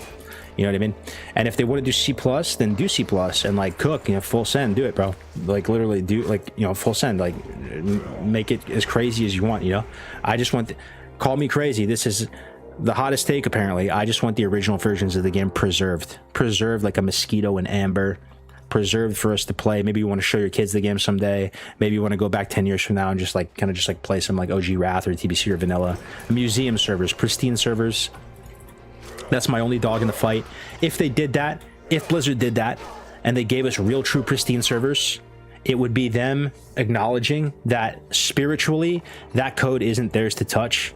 You know, C plus is their code to touch because it's new and they're the dev team involved with it. You know what I mean? But like them modifying patch 112 WoW, 243 WoW, or 335 WoW, that's not their code to touch. Spiritually, it's just not. Like legally it is, but spiritually it's not. It is their code to touch with C plus because that's their thing. That's their thing they're doing as a team now. That's their code. That's their game. 100%, you know, but for us to not have versions of like 112, 243, and 335 to play, and then for them to basically just be like calling era vanilla and it's just not vanilla, and like, you know what I mean? I don't know if that makes sense. SOD is strong evidence that Blizzard's Classic Plus won't be good. Yeah, I feel you. I feel you, Adar. But do you want it to be good? I'm torn on that. I do want it to be good, but I'm just honestly, man, I feel like maybe I'm the guy you just leave bleeding out. Like, we're in a party together, we're like deep in the mines of Moria, guys. We're deep, and like I get like injured by like a poison arrow, and like I'm just too heavy to carry. And I just tell you guys to like just push on, right? Just leave me there, bro. Just leave me down in the dungeons, man. It might be too late for me. Like I don't know if there's anything Blizzard could do that would make me like it anymore, man, to be honest. Like it's just in my mind, bro, they just like literally rug pulled the OGs. Like we invested heavy into this game world, into this IP, and then just look what they made. Like, they literally just made it like worse than Disney. You know what I mean? Like it's not Warcraft. Like you saw the thing, like, you know, Guzu was pointing out, they're like pointing out the two different cinematics between like the housing ad they did and then like, you know, like the OG like orcs versus humans on the plains, arrows flying, like original, almost like Diablo type like aesthetic, like high fantasy, medieval fantasy. I mean, it's just like completely different. Like you know what I mean? So at this point, like, they have totally like forsaken rug pulled us, that a part of me like wants them to fail, which sounds like the most hater thing ever, and it is. That's what I'm saying. That's why you should just leave me down in the mines of Moria. Just let me bleed out, dude. It's too late for me, man. I'm too fried. Like I'm too fried. I don't know if there's anything I don't know if there's anything I think Blizzard could, maybe they could make the best Classic Plus in the world. I still wouldn't like it, you know. But you know, we'll see. It happens. Cargo's is right that you need to recreate the trilogy right before you can even try C+. That's what I'm saying. For them to win me back, guys, for whatever it's worth, not to say they even want to. They probably just wish I would go away. You know, they probably just wish I would just shut up and go away. I swear I would shut up. I promise you. You have my word. I would shut up if they gave us those pristine servers. They give us the trilogy museum servers, and we're always able to go play Vanilla WoW, TBC, and Wrath whenever we feel like it, like as they were, without any Activision taint on it, and without, you know, just as they were. Then the foundation is in place. Like the soul is in place, you know. Then do whatever you want, bro. Like, do whatever you want, and if C+ is good or bad, it's not even really my concern. Like, I'll play it a little bit if it comes out. Like, I'm not even really care. I'm not really gonna care so much if it's a win or a loss, you know. I think that's what it comes down to too, bro. And like, this is where it's gonna I'm gonna basically lose people, and they're gonna think I'm an idiot. But I do think Vanilla WoW is worth, mainly just Vanilla WoW, but Vanilla WoW is worth going to bat for, no? Like, if there ever was a game where it's worth kind of like sticking up for it and just going like, you know, just like go, you know, if Vanilla WoW has like added a lot of years of joy to your life, if you played it as a kid, if you really have a lot of fond memories from Vanilla, if Vanilla is the reason why you're here and what got you back into Classic WoW in summer 2019, like it should have diplomatic immunity, bro. Like, don't touch it, man. Don't think you know better. It's not your code spiritually to touch, man. Like, don't even mess with it. Like, just let it be. Like, it's such a slippery slope. Once you open that Pandora's box, you start trying to appeal to everybody, making little changes here, making little changes there. Like, the ultimate, like, admission of, like, this is not our code to touch. This is a salute. This is us tipping our cap to the original devs that made Vanilla, is just to not touch it. Like, do a C+, but you know what I mean? Like, give us an unscathed version.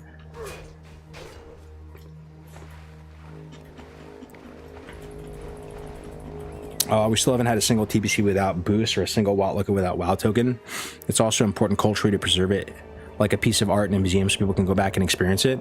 Yeah, 100%. If there's ever a game to do that for, think about it. Are there other games that you would want to be in that same way? Probably, you know? Like, I don't know, man. Like, if it sounds stupid, I mean, it's just a video game at the end of the day. That's what they always say, though, right?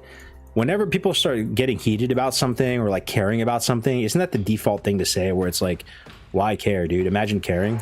Caring is so lame. Caring is so stupid. Like, imagine caring about something. You just gotta not care about anything, dude. That's the strat. You just gotta be completely carefree, brother. Carefree, brother. Carefree hype. You just gotta go with the flow. Roll with the punches. Imagine caring, dude. So cringe. But, like, you know, like, maybe one day you do want to, like, play vanilla WoW with your kids one day, you know, like, or, like, you know, maybe get a friend into it or something, or just go back and play it, like, years from now, right? Like, some people that you might be introducing the game to. Ooh, another one, bro. Sick. No, I already have one, so. You know, you like, you don't necessarily want them thinking that, like, dual spec is in vanilla WoW, and that's just, like, how it always was. Or that's how the 14 system was, or that's how, you know, I started playing WoW first time right before Toot came out originally. I started playing WoW first time right before TWOTLK came out originally. After that, played it on and off. I wish they bring in WOTLK in Anniversary and keep it like that. But if, when Classic Plus comes out, I'll switch over in a... Let's go, dude. Streeter, bro. That's the new Drinky Crow right there, man. I started playing WoW first time right before Wrath came out originally. After that, I played it on and off. I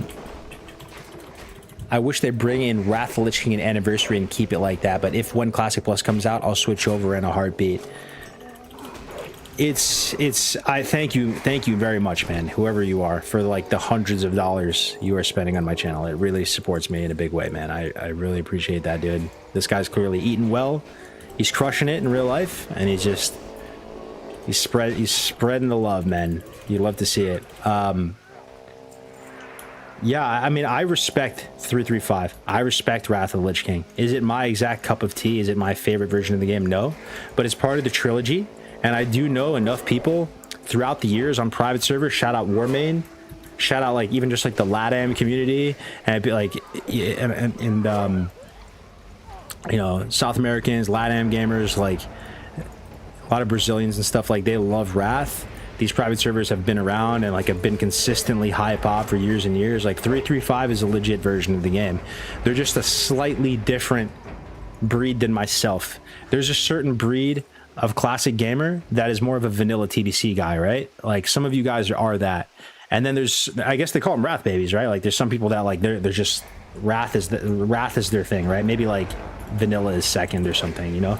But I respect Wrath, bro. I think it's a legit version of the game. Like, is it my favorite? But like, I want it protected. I want it preserved as well, just like vanilla and TBC. Like trilogy is, it just makes sense for classic, you know. I don't know if they're gonna do Wrath Classic, guys. Like, what do you guys think now? Like, now that TBC is out, it's like we're going through the same feedback loop. Like, people are asking for Wrath now. If you asked people like 2 months ago whether or not they would want to do Wrath, like they wanted to do Wrath Anniversary, they would say no. They were just really hyped for TBC. Now TBC is out.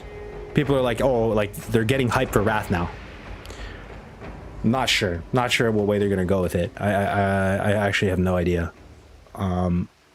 I don't, if I had to guess, like gun to my head, I don't think they're going to do a Wrath Anniversary. Gun to my head. What do you guys think? I don't think they're going to do Wrath Anniversary. I think it's going to, like timing wise, it's going to be a C+ angle or whatever they end up calling it. I don't think they're going to do Wrath again. What do you guys think though? Who's getting hyped for Wrath, bro? I've been hearing it, bro. I've been seeing it on Reddit. I've been seeing some like YouTubers talk about it in videos. Like, I see the Wrath hype building again, and I notice these things because like I haven't been personally hyped for Wrath. You know, I've been saying on stream, I've been consistent with it, saying like I wouldn't want Wrath again, like personally, like you know, but they will 100% easy cash grab. But I think timing wise, right? Like timing wise, C+ will probably be out. Like will they actually have Wrath Anniversary going alongside of C+? Yo, I will. Okay, if C+ is still a year plus away, though, I can see them doing it. Right? Imagine at BlizzCon they announced C+, or whatever it's called, whatever like name they use for it, and they put a teaser out, they put a trailer out. You know, it's like Chromie and you know Holly Longdale, and they're making jokes and vibes are good, and they're announcing whatever it's called, like, and they're saying like it's coming next year, and there's enough time for a little 10-month juicer for Wrath to squeeze a little 10-month Wrath juicer in there. Yeah, dude, they might do that. They might do that because TBC is a little 10-month juicer for them, right? They either announce Wrath or C+. I don't think they just announced Wrath with no C+. Do you understand the riots in the streets that there would be? Imagine the big announcement, guys, at BlizzCon is Wrath Classic. It's just not possible. Like, it would be, it's just a meme. Like, there would be no way that that's their big announcement. It's like the same, like, Arthas trailer, like, remastered in 4K, in 8K. But yeah. Everyone joined Elf Guild over Herds. Yo, Showback, I'm in there, dude. I'll play my Elf after this guy. I'll log in, bro. We'll get some people to join the Elf Guild. Let's go, Showback. I'm in there, bro. Showback, check my character, man. I'm like level 7 or 8. I've been gaming. Brother. I'm in there. I'm in there. I rolled warrior again. I have 3 warriors. I got 3 warriors, brother. I'm in there, bro. C-Dank wants to do Gnomes HC. Yeah, I think it's legit, Showback. What do you think about that? Gnomes is an insane content play. That's probably why he wants to do it, because all eyes are going to be on the Gnomes, guys. Let me put this out here for the chat, because some people might not be picking up what I'm putting down. Hold on. Yo, some of you guys might not be picking up what I'm putting down. Gnomes only. A gnome only guild, guys, is the most RP thing imaginable. They basically have to use their ingenuity of like racial like engineering specialization to come up with like a quirky, janky, recombobulated way to clear the content, using their escape artists so they're slippery, using their bonus NG skill to summon crazy like engineering summons, using target dummies, using bombs and grenades. Like, it's the most heavy gnome RP type of thing, right? To clear and do the unthinkable. They're like the underestimated underdog race. Shouldn't be possible, shouldn't be playable. They have no home. They have, you know, Gnomeregan's been taken over. They're kind of like the reject race, you know? I think it's kind of insane RP, actually. Okay, this is got a monk here. Just a no healer and no. If Classic Plus Plus comes out, I'm pretty sure every other Classic server goes empty. I'm pretty sure every other Classic server goes empty in few weeks. Yeah, yo, Streeter with another 5, man. Who is this guy, bro? This crypto millionaire, man. In the chat, just blessing me nonstop. Thank you, brother. If Classic Plus comes out, I'm pretty sure every other Classic server goes empty in a few weeks. Classic server is announced, you're saying? Is out. Okay. Let me think about this. I think the one surviving server would not even be Anniversary. I think it's actually Era, dude.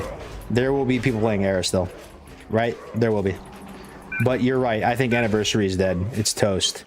Like, the servers that people have the most allegiance to, like the one that will survive the nuclear strike, like the, you know, the cold winter, like the cockroach of the WoW servers, is Era. There will always be like Dwarf Lords and Greek Warriors and people trying to like... Era is like the last bastion of freedom with Classic WoW. It's the one place where you're allowed to do GDKPs. Like, they have like this like sort of like strong like cultural vibe where it's like, we're small but we're tight knit, brother. We're the last bastion of freedom. We literally can do what we want, play how we want. Like, we want to do GDKPs, like we can. This is GDKP land, you know. Like, I want to believe Era would survive. there's always going to be a couple thousand people playing Era, dude. Like till Kingdom Come, until like our entire generation dies out and we're in like the geriatric care center. You know what I mean? It's like the year 2080, and like finally, classic Era servers die, bro. It's here. It's the year 2085. Greek Wario finally passes away. Dwarf Lord, after a long, hard-fought battle, decides to put down his Thunder Fury.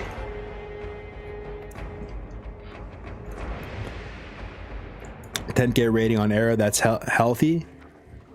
A 10K on Era. Yeah, it's not many on Era. No, you're right, but I still think they would survive. I mean, look at Sod, bro. Sod completely dead. Sod dead. What was it all for, man?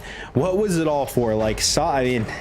I mean, I guess I feel a little hypocritical because I'm saying like the whole return on that investment thing. Like you should just like live in the moment, play or whatever. But that is a thing for me where the only versions of the game that feel real and feel worth learning and worth being a student of the game for are like the actual patches, not any Frankenstein patch that Blizzard cooks up and like freestyles.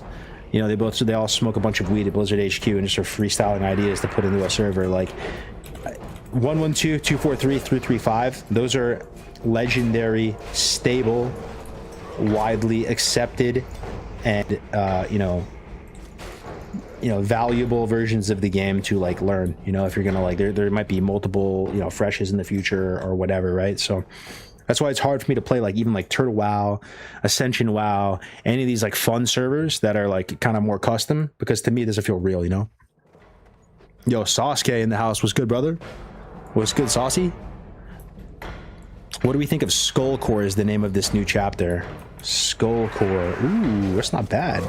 Oh, we're just pulling him like that, bro. Okay, all right. I like it. With Demo, this guy is hamstringable, I believe. Oh, and I pulled the turtle. We pulled 2 turtles.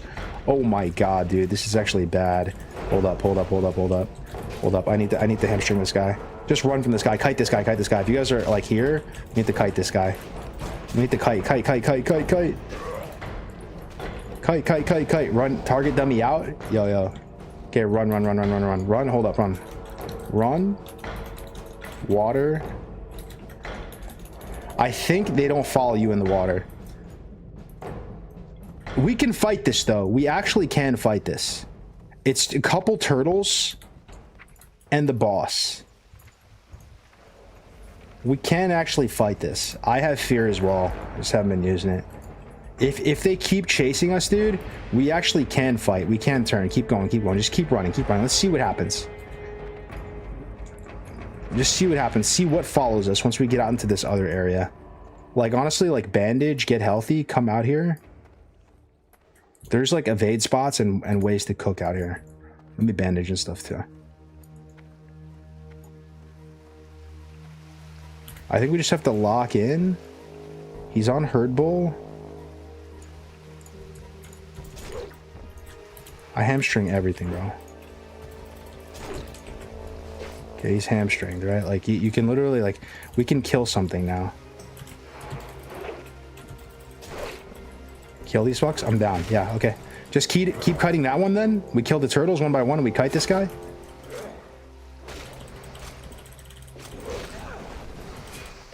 Okay, they're back there with the boss.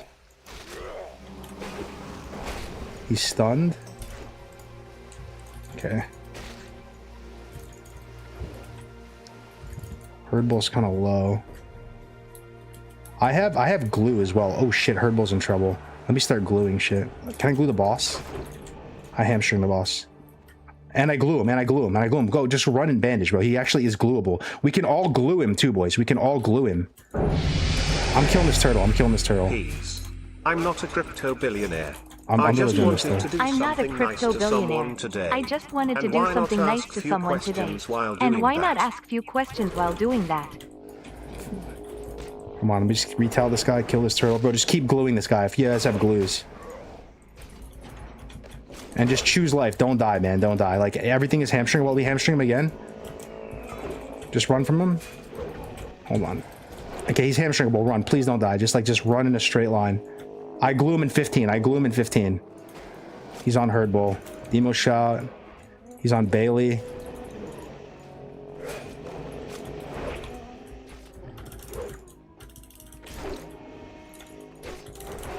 I might get threat kind of soon. Just keep hamstring up at all costs. That's so good to know that you can glue the last boss here, though. Healer mana looking kind of grim. I'm just gonna glue again. Just glue.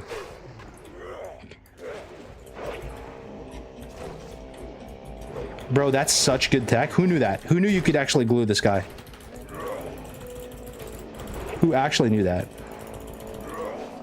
Holy shit, you can glue the last boss of BFD. That's so sick. You can glue, yo, sticky glue, bro. Make sure you get sticky glue, guys. If you're gonna make a hardcore, it's so worth it. All for some leech pants. XD. Yo. Oh my gosh, bro. You can sticky glue the last boss of BFD. I never did that in my life. That's crazy, man. Definitely get sticky glue, guys, from Senjin Village. Oh, insane. Yo, we got another dono. PS, I'm not a crypto billionaire. I just wanted to do something nice for someone today, and why not ask a few questions while doing that? Bro, Streeter, I really appreciate it, man. Like, that's big for me, dude. I appreciate it, man. Yeah, any questions you have, brother, I got you. I definitely will remember that gesture. You literally busted me up today, big time. Holy shit, that was spicy. Awesome shit there. What up, Radagast? Corn Dog, never doubted you, cars. This is amazing to watch. They can swim, bro. Hell yeah.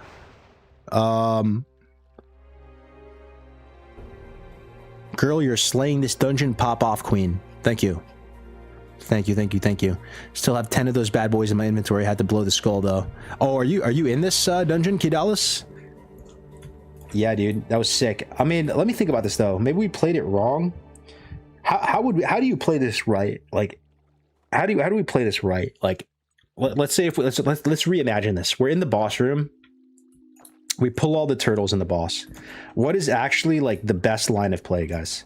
We're panicked. We're freaking out. What is the actual min-max way to get out of the situation?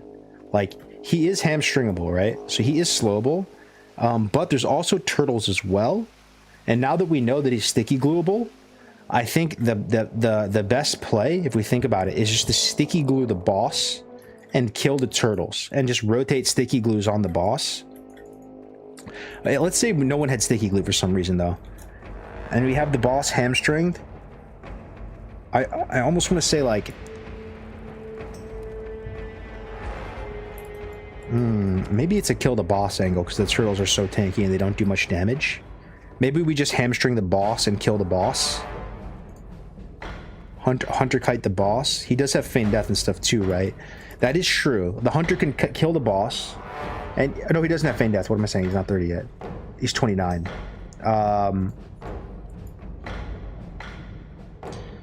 You obviously have to kill the turtles and tank boss. That's tough, bro. I've never been in that exact situation before. I've never been there. Like, we pull the boss and then a bunch of turtles as well. Damn. My mana was fine until everyone's scattered. Damn, that was crazy, guys. That was actually crazy. Way to not panic, though. I want to say, what do you guys think about the average quality of hardcore players? I feel like it's really high, dude.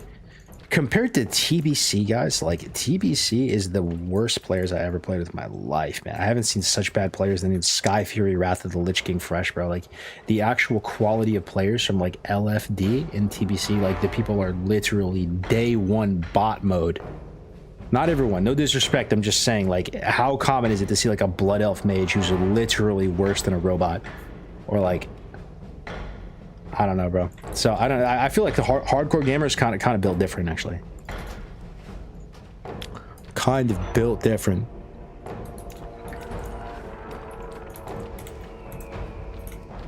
Yeah, hell yeah.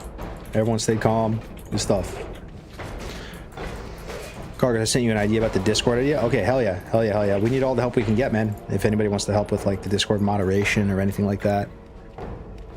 Ooh, Gray's with the DM? What did Gray say?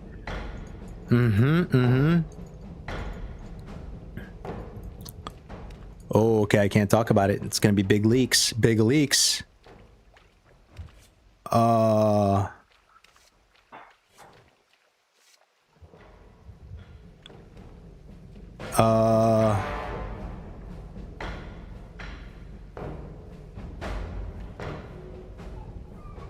Oh my god. Okay. Wow, that is not what I was expecting. Holy shit. Gray's just had some weird conversations today. I would have never expected that. Okay. Well, we'll see what happens, boys. We'll see what happens. Down for SM? Oh, I can't do SM, bro. 25? 25? Hit a GY at 25? Is that even possible? Is that even possible, dude? GY? Not at 25. Oh, come on, you can't not tell us now? I mean, he literally says, don't mention this at all or talk about it. So, that's all I can say. Just a really blue balls, you guys. Extra, dude. Just extra. Just an extra twist. An extra little twist on the blue balls. Just to really get you guys going. Get the blood all locked up. It's not too crazy, but yeah. I'll hear about it on Monday. Monday hype, Monday hype. You gotta roll. Let's go. Skull Rock, boys. There's a fuck ton of bad WoW players. It's true. HC players are way more intelligent. I am quivering with anticipation. Hell yeah, Aladar. Yo, what would you play, Aladar, if you were gonna play in this? Would you what like I'm trying to think about what your race is. I know I saw you play a lot of undead. Bobka and Jerome are starting the undead on Monday. But I don't think anyone has done troll yet. Oh, you will be undead. Oh, sick. Okay. That's awesome, dude. Oh my god, dude. We're getting the whole gang back. We're getting the whole band together, guys. Deviate Delight hype. Deviate Delight 2.0 hype. Hey, where's Pure Maiden at, dude? At Pure Maiden. Someone summon Voldemort back. No, don't do that. Don't do that. Don't do that. He's already having fun over at Monsters and Memories, man. Let's just like be at peace. There is a troll guild. Cillian said she might make it care. Oh, really? Okay. Yeah, I know Cillian. She was from Frontier, right? Or was it OnlyFans? Or both? I think I know what you're talking about. Yeah, she plays like Dwarf Priest, right? She'd be joining the Dwarf probably. Troll will be super easy. Anyone who plays trolls are weak. Is there a server Discord? They're making one. I think Monday it's all gonna go live. They're like making one as we speak. Gray's literally reached out to everyone, bro. I did not even think he was gonna full send like that. He's not like the networking type. But yeah, we'll see what happens, bro. Okay, I'm just gonna wait till Monday. Just wait till Monday. Yeah. Ooh, Rage Potion. Okay. Yo, that's so random. I did not know this vendor in Ratchet sells Rage Potion recipe. I'd never even go into this store. General Goods vendor. Rage Potion. I thought that was sold outside of Moonbrook. And also in Duskwood. Bagnon. Yeah, Bagnon. I've been a lot of issues with Bagnon.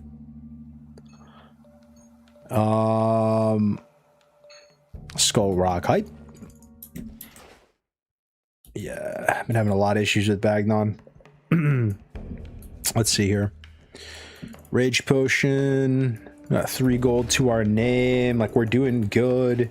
We have a 25 warrior. Dude, do we play in Shobek's guild for a little bit? Hit our Night Elf for a second? Just see some Teldrassil? Just for a second, guys. Like, I'm feeling pretty good. We got some seeds planted right now. We got a 43 warrior. We got a 25, almost 26. Both our warriors fully geared. Like, I'm actually feeling great right now. Let me see. Let me check in with the elves. Let me see how they're doing. Let me log in my other account. Let me log in.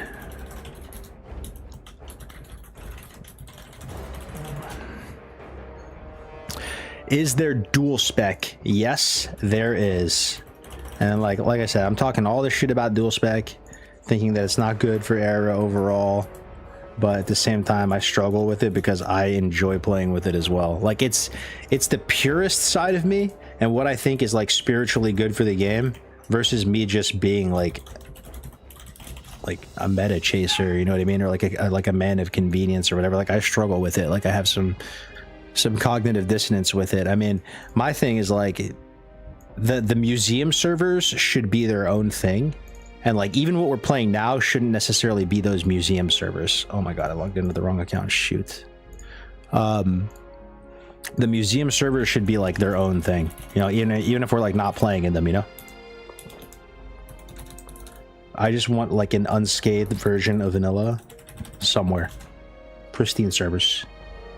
Doesn't have to be hype. I swear it doesn't cost much to run a server, man. I'm just talking out of my ass, but I don't think it does. Bagnator is fully taking over the bag add-on market. Is that one work pretty good, Herdbull? Yo, so this guy, chat, take a look at this. Let's see how many are in the Elf Guild. 24 online. 145 on in the guild already, though. He just made it. That's pretty sick. 145. Good amount online right now. Highest level's 14. Yo, this is a nice, fresh guild to join right now, boys. Crackers. Oh, dude, you're in here in my chat. Boosty. Oh, my gosh, bro. Shady. That's caffeine injected from YouTube. Shout out to caffeine, bro. Let's go. I already recognize some of these names. This guy, this is what I did to level, guys. This is the new power level for hardcore. You want to see? You guys want to see the tech right here, boys? Check this out. You spawn in, right? You're level 1, right? You go kill like level 1 wildlife till you're like level 3. I just killed the ones over there. I just right clicked them. I didn't even heroic strike them. I was literally AFK putting this on another monitor. And then you get to like level 3. I didn't even have Rend trained. I didn't even go to the trainer at all. I'm literally like completely like, I got 3 bag drops, by the way. And then you just come over here and you just right click these guys till 7. I literally leveled to 7 completely safe in the starting zone, just killing yellow mobs. It wasn't even bad, you know what I mean? I actually feel like that's the most brain dead way to like just start your character. If you have 2 accounts and you're like kind of just like playing another game, or like, you know, if you have 2 brain cells to spare, you just right click yellow mobs to 7. It's not even bad. The chest, yeah, dude. But look at this, bro. Look at my bags. Tell me that's not the most blessed run you've ever seen, man. 3 bag drops. And I kind of attribute it to just killing massive amounts of Grelkins. You know what I mean? Holy, right? And then these quests are still like green. It's not bad. Like I wonder if these are like, we'll see how this goes. I'm level 7 before I did any quests in the starting zone. Isn't that the weirdest thing, guys? Let's see how this goes. Like, I'll go do this quest now. Moon Petal Lily. Imagine I leave the starting zone, guys, at level 8 with full bags and like good money, and I'm pushing out into that like second zone quest, and I'm just like so safe. Like I push out and I have like hamstring already, you know. And yeah, it's probably bad leveling speed, but the thing is, I used 0 brain cells to level this guy to 7. I was basically just botting. I was just right-clicking mobs, pressing 0 abilities. In complete safety. Meanwhile, if you're actually trying hard, you leave the starting zone, bro. If you're like full min-max, like speed leveling out of the starting zone, sometimes you're not even 6 when you leave the starting zone, right? You're like level 5.5 or something, you know? And then you walk out of the starting zone and get killed by a boar. Something like that. Who made the guild? It's Shobek. Shobek, the Bankai Lord. The leader of the Bankai. Yeah. I mean, just a thought. Try it. Like, if you are in that unique position where you want to start a hardcore character, but you're kind of playing your TBC, or let's say you're raiding, okay? You're raiding Karazhan with the boys, okay? Or you're doing Gruul's Mags, absolutely brain dead raiding. You're like just kind of like checking the box, but you have 2 accounts. Just go do that raid, and then at the same time, right-click mobs on your other screen. And then by the time you're done with raid, you'll have a level 7 hardcore character. I actually think it's BIS. And you're so safe too. Because you're just killing yellow mobs is the thing. Like, when you leave the starting zone, there's not really yellow mobs. It's more red mobs, you know? Tauren or Night Elf? I mean, I'm going to be a Tauren main. I'm sticking with the Grays. Grays is my homie, but I want to have, you know, I'm having a presence in the Night Elf guild too. I'll probably level this guy up to like DM range and just run dead mines with people over and over again and be there for the boys.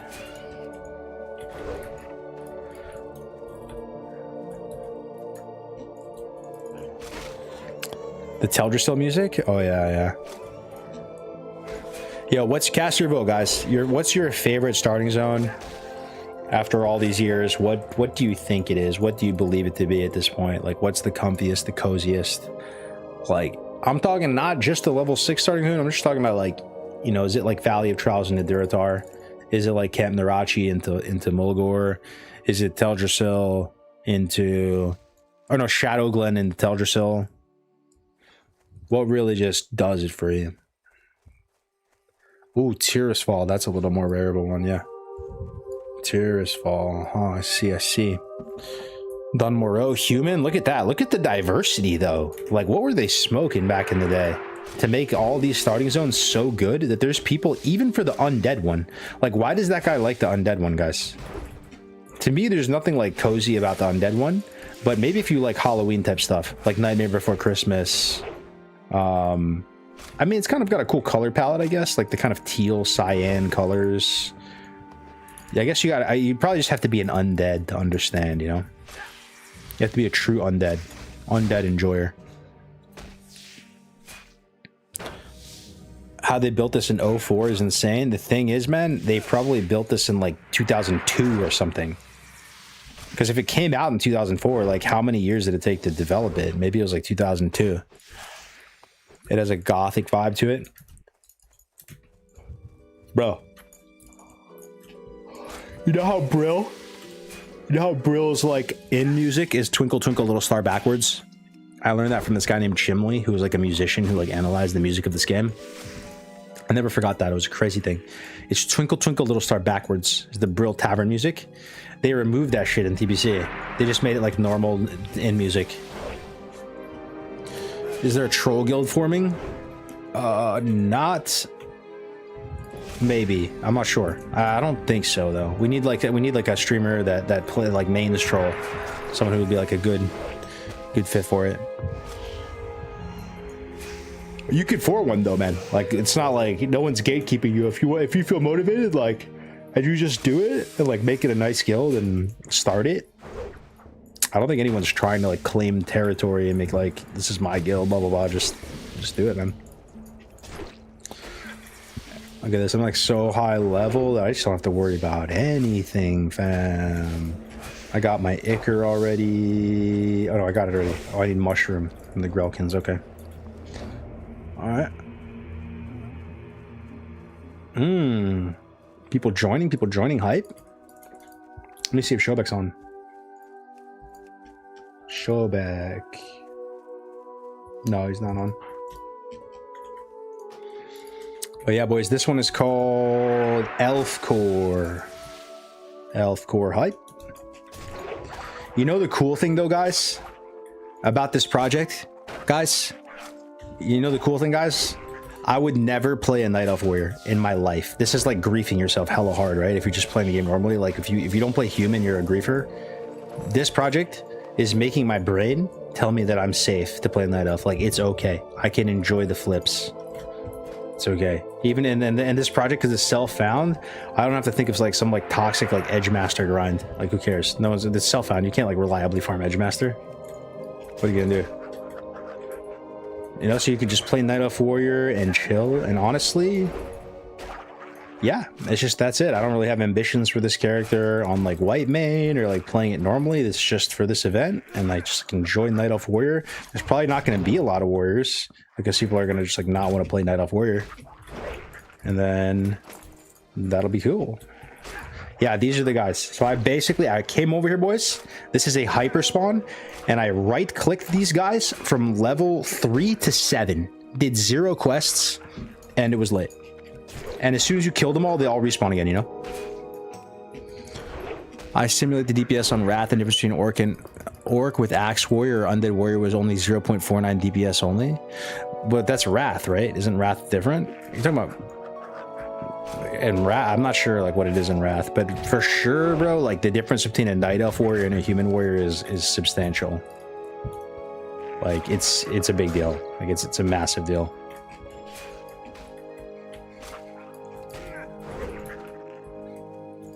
But wait, let me ask you something. Let me ask you something, guys. Let me ask you something, chat.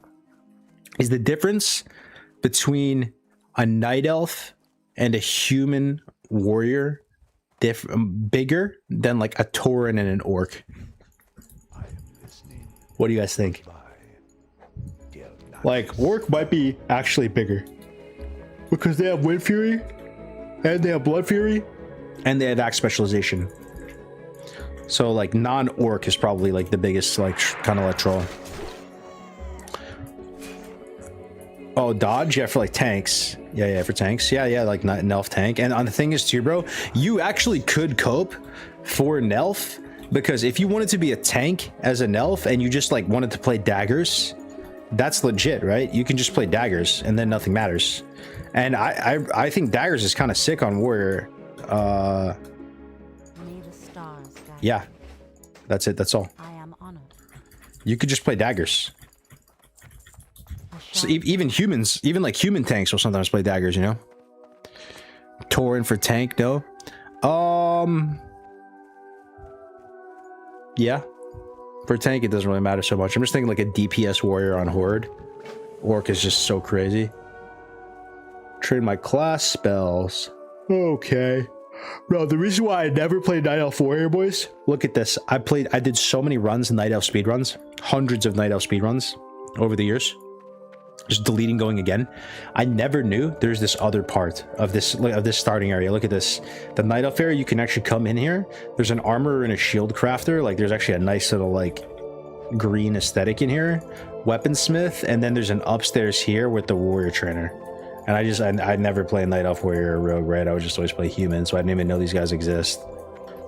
But you learn something new every time. T-clap and parry, dude. I'm literally rich. I'm in the starting zone, guys. I've trained all skills and I still have 12 silver and 3 bags. That's what my powerful opener does.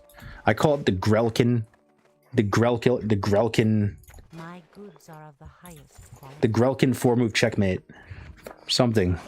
You just spawn in and then just right click Grelkins until you're level 7. And then just play the game from there. Hell yeah, brother. Oh, wait, hold on. Let me do this. Everyone's antidote. Okay, Webwood Egg. I still have some stuff to do here. Maybe I'm level 8 when I leave the starting zone.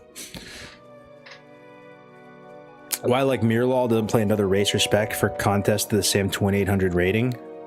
It's for Rogue. It's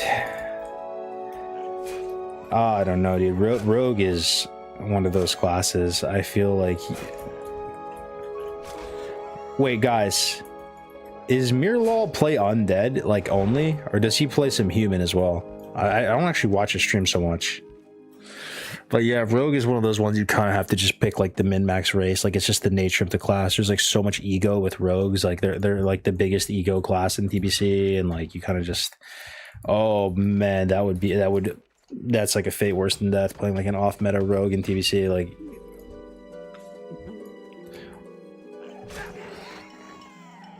the Grelkin grind, the Grelkin shuffle. I like it. What am I watching? Race Locked SF Vanilla. That's right, dude. Skull Rock, Hardcore, Classic Era, One Life, Self-Found. It's basically Bloodsail Buccaneers, circa 2020, reborn. No add-on needed. Race Locked. Lots of streamers, lots of community. A lot of people are going to be rolling here on Monday. Taurens play with Taurens, Night Elves play with Night Elves. Everything's self-found. Cheating disabled. 0 cheating, guys. 0 cheating. Thoughts on that? Thoughts on literally 100% impossible to cheat. Swiping disabled. Swiping 100% disabled. No Discover card world buff. No Amex Black card world buff. We just play the game. Natty. Completely natty. By yourself. No bennies. No boost. No Indonesian strike team. No capitalism. Full server commie. Yeah, the SF buff just fixes it 100%. Yeah, dude, unless someone can tell me something that I'm not thinking of, you literally cannot cheat with the self-found buff. It is impossible. Impossible to cheat. Tell me one way you can cheat. Not possible. Only way you can cheat is if you, like, bought someone, like, told someone to boost you, and then they pilot your account and they boost you. But even that's just XP. I don't even really care what level you are. The level's whatever, dude. She's like... It's not even about the level for me. It's just like the items, you know, professions, items. I don't care, bro, if you get a little extra XP. But even then, if you hired someone to level your character, like they might die. Like these boosters are probably terrible at the game, you know, or like the pilots. So yeah, it's like basically just no cheating.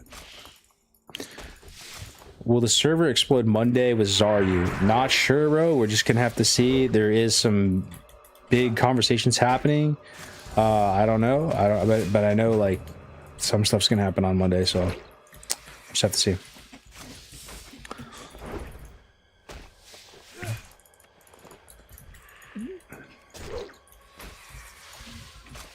Yeah, I'm probably gonna be level 8 when I leave the starting zone. That's crazy. That's first time ever. The Grell can shuffle OP, guys. Maybe I do that every time. When I start a new hardcore character. You AFK? Because have you guys noticed that, boys? In the starting zone, the first mobs that you kill are just so weak. You just slay them so effortlessly. And they spawn fast. They have good drop tables. Like, they're kind of engineered to, like, kind of like babysit you in the game, right? Like, they just, like, they pose zero threat to you. You can just kill those guys, even if it's slow. Like, you literally don't even have to press any buttons. And then, yeah, just, like, grind them, like, level 7 or something. Yeah, I did that today while queuing Arita. That's what I'm saying, crackers. That's what I'm saying. That's based. Why Warrior Night Elf 2? Because it's race locked, and Shobek started the Elf Core Guild. So you can't play, you know, like it's all elves. It's elf only. So that's what I'm saying. Night Elf Warrior is dog shit, but like because it's because it's race locked, you don't have to feel any kind of shame about it. Like you just play Night Elf, and you just get to enjoy the flips, and just you're even more of a rare exotic breed because nobody wants to play Night Elf Warrior. And yeah, I've never played a Night Elf Warrior in my life actually.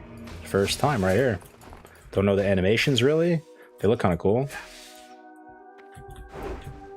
They look pretty sweet. And just tank and cope to 1%. Yeah. I mean, they do have like a good amount more agi. I will say that. Like, even like just on Hunter at least. Like, if you compare max level Hunter, Night Elf versus Dwarf, guys, it like, what's the difference again? Isn't it like 20 something agility? It's kind of a lot, bro.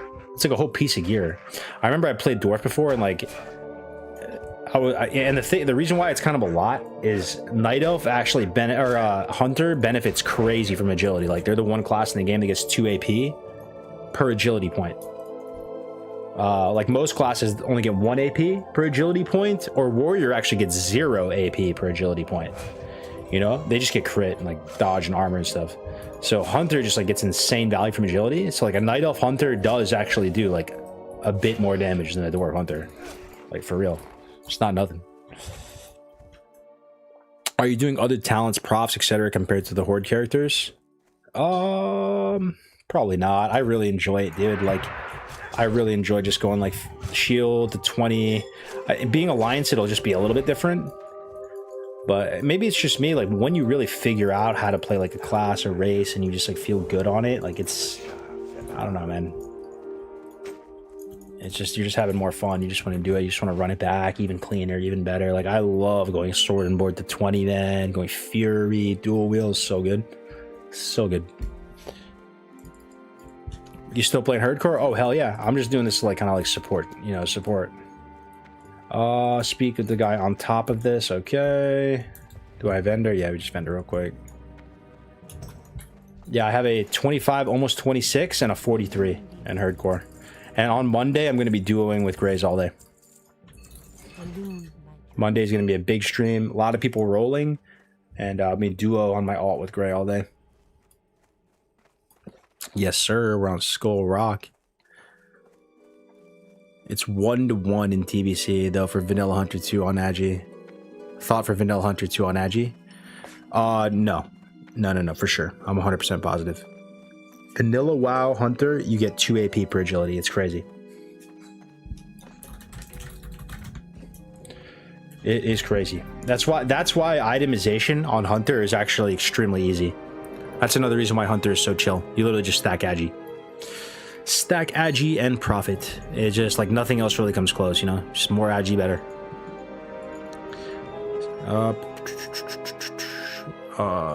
Moonday, what up, Radagast. Some races will have a bigger disadvantage. Undead only have priests for healers, etc. Trolls have basically everyone. Ooh, I didn't think about that. Yeah. Oh, shoot. Undead only have priests as healers. Interesting. Is that a good or a bad thing, though, guys? Is priest the best healer in TBC, guys? Thoughts? Or no, in vanilla? Is priest... If you were going to have one healer, wouldn't it be priest? Like, just dispel? Let me not die here.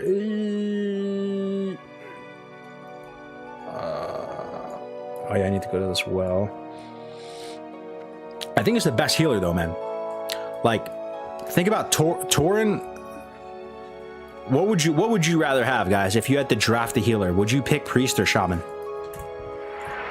Just in a vacuum. I mean, I feel like shaman is cooler with Wind Fury and stuff. But you know what the chat said last time we asked this? Everybody said priest. Like, you guys were pretty much like unanimously saying priest is way better.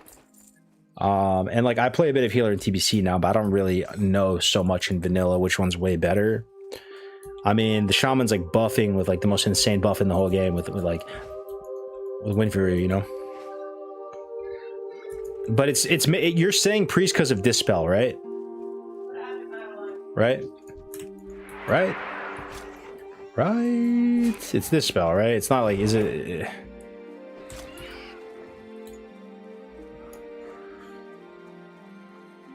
Warriors love Shamies. Shaman is awesome with their smart heal, but you have to have priest. Why do you have to have priest though, Aladar? Aladar has played a ton of vanilla, and I'm pretty sure you played priest before too, Aladar. Well, why for you do they have to have priest? Is it dispel? If you're talking just healing, it's shaman by a mile. Well, what about what's the best healer in vanilla point blank period, guys? If you have to compare paladins too. Yo, like no joke, guys, if I had to like gun to my head, like literally gun blow my head off, like had to choose one, I think I'm gonna choose paladin. Paladin like never runs out of mana. The buffs are insane. They scale crazy good. You think it's the only thing is they have no like AoE healing. That's the drawback of paladin, right? Oh, I need to go turn this in again. Okay. Paladin has a lot. Well, go ahead and vote. What's your vote, guys? Best healer. You can only have one in vanilla World of Warcraft. One healer for your raid. What are you choosing? Options include Druid. Nobody's going to pick that. Options include Paladin, Shaman, Priest. Go, go, go, go, go. Go, go, go. 2 votes for Priest. 3 votes for Priest. 1 vote for Pally. 4 votes for Priest. 1 vote for Shaman. 5 votes for Priest. People love Priest. Priest. Okay, what heal on Priest is the most OP, guys? Why is everyone saying Priest? Because I'm thinking it's Dispels, but I feel like I might be missing something. Is it like just flash heal? Like down-ranked heal? Do they just have insane throughput? Like, is it... I feel like Paladins are the king of sustain for like mana. Like they never run out of mana, right? Druids are the king of like... Well, actually, not really. Shamans are the king of group healing, right? Chain heal goes burr. And I feel like Shamans last a while as well. Like, I feel like a Shaman lasts longer than a Priest, no? Except Dolinar delivery.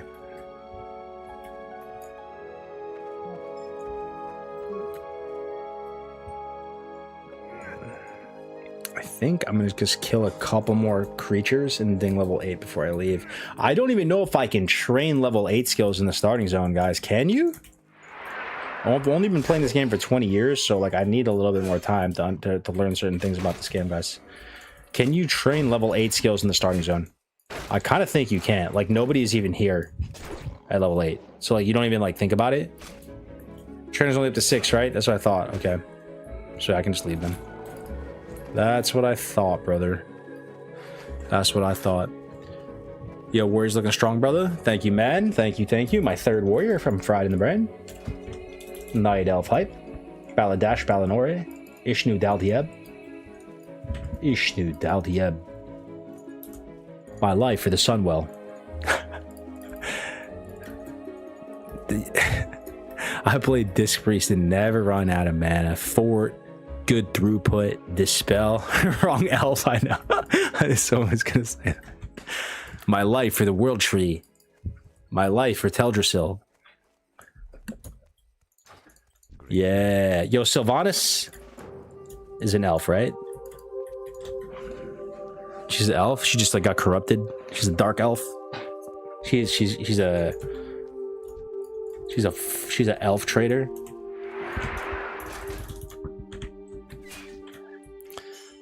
Oh, high elf? Sylvanas is a high elf? For real? For real? For real, dude? High elf. Night elf turned into a banshee. High elf. Got it. Got it. High elf. Interesting. Yeah. C+. Imagine they put high elf in. I don't know if that'd be doing it for me. Like 3 different, like...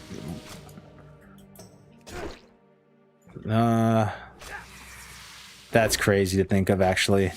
Imagine C+ has blood elves.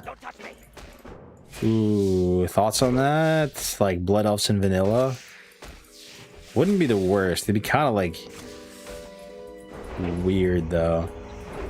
It'd be almost like a little bit underwhelming if that's like the new race for C+. Like, it's just gonna be like, oh, it's like basically like TBC in vanilla. Here you go, blood elves, enjoy. I kind of want to see like a funky race added, dude. Like for me, I always said it would be like Naga. Naga would be tight. Ideally, it would be their own faction or something crazy, you know? Yo, if Naga was a playable race, though, it would be Horde, right? Not Alliance? I think so. Alliance Naga is just weird as hell, dude. Just imagine like Paladins, Paladins, Warriors for the Light, Priests, like Templars, all this, and you just like have a Naga right there. Wouldn't even make sense. Yeah, Horde. Well, yeah, what could they add? What could they add for Alliance, guys? Ogre would not work for Alliance. Knowles would not work for Alliance.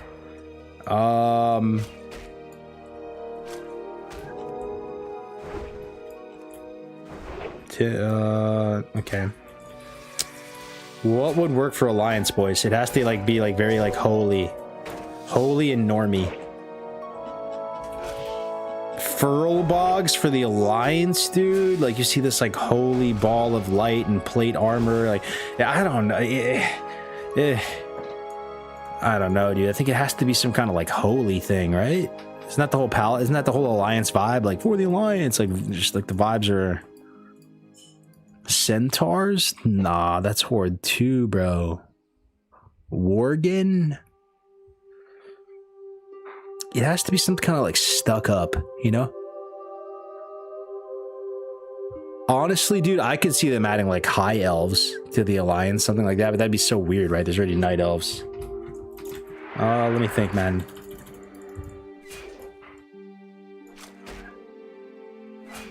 Holy stuck up, that's a high elf? Yeah. But they already have night elf, though.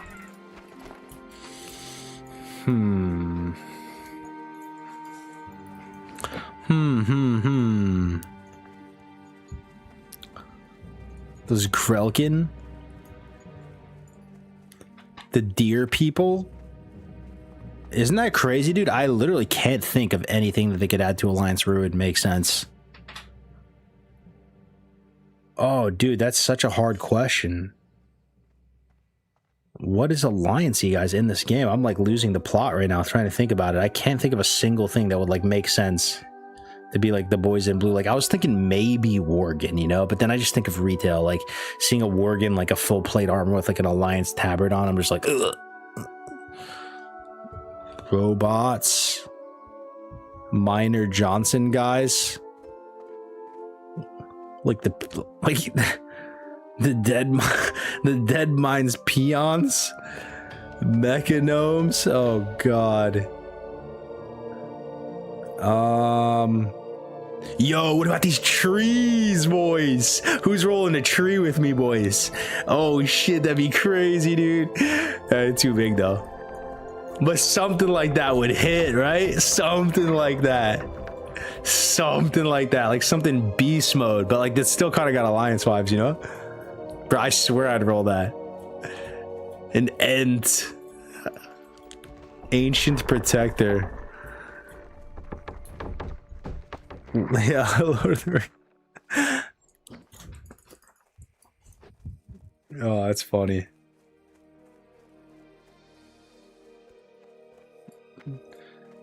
What's something from Warcraft? All right, let me like I made a little dent. I leveled my knight off a little bit. I'm kind of chilling right now. Let's go back to our 43 warrior big boy. Just showing a little support to Shobi and the elves. Shobi and elf core. Dryads. Yes. Okay, you're right. It's Dryads. No, 100%. It's a fact. There's nothing better than that. 100%. I instantly thought about it. That is the most alliance, because Dryads could not be Horde, right? It's for sure Dryads. It has to be. It'd actually be sick too. 100%. There it is. Boom. It's literally that easy. There's nothing else. That's so alliance right now. Stone Giants. Ooh. Dryads are just so alliance. You even see them at the alliance outposts, you know? Null. I mean, what would be cooler would be like, honestly, dude, what would be way cooler, guys? It would actually get me hype. Is if there was a third faction, kind of a neutral faction, and it was filled with all the kind of like Venture Co. Oh, dude, third faction named Venture Co. Thoughts on that? And like Booty Bay is like their city, dude. And like it's goblins, ogres, Naga? Goblins, ogres. Ooh, Sungrass huge. Booty Bay bros, we got this. Knowles. Oh yeah, Knowles. Yeah, 100%. Part of Venture Co? Yes. Yes. Yes. That would be hype. 3 factions. Yeah, man. What do you guys think would happen if there was a third faction? Would everybody roll it, you think? Just because it's new and flavorful? I kind of have a feeling people would still, like, some people would be off-putting to play some, like, neutral, like, pirate faction. Like, they'd kind of, like, want to be with the Alliance of the Horde still. I want to believe that people are actually, like, pretty loyal to their faction in this game. Fourth faction, Murlocs and Nagas. Oh, yeah, ogres for sure. They split the community, not really a good idea. Yeah, I don't know the implications of it. 3 factions, man. Less people for dungeons, raids. Real answer, what parse is the best? True. True.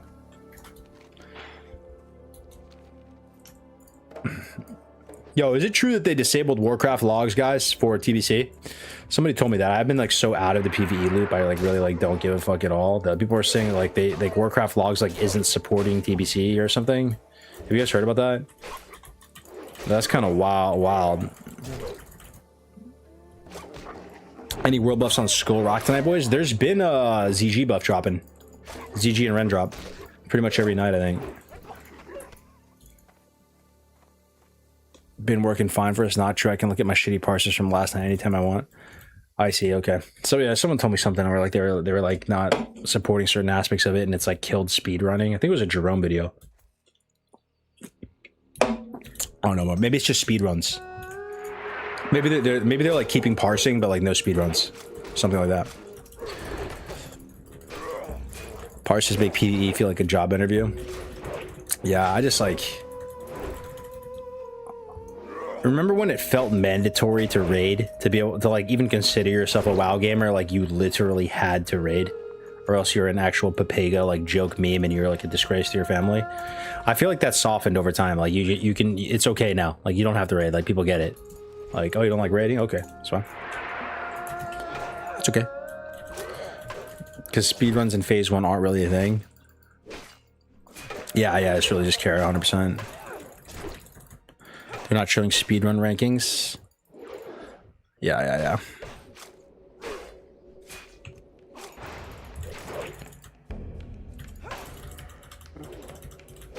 Come on, execute! Oh, God.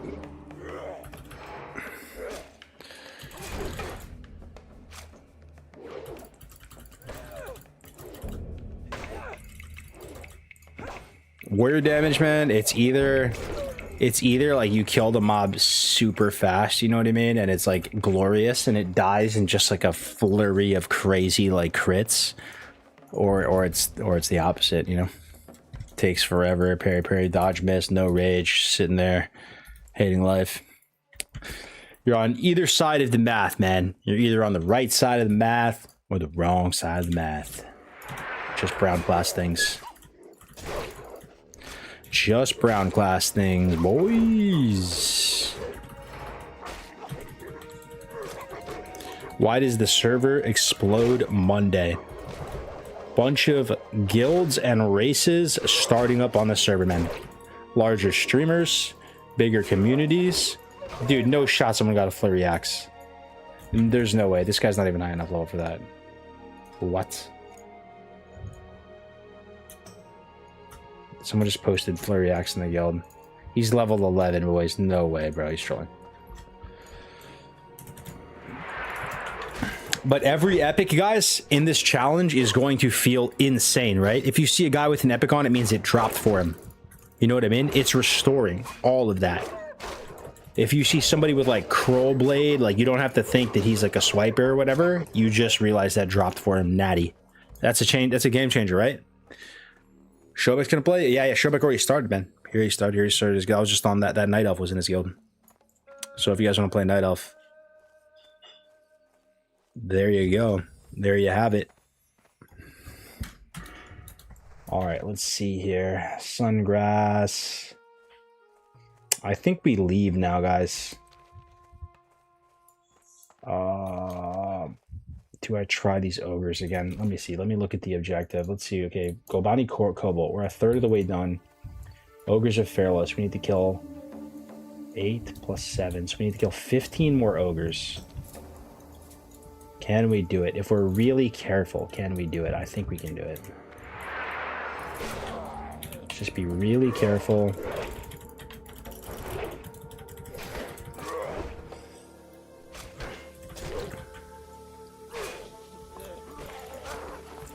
We're getting Mage of Cloth, which is pretty hype. Some good bandy action there. Some good bandy action.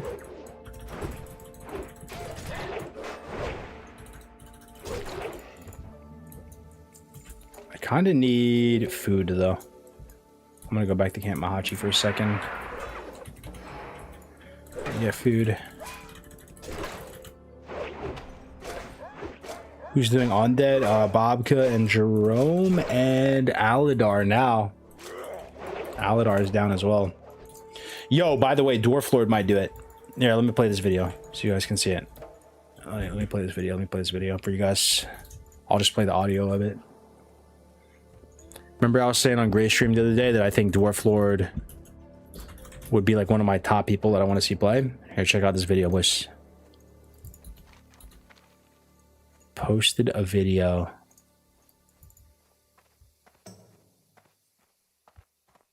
Hey y'all, the other day on April 1st, we did the craziest thing that I don't think anyone's ever done before.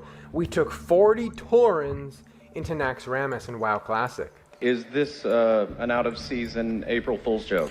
So they basically are kind of doing what we're doing. They did Taurens only in this Naxx, and spoiler alert, boys, they didn't clear it. They actually, even with like Thunder Furies and Tier 3 and shit, like they couldn't clear it with full Tauren. Isn't that kind of crazy? I assumed that it was like easy clap, you know? It's Naxx in 2026, but they did not clear it, man. But anyway, just keep listening. And no, it was not an out-of-season April Fool's joke. Now, for the uninitiated, Taurens can only have 4 classes. As you see here, we have warrior, hunter, shaman, and druid. So you got your warriors, you got your wind fury, you got strong healers. But you're missing a lot, right? If you look at trolls, they have 6 options, and undead have at least 5, and then orc. Bro, trolls have 6 options? I kind of did not put the pieces together with that one. Troll is the most versatile race? How, dude? How, brother? Is that facts? Ancestors. Trolls? I thought troll was kind of niche. I thought troll was kind of niche, man. They get warlock. So, Yo, what up, Bernie? Tauren are the least diverse, and I would say they're probably the least popular horde race. You don't see that many Taurens. So, True, guys? Is that true? Tauren is the least popular horde race. Let me think. All the druids have to be Tauren. A lot of the PvE sweats are the troll or orc, though. Yeah. I mean, it has the smallest number of classes. So 4 classes, yeah, that kind of makes sense. You can only play 4 classes, and one of those classes is druid, and druid's like the least populated thing. Taurens, man. Yo, yeah, if you're a fucking Tauren, someone give these guys a fucking Deviant Delight, man. I'm tired of looking at them. So it was kind of tricky to fill 40 Taurens into one raid. So I definitely want to say thank you to everyone who took the time to try this crazy thing. Well, let's roll the clips. Wait, what did Brenning say? I had my most fun WoW day in a long time today. This is so fun. Oh shit, what happened, Brenning? Are you in the Tauren guild? What are you in? You know there's a gnome guild, right? Like, dude, this is crazy, man. Like, Savix, yo, how many viewers does Savix get, guys? Is he like a 500 Andy? Is he like a 1K Andy? How much heat is he bringing to the table, boys? Savix. And then like he started Dwarf Guild, and then Shobek obviously started, and then now I hear C-Dank is doing a gnome guild, Bobby and Undead doing an undead guild. What are you playing in Burning? Like, there's gonna be a gnome one soon if you want to play like, you know, like Russian roulette mage again.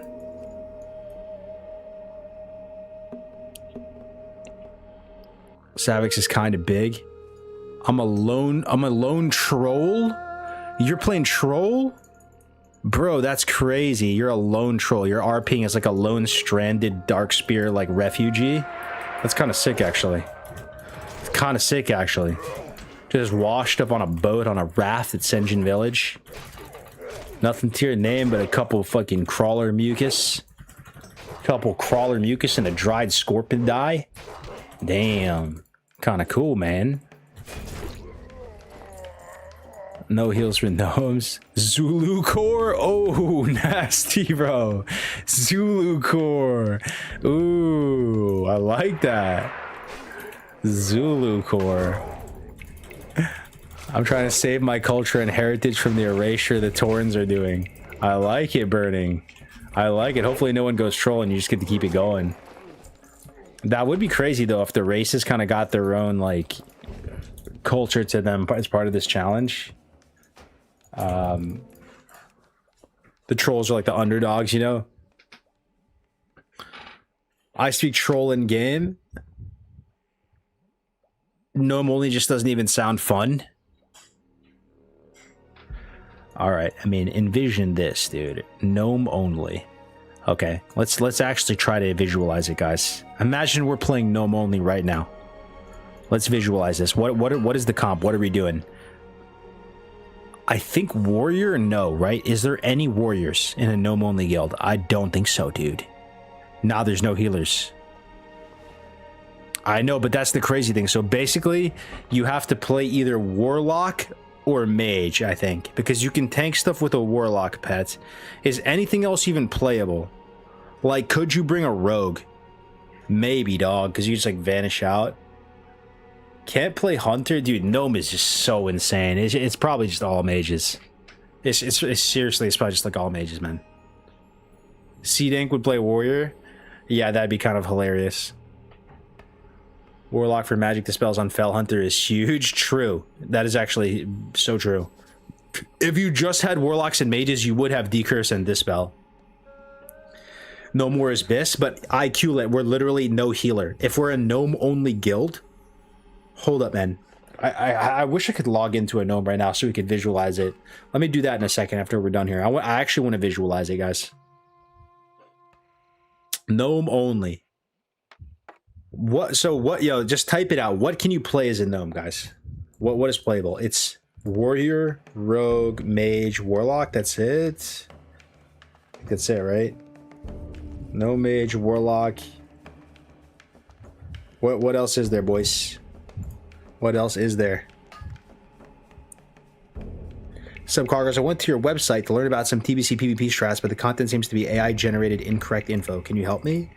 I mean, I'm pretty sure you're trolling, but like I literally teamed up with the best players to come up with that info. So I mean, I don't know what you're talking about in particular. All the builds, all the actual BIS lists, 100% zero AI. Do you think AI is capable of coming up with a guide for this game? It cannot. The AI is great for a lot of things. It is absolutely dog shit for coming up with like stuff about a like meta of a video game. You can use it to like save little bits of time here and there between little chunks of formatting or whatever, but like no, dude, the info there is correct. It took a long time to make, but the site is down, so I'm pretty sure you're just trolling. 40-man ice block rotations. Gnome is mage, rogue, warlock, warrior.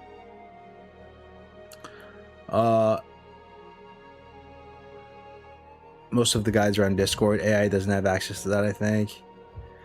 No, I mean, seriously, bro, like I don't even see a problem with using AI to like help with guide creation, content creation. I think it, like if you meet AI halfway, it's an insanely good tool, right? Like you can actually use it. The important thing though is you can't skimp out on it. Like you can't let AI do most of the work. You have to like use your human brain and then let AI meet your human brain halfway.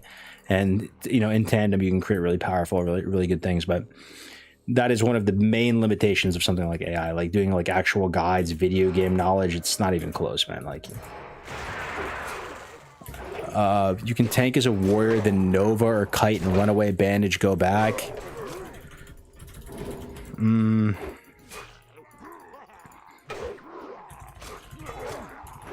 I mean, dude, Mage is the hero class of vanilla.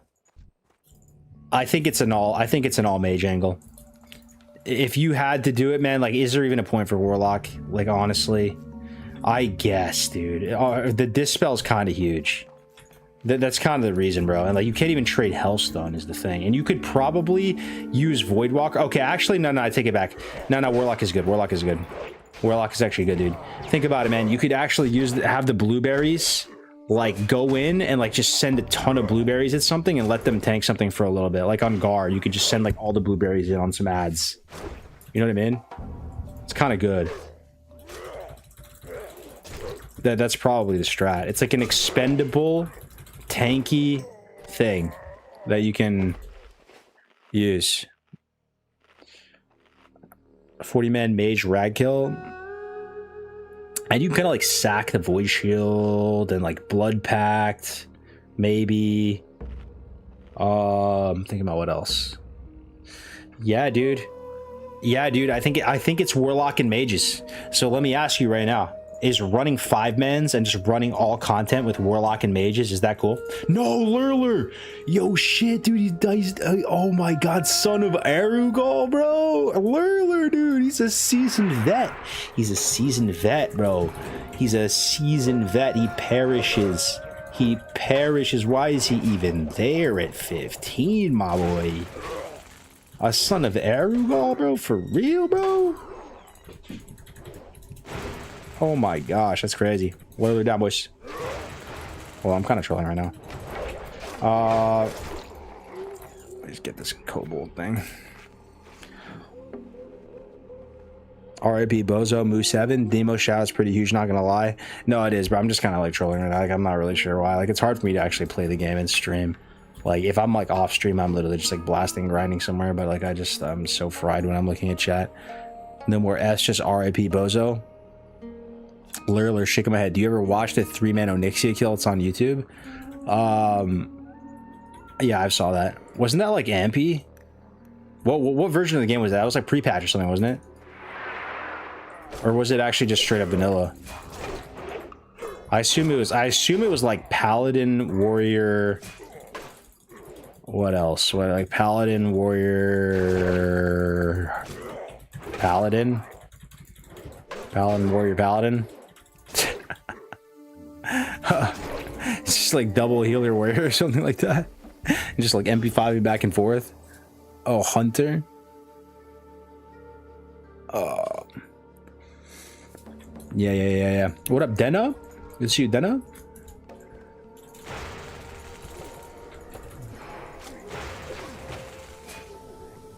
Okay, here we go.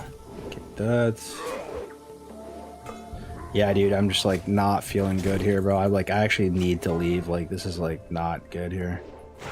Oh my god, premium Wagyu down too, guys. They're dropping like flies, guys. They are dropping like flies, my friends. Oh no, man. Not premium Wagyu, guys. Not that premium A5 Wagyu miso sake. That premium glistening with a nice sear on it, some nice marbling and some nice coarse grained salt just dissolving in on your tongue, man. Prepared by a nice Michelin starred Japanese man. No way, dude. Wagyu must have hit 2 years old. Yeah. Not premium Wagyu, dude. Yeah, that's got Wagyu is so. You guys ever eat something that's just like so delicious that it's almost unbelievable? I'm sure we've all been there, right? Something that is so tasty that you like are literally questioning like if this is even food. Like, what is even happening right now? Like, what is this experience? Like, what is going on here? What kind of like dark sorcery are you implementing right now that this is like activating my taste buds in such a way? Anybody ever have that experience? My breakfast this morning, damn, Dana. Okay. Like Hot Pockets? Yeah, like Hot Pockets. Like just a nice ham and cheese Hot Pocket fresh out of that Costco triple pack. Pop that bitch in a microwave for $1.30. Take it out, scalding molten hot lava, and you just sear all of your taste buds off. Yeah, that's what I'm talking about, bro. Just completely just fry half your taste buds. Molten hot lava. Yup. Wagyu kind of overrated. My first DQ Blizzard as a kid. You were salivating in my mouth. Taste buds dead. GG go next. The true gamer food. All right, what's the best in slot snack, guys? I'm not saying like ergonomic performance here, like being able to like multitask, play WoW, and eat it, but like, what's your go-to? What's your like go-to like you can't just like say like Doritos or something. Like it has to be like something like kind of interesting, you know? Like beef jerky, kind of acceptable. For me, bro, it's probably like guac and chips or salsa and chips. Like that's like a really bougie salsa, you know, with some nice like heat to it, nice little sweetness, little taste explosion action. Bagel bites. Bagel bites, huh? Dude, I'm worried, dude. All this stuff is about to spawn. This is what I was waiting for. This is what I was waiting for, man. I'm worried. I don't like it here, man. I'm trying to get out of here. This has overall been like such a XP like grief to even be here, because I'm just like playing so scared.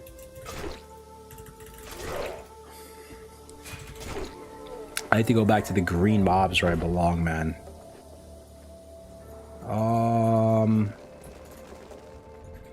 A 43. I don't think it pulls that other one. This is a sorcerer. We do this.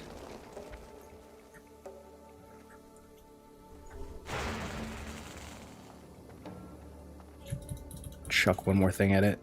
Yeah.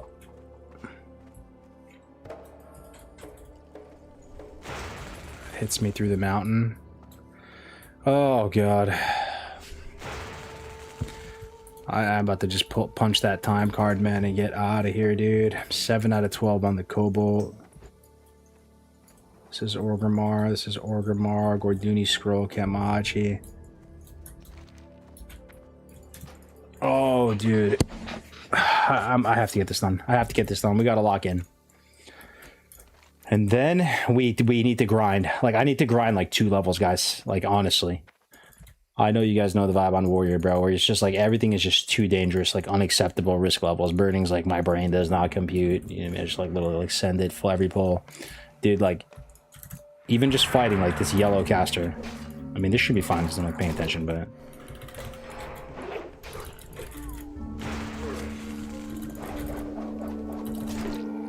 okay, 2 more mages. And I have like no food on me as well. Yeah, the respawns.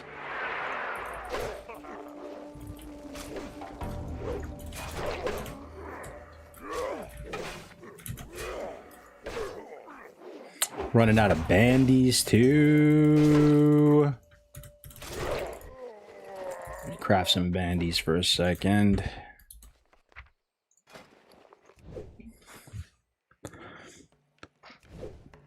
I go for air fried chicken, fries, or pizza rolls, peanut butter on chocolate rice cakes, ramen noodle soup. Ooh, I love ramen, guys. Why is ramen so good? It's like the cheapest food, but it's so good. I'm a huge soup enjoyer. Like Gray said, you're going to say this every level.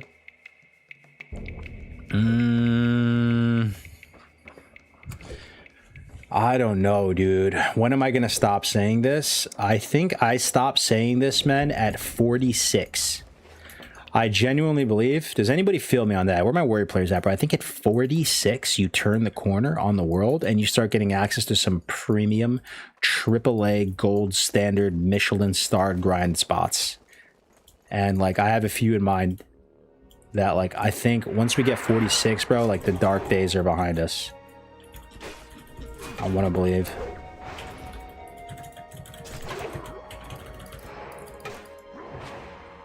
I want to believe that is true. The dark days will be behind us.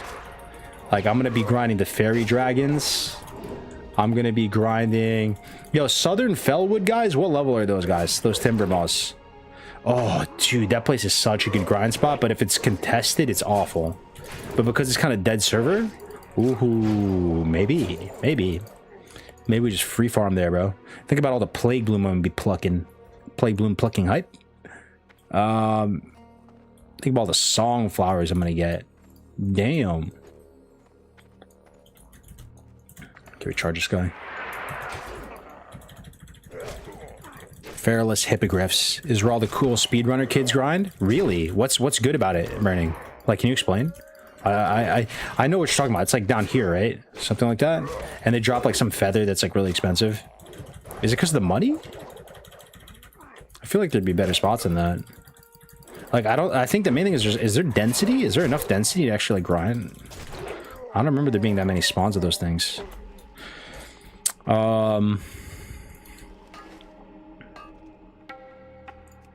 They're technically casters, but they don't cast, but they have the same HP / armor of casters. Oh, that's sick. Oh my god, everybody in the chat learned something today. Everybody say thank you, Burning, yo. Ooh, dude, what a nerd, man. I love it, bro. These are fucking resident nerd. He just knows all the armor values of the mobs. Hell yeah. I'm going there, boys. Is that better than Naga Cave? Most mobs have caster HP too. Ramen is goated for bulking. Cali Muscle was really onto something. Yes, sir. Garlic Parmesan pretzels dipped in roasted red pepper hummus with a chunk of sharp cheddar cheese. Damn, Dienna. That sounds good as hell. Yeah, that sounds real good. Okay. All right, we're hanging in there right now. We are hanging in there. We're deep in ogre country right now. We need to finish these quests up. Okay, pull this guy. Death Wish action. Yeah, I'm kind of like living the good life though. A little bit, guys. Because because I am now living in the world of 25 Agipot. You guys feel me on that? We're like in the post 25 Agipot arc. Like that means we're going to be kind of be blasting for the rest of the game because I'm maintaining uptime on that potion like forever, you know. 25 Agi, kind of insane. And like we're just doing good on like Alk, right? Like I can just like Fort Elixir, Fort Pot, like greater Elixir, Agi Elixir, and just like greater defense pot. Just keep all that shit up. And just be living my best life. Just triple potion, grinding stuff. We have Bloodthirst, we have Whirlwind. Finally a Cobalt. I spent a few hours with Frostadamus at the Hippogriffs going ham a while ago. Oh, that's my boy Frosty right there. Stay frosty, my friends. Stay frosty. You're gonna have a snack right now. Yeah, for me, just some good old-fashioned guacamole and chips. Always just a tried and true classic. Or salsa.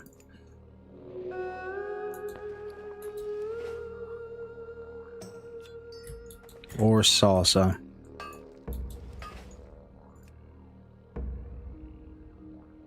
Life's kind of pay to win though, guys, honestly.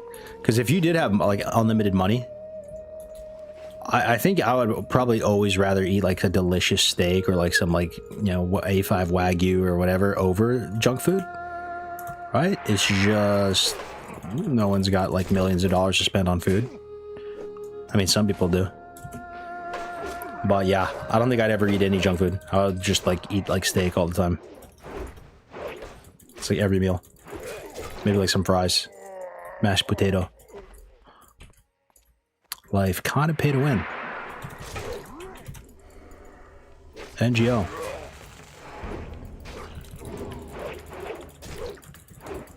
As a kid, I loved junk food. Okay, what is that? What kind of herb are we talking there? Ooh, gold thorn. Ooh, we take those. We love a good gold thorn. We love a good gold thorn, man. Gold thorn, more Agipot.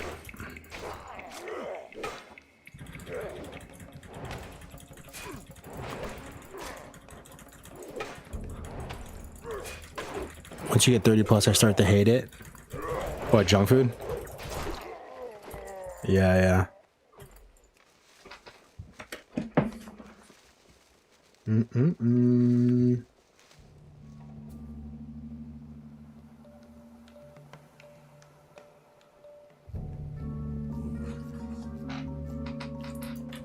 Oh my gosh. Yo, it's kind of a random off-topic question, but anyone like ever date a girl that's like problematically like they're almost like too attractive that it's actually like problematic? Like it's actually like you like almost like some weird part of you wishes it was just like it would just be way less stress if they just like were like just like a normal looking human being. Like it's such a weird question, bro, but like my god, dude. Like bro, this shit, sometimes this shit's exhausting, boys. It's just exhausting, man. Yeah, all the time, right? Like just yeah, I don't know, man. Emotional peace, emotional security is like the best thing someone can offer you in a relationship. IMO for whatever that's worth.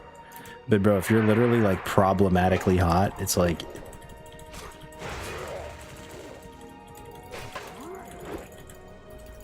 welcome to just like constantly having anxiety every fucking day. Do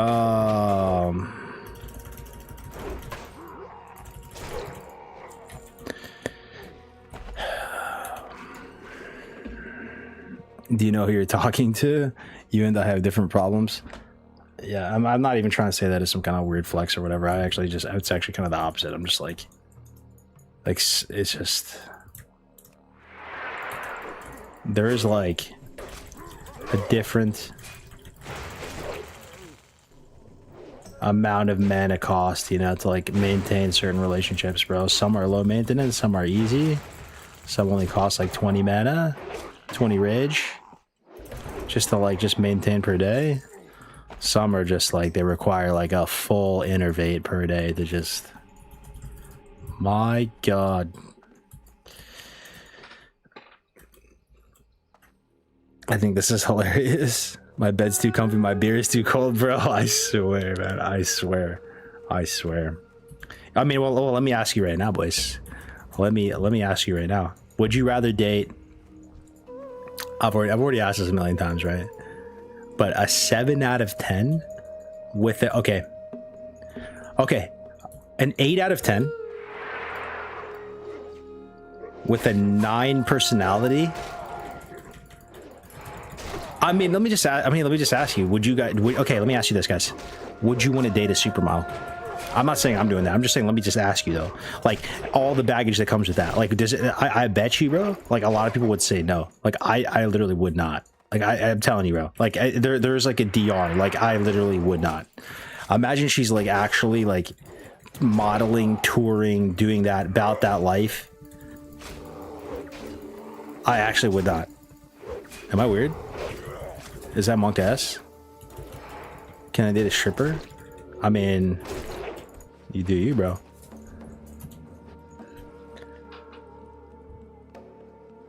Yeah. Damn, they're dropping like flies. Gorenzo wrench whistle. Uh-oh. Oh, I forget I ever said anything. Forget I ever said anything, chat. Forget I ever said anything. Forget I ever said anything, you know? I just like... My mental health is so bad, I don't even care if she cheats on me as long as if I have food and a place to play WoW, I don't care. Damn, bro. And we're back.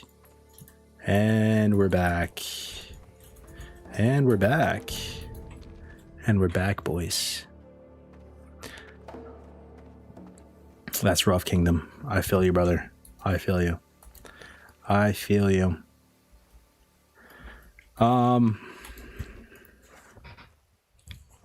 Yeah, I think my whole point was summarized with that, though. If you had the opportunity to date like just like a Victoria's Secret model or whatever the gold standard is, like you're literally like gold standard face ratio, all that bullshit, right? And every time you go out, you're like literally like everyone's just like, how the hell did you like end up with that, dude? Like what the hell? Like you're literally just getting like flexed on all day, every day. Like you're literally looking like an absolute like hobgoblin, like Smeagol looking guy, like, and you just like have this like bombshell like that's just exhausting. But like that does not sound like a good life experience, to be honest. That's I think guys are trying to be like the Prince Charming, you know. You're trying to like be like a handsome prince, you know. You're trying to like kind of like rescue a damsel in distress to a certain extent, to varying degrees.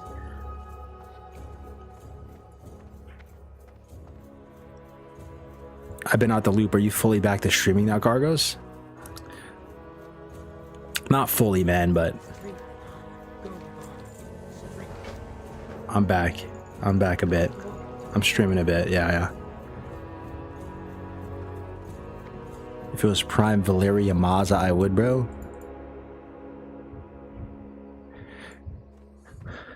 Yeah. I mean, perfect balance. Is this perfect balance? I actually think for me, perfect balance is you're like equally attractive as like your partner. Like on an objective scale. Like if you're like an 8 out of 10, like you're basically just like with an 8 out of 10. I feel like that probably just like gives you the most like peace. Like the most like like I could just like all is well, all is as it should be, there's no imbalance in the force. Like basically fully depends on the girl. I think if she's a supermodel but she's chill, yeah, like it's, but that's what I'm saying, it's not even necessarily about her. Like she could just be like have a really good head on her shoulders, but you're just gonna have constant thirsty dudes just encroaching on her, bro, from all sides, bro. Just like think about counterattacking the Barons, man. Just from all angles, dude. Up, down, left, right, up, you know, like just onslaught of IG DMs every day, just navigating the tumultuous waters that entails. That must be crazy though. Imagine you are like a super hot girl, like that's just your normal. Like if you're a super hot girl, guys, do you think they wake up and they get like 5 DMs per day? What is that like? It's just like another day in the life. Waking up, gonna have my cereal here, gonna have my oatmeal, gonna have my yogurt. Check my DMs up. 5 dudes saying hello, introducing themselves. Nice.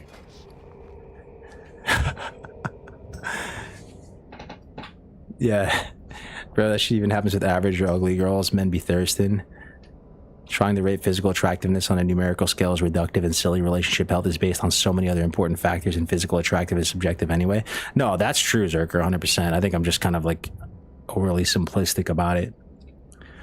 Yeah, you are right. It's too simple. It's too simple of a way, and it's kind of like almost like a little bit like almost even like derogatory to make it go to a number amount.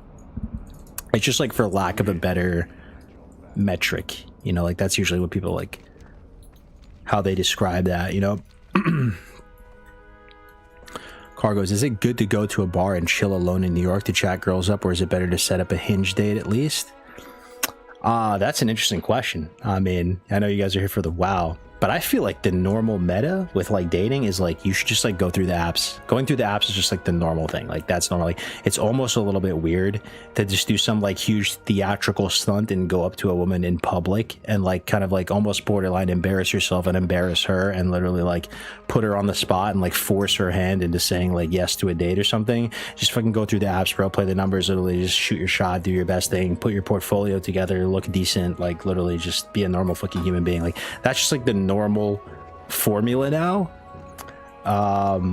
That yeah, I think that's probably the way to do it, man. I mean, it's not great, but that's probably like more normal.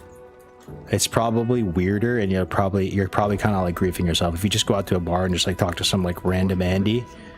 You know, like if you're up on you're on Hinge or these apps, man, maybe you can find some like mutual interest. They like play the same sport, you know, maybe they play games, you know, like I don't know.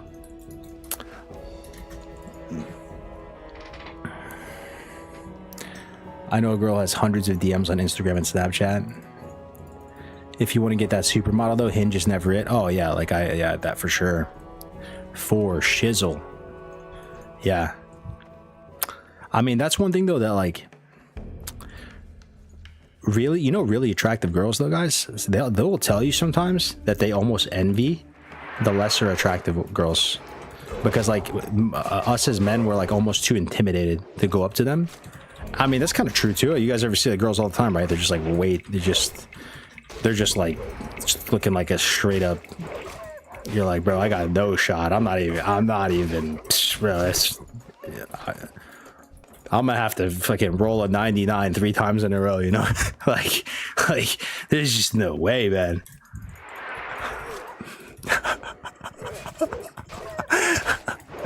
Oh man.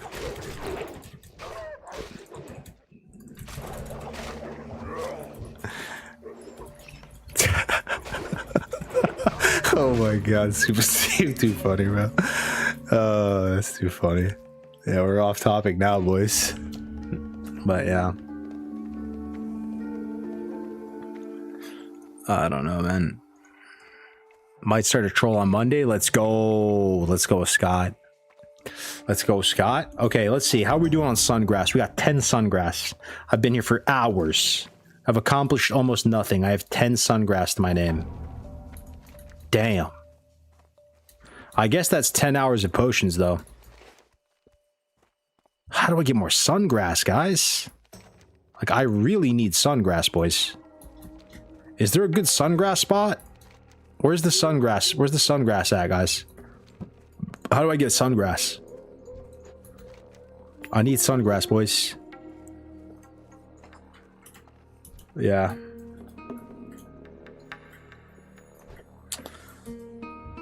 I say chatting girls up daytime, cafes, parks, etc. is way better than bar nightlife. Yeah, man, I kind of agree with you, dude. Yo, would you guys agree with the statement that, like, men, we get more... You know, actually, it's probably the same with women, come to think about it. Like, I was just going to say that men, we get more conservative with time.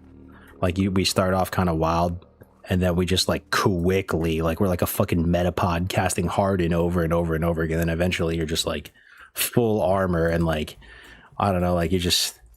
Like, I'm becoming less crazy, more conservative, more just like normie, more like boring, more like all of it, you know what I mean? I just like, dude, life is hard, man. Life is hard, dude. You got the Biss ring too? That's right, that's true.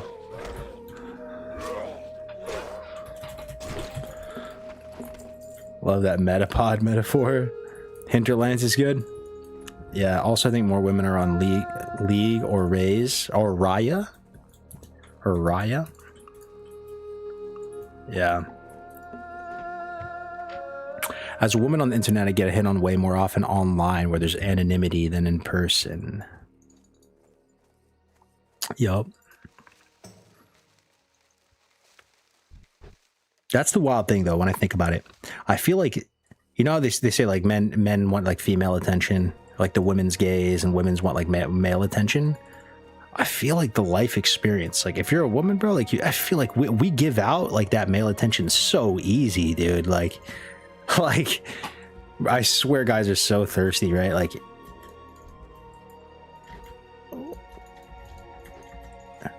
what's there even to crave? Like, it's literally like in copious supply, dude. Like, it's everywhere you go, probably non-stop.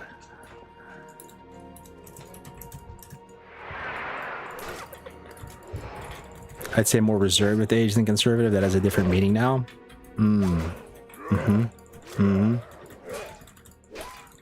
I met my girl at the post office. When she came walking out, I said hi and asked her for her name. It went from there. She even said she became instantly interested when I had the balls to break the ice out of nowhere. That's cool, man. I kind of like that. That's a cute one. That's a cute one for sure. The post office? Hell yeah, brother. You got mail.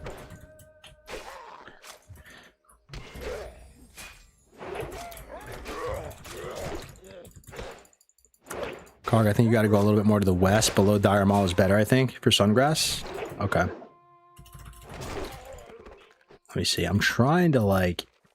There's a lot of spawns on the map right here. Oh, yeah, I see a bunch. I see what you mean down there. I feel like it might be, like, high level down there, though. I'm honestly just looking for, like, one stack of Sungrass, dude. Is that too much to ask? Holy smokes, man. I want one stack of the Sungrass. Because then that's 20 potions right there. I can play the game for 20 hours. I got the Gather Mate going. I'm gonna go south.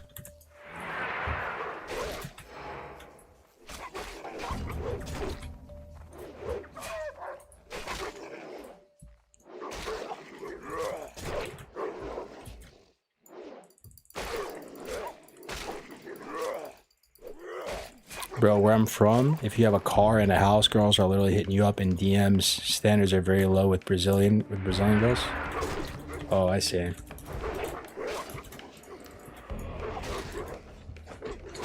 Yeah, I mean, it might be the case here too, bro. I don't even know. I don't even know, man. Yo, what advice, what, if you could do life over again, boys, what dating advice would you tell your younger self? What would you give yourself? What knowledge would you bestow? If you could just re-roll, dude, fresh, level 1 tomorrow, dude. It's all good. I mean, it all works out, right? But anything come to mind?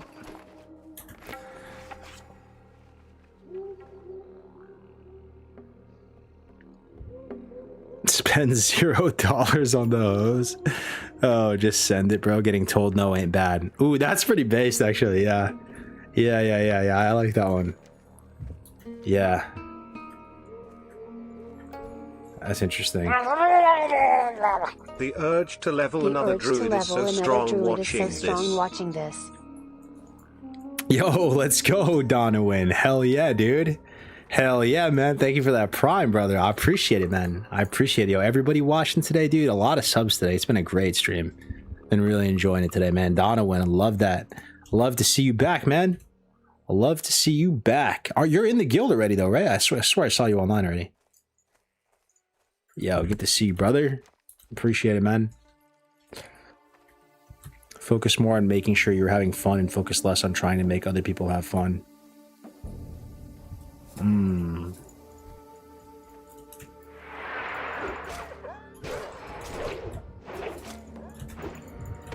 Yeah, dude.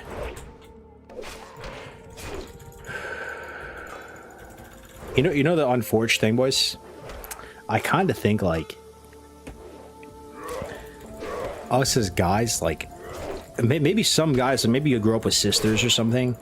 I could see that, right? If you grew up with sisters, maybe you start at like level 3, right? Everybody starts at level 1. Yeah, if you grew up with multiple sisters, you're like, you start at level 6.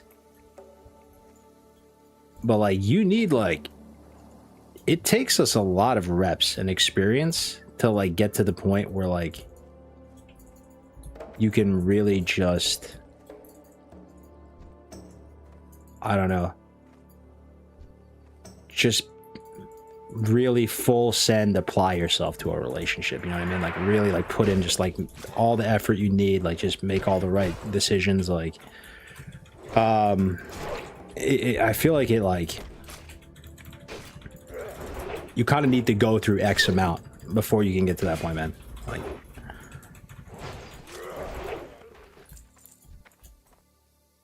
some people never learn. No, I've seen multiple dudes that had sisters and still were awful to women.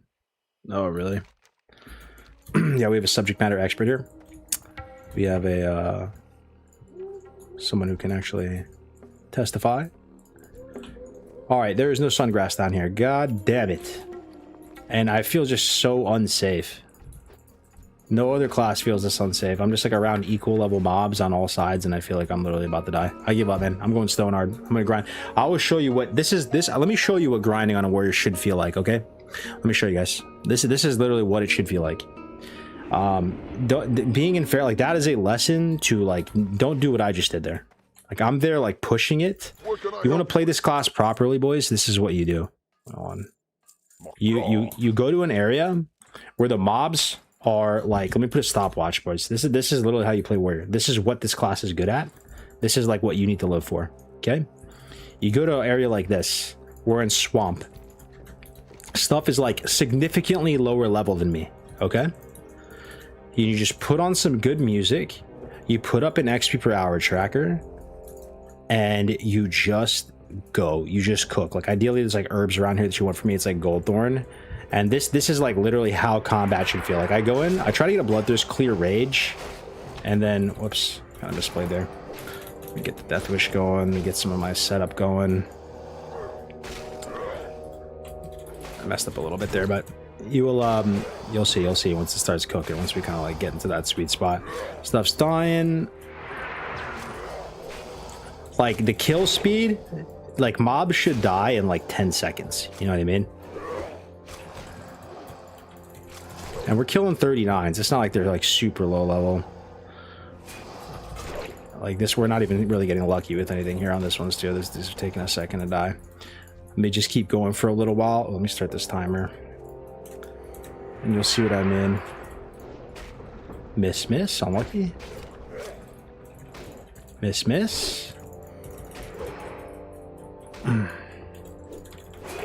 This is like what you do when you're weak on warrior though, guys, and this feels really good. You actually feel like your class is like super strong. There is no class in the game that's better at killing like low level mobs.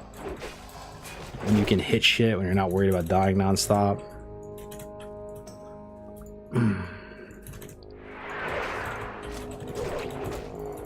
There we go. Now we're connecting.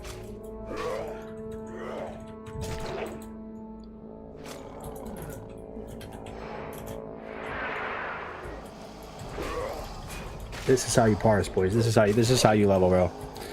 This is actually, I'm like convinced, at least for my play style, like this is how you cook, man. You get to a good grind spot, sit gear, you like try to keep up to date with your weapons, you pop whatever like potions you have, you know what I mean?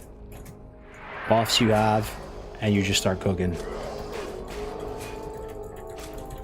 Hey, what up, John Rev? This is why I'm so bad at playing warrior. I'll be trying to do Eliza at level 31 as a warrior because RXP tells me to and I'm no bitch. Yeah, no, 100%. You get RXP baited to your death, 100%. 100%. I feel you, bro.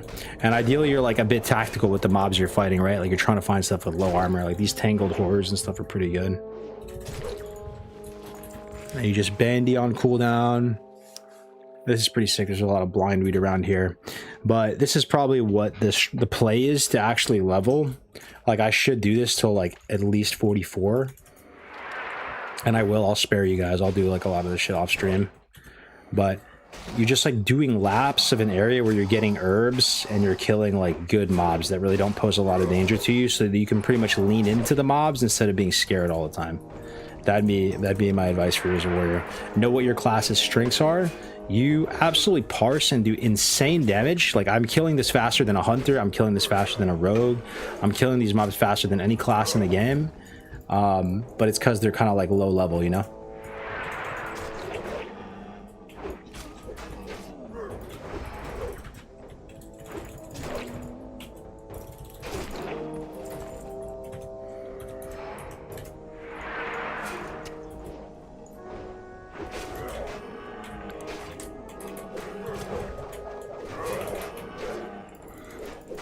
Yo, Cargos, I just had a random thought about humans. What if they were locked from warrior? I don't think we lock anything, bro. Like, you just let people play the game. Like, zero rules just really makes it for, like, a really awesome, like, pitch. But like I said, you can control the culture, you know? And I think, like, human is kind of inherently going to be kind of like a boring choice. So you should, like, a guild should spin that up. Like, they should pretty much do something like that where they lock warrior. My idea, dude, is if they just do all paladin. I actually think all paladin would be really fucking cool, man. People get really into that paladin RP for the light, you know? Just a bunch of 40 plate chads, you know, even though probably, like, half of them will be wearing that, like, cyan dress from Stratholme. But like, you know what I mean? Prop pally tanks, spamming G-Bok, and then, you know, rat pallies, maybe some Shockadins thrown in the mix. Kind of cool. Order of the Iron Hand. Yeah, no taunt. I mean, it's already proven that you can pretty much clear all the content. You can tank every fight in this game, including Makesna and stuff, as prop pally. It just, like, you know, requires a group that's gonna, like, be patient and, like, know what you're trying to do. You know, you have to, like, kind of, like, go in there and be like, hey, look, guys, I'm trying to attempt to tank this as prop alley. I saw Dwarf Lord do it the other day. Like, the way he did it, you can't do this on hardcore, but he had guys, like, DI. Like, this is how he did Makesna. He had a guy DI before the pull on Makesna, so he doesn't get webbed or, like, CC'd or whatever, and he can just heal the tank. Even though he has no shield wall, he can just like heal through the phase, right? But yeah, Shockadin, yup, Shockadin, yup.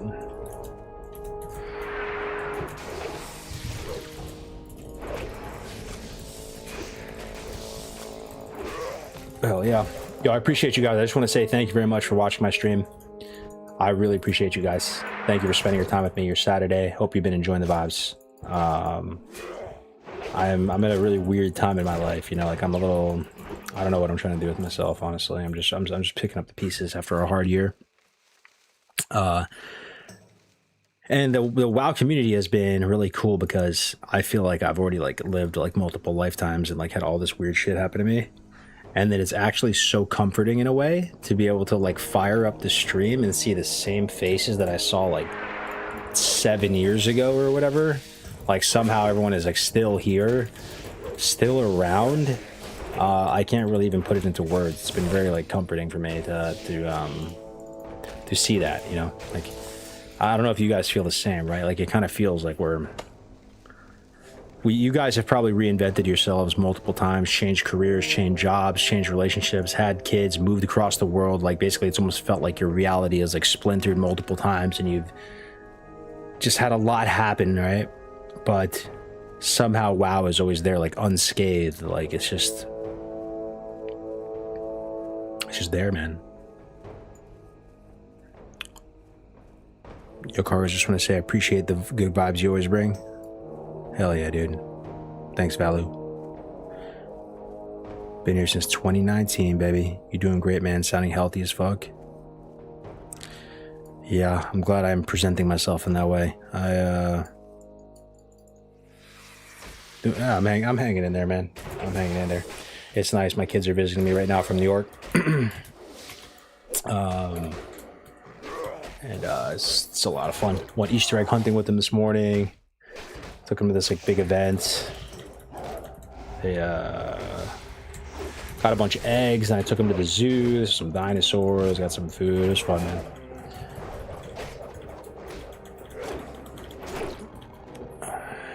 Been here since 2019 as well. Always glad to see when you're streaming again. Yeah, I'm like kind of a weird streamer though, huh? It's like I literally have never had a stream schedule. I don't even look at the chat that much. I kind of just like ADHD rambling. I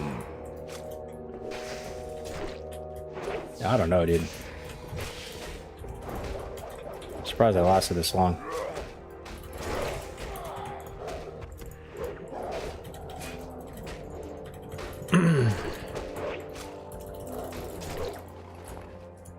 What is this? Life fruit blindweed. Okay. We take those. I have so much blindweed, man. Swamp is my pick for like just the best zone in the game for herbing. You can literally go from like 180 to, or even less. You can go from wild steel bloom all the way to 300 here. Crazy.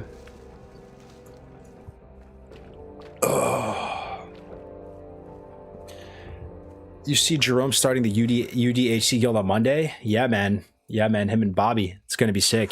And there's other people. There's other people starting guilds too, bro. On Monday. There's gonna be a lot of people leveling here, guys. Like I said, this is your chance. Like you can get some levels in now, but the calm before the storm. It's almost like you get a little head start. Like it's not too late at all. I actually think we're in the early innings of this server. It's just gonna start like kicking up. You might think like BlizzCon's around the corner and yada yada yada, but it's actually in reality like. It's still like pretty far away. It's like 6 months away, Gray said. And I was like, dude, there's no way this 6 months. But he's just like, yeah, you count it all out, bro. It's still like 6 months away.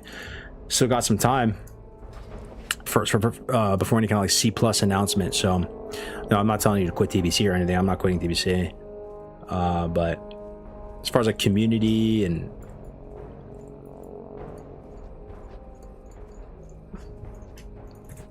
just like immersion and stuff.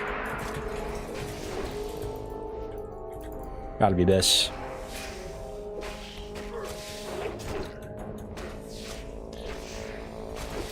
The first streams I was watching was you farming on the Dwarf Pally with Dust Swallow Marsh Murlocs pre-hardcore. Yeah, dude, that was my first character on Bloodsail. That Dwarf Paladin, that was my first character on Bloodsail. That server was dead. I literally tried on that run to pick the lowest pop server possible, pick Bloodsail, and then that just like randomly happened to be the one we did like Iron Lad on, you know.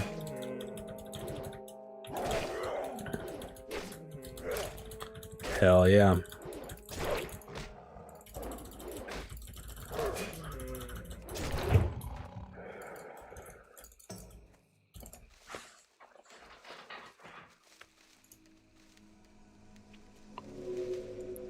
Hell yeah. This spot where I'm going to right now, guys.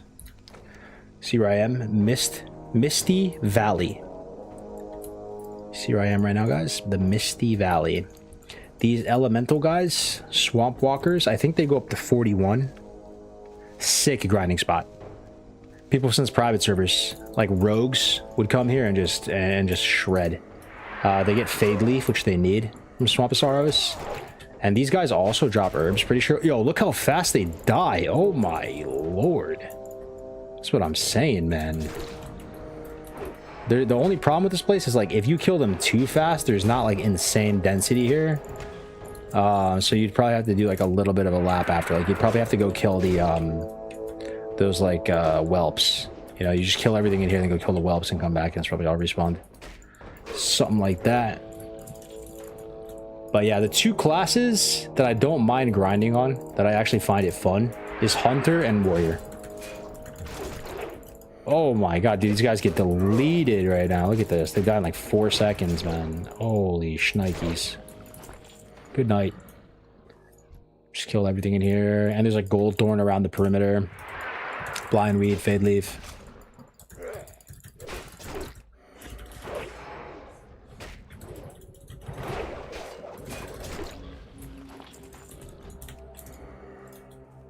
Yes, sir. Look at that. Look at that. Look at the fireworks.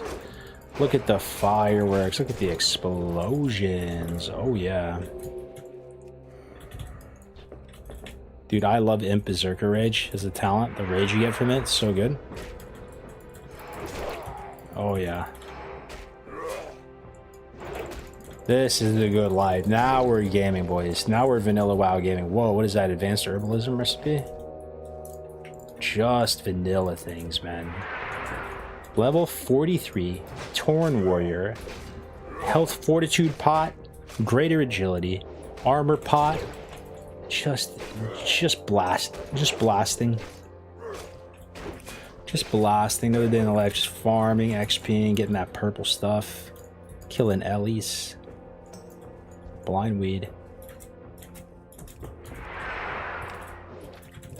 Yeah, for me, that's Warrior becomes playable at 40. Yes. I actually think it's Bloodthirst. You actually feel like you're playing.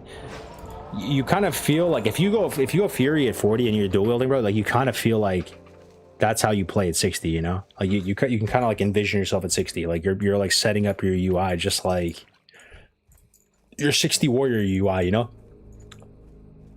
Bloodthirst, Whirlwind, Cleave, like all that stuff, which I like.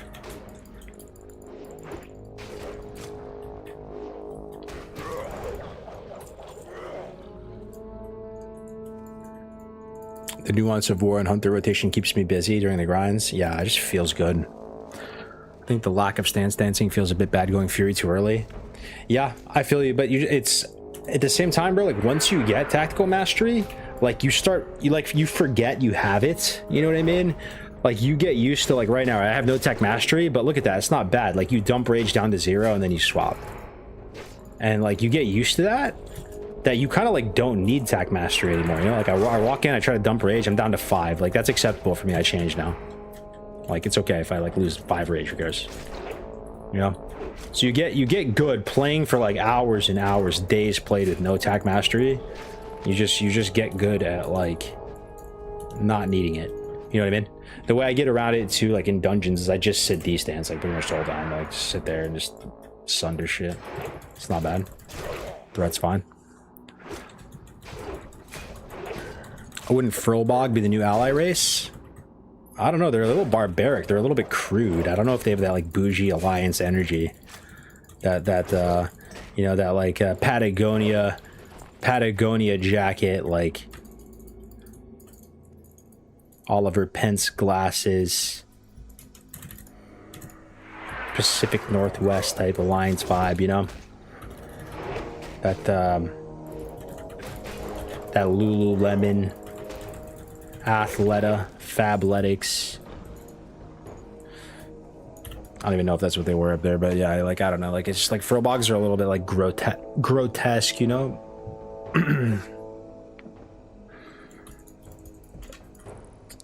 Move, they're dropping like flies, dude. I can't believe Lurler died, man. Lurler died.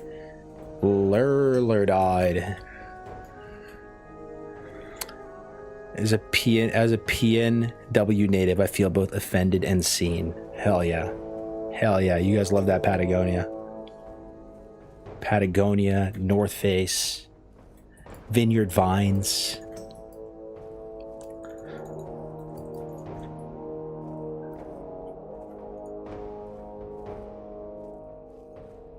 $66 on YouTube. Not bad.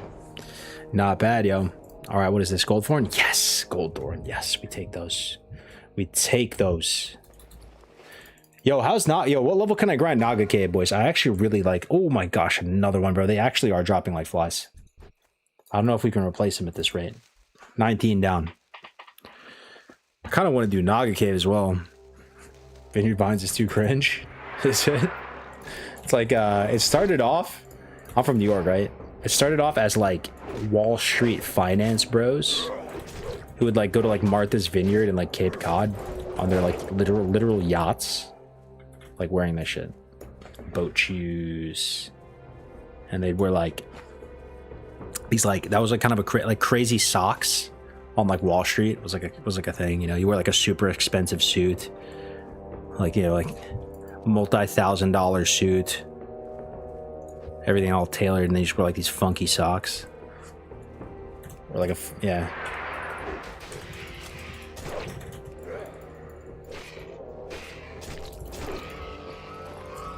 Time to take bets on how long we spend in the Naga Cave. Dude, I like the Naga Cave. Don't knock it till you try it. I thought it was super dangerous, and I mean, it is dangerous. It is dangerous. You need like a certain level of strength to brave the Naga Cave, because you need to kill the mobs so fast that you basically neuter the threat level of that place. If it takes you too long to kill the mobs, it definitely can get scary. You want to go in the Naga Cave when you're killing the mobs in like probably like 8 seconds. Needs to be the lifespan of the mobs. But I think I could do it, bro. Like if at 45, I could probably go in the Naga Cave and just start like 8-seconding all the mobs, something like that.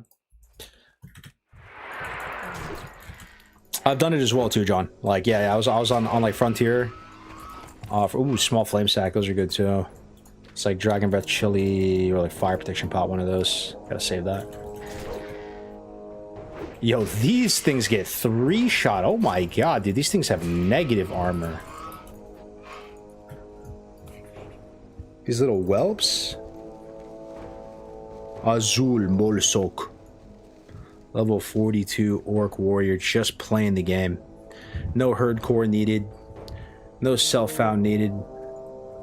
Just out here. Phase 1 TBC. Just Orc Warrioring it up on Classic Era.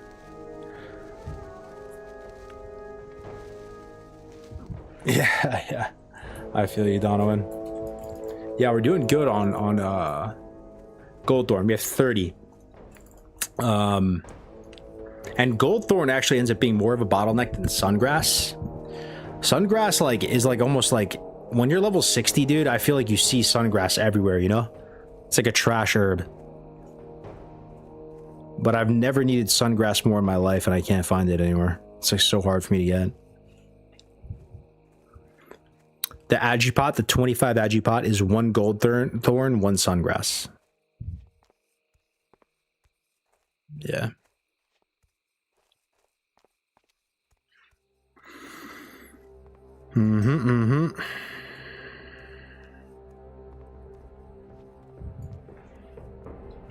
You're in the juicy Skittles now? Yeah. Like I said, bro, alchemy, it's not bad.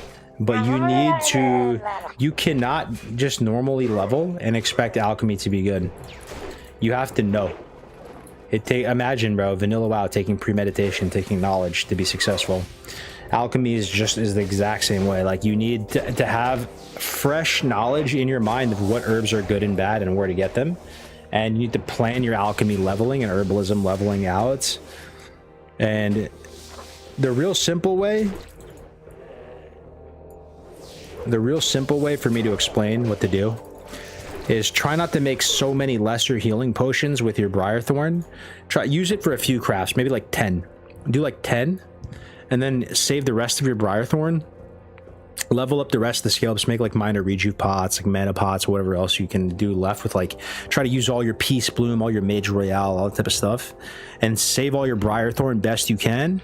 And then whenever you do SFK, you just stay in SFK area for like an hour, maybe like an hour and a half, and then just farm insane Briarthorn. That should fix most of your issues and get you through that horrendous bottleneck. You don't have to fish, actually. It's fine.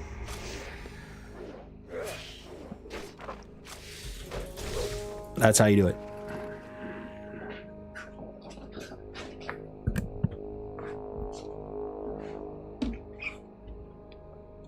Yep.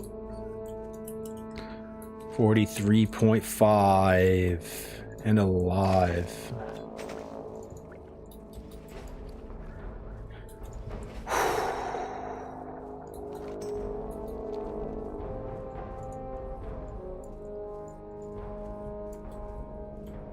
Fade leaf, blind lead.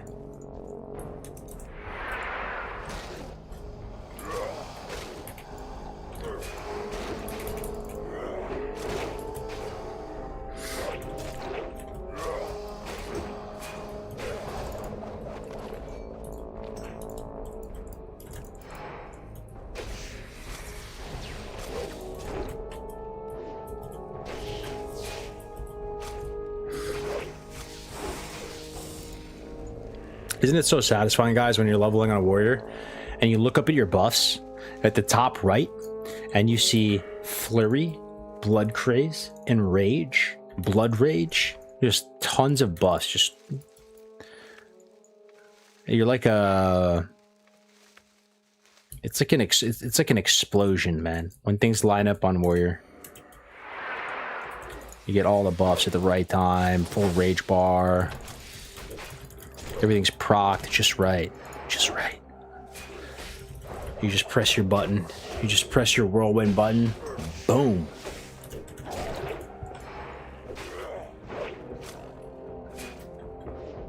Dude, I miss the private server days when you could sit proc and rage, man. Who remembers that, bro? You literally just, I remember I used to bind sit to Z. And you just press Z all the time, bro. You just keep that rage going. Oh, it was so nice, actually. So nice.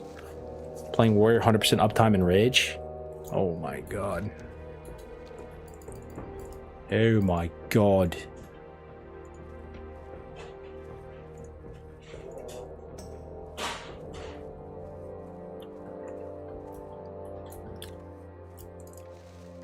Yeah, you gotta be careful on the east coast of this zone, though. That's where the dragon is. The Oni Attunement Dragon. You gotta be careful there, but other than that, Swamp of Sorrows is a cornucopia.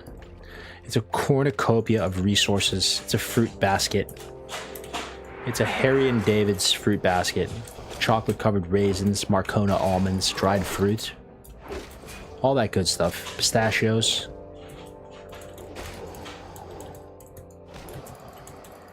Skinless, salted Marcona almonds. That's what I want to be when I grow up, boys. I want to be an almond peeler. Who's peeling the almonds, boys? A swamp of stuff. Yeah, honestly, just killing the ambience too is nice. Like, there's vendors here. There's like multiple vendors. There's one top left. There's one in Stoneheart. As Alliance, though, like Alliance, this is not really a cornucopia. I think Alliance, this place is monk-ass. There's like constant like guards padding around that can like flag you for PvP. You don't really have any like flight path here, really.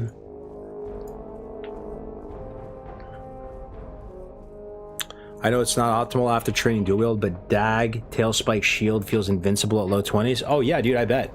No, dude, I would totally use Dagger Shield. Like, it just depends what you have, right? Like, if you have a sick blue shield or something that drops from WC, and you don't have a great dual wield setup, that's the thing about Warrior. You just need to be flexible. You just have to, like, see what you have and make use of it. Like, adapt your rotation, like, to adjust based on what you have access to.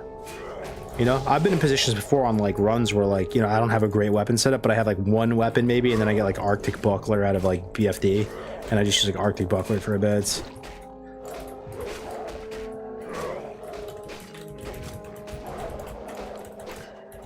You can always throw a shield on and look at how much armor you gain, see how much like damage mitigation it's offering you, in addition to being able to just like bash stuff. Like, you don't get an interrupt on Warrior till 38, you know?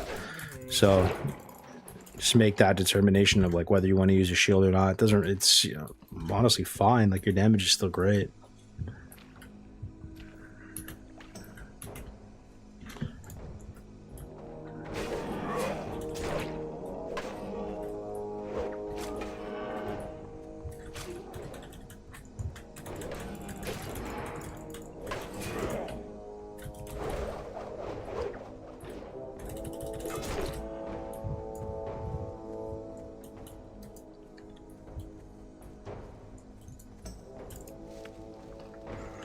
Yes, sir.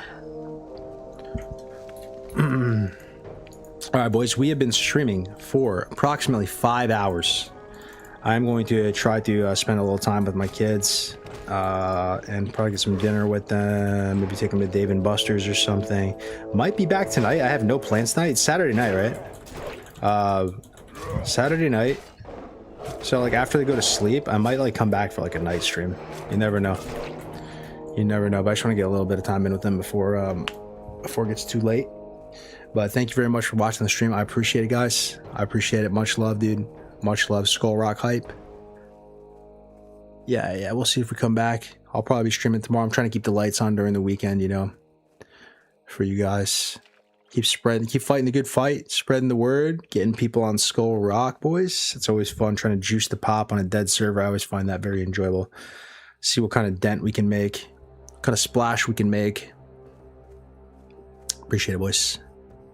We are gonna host Jerome. Oh yeah. Oh, that's clutch. We're gonna host Jerome and make some noise over there. He's rolling here tomorrow. It's kind of good timing. No hit Jerome.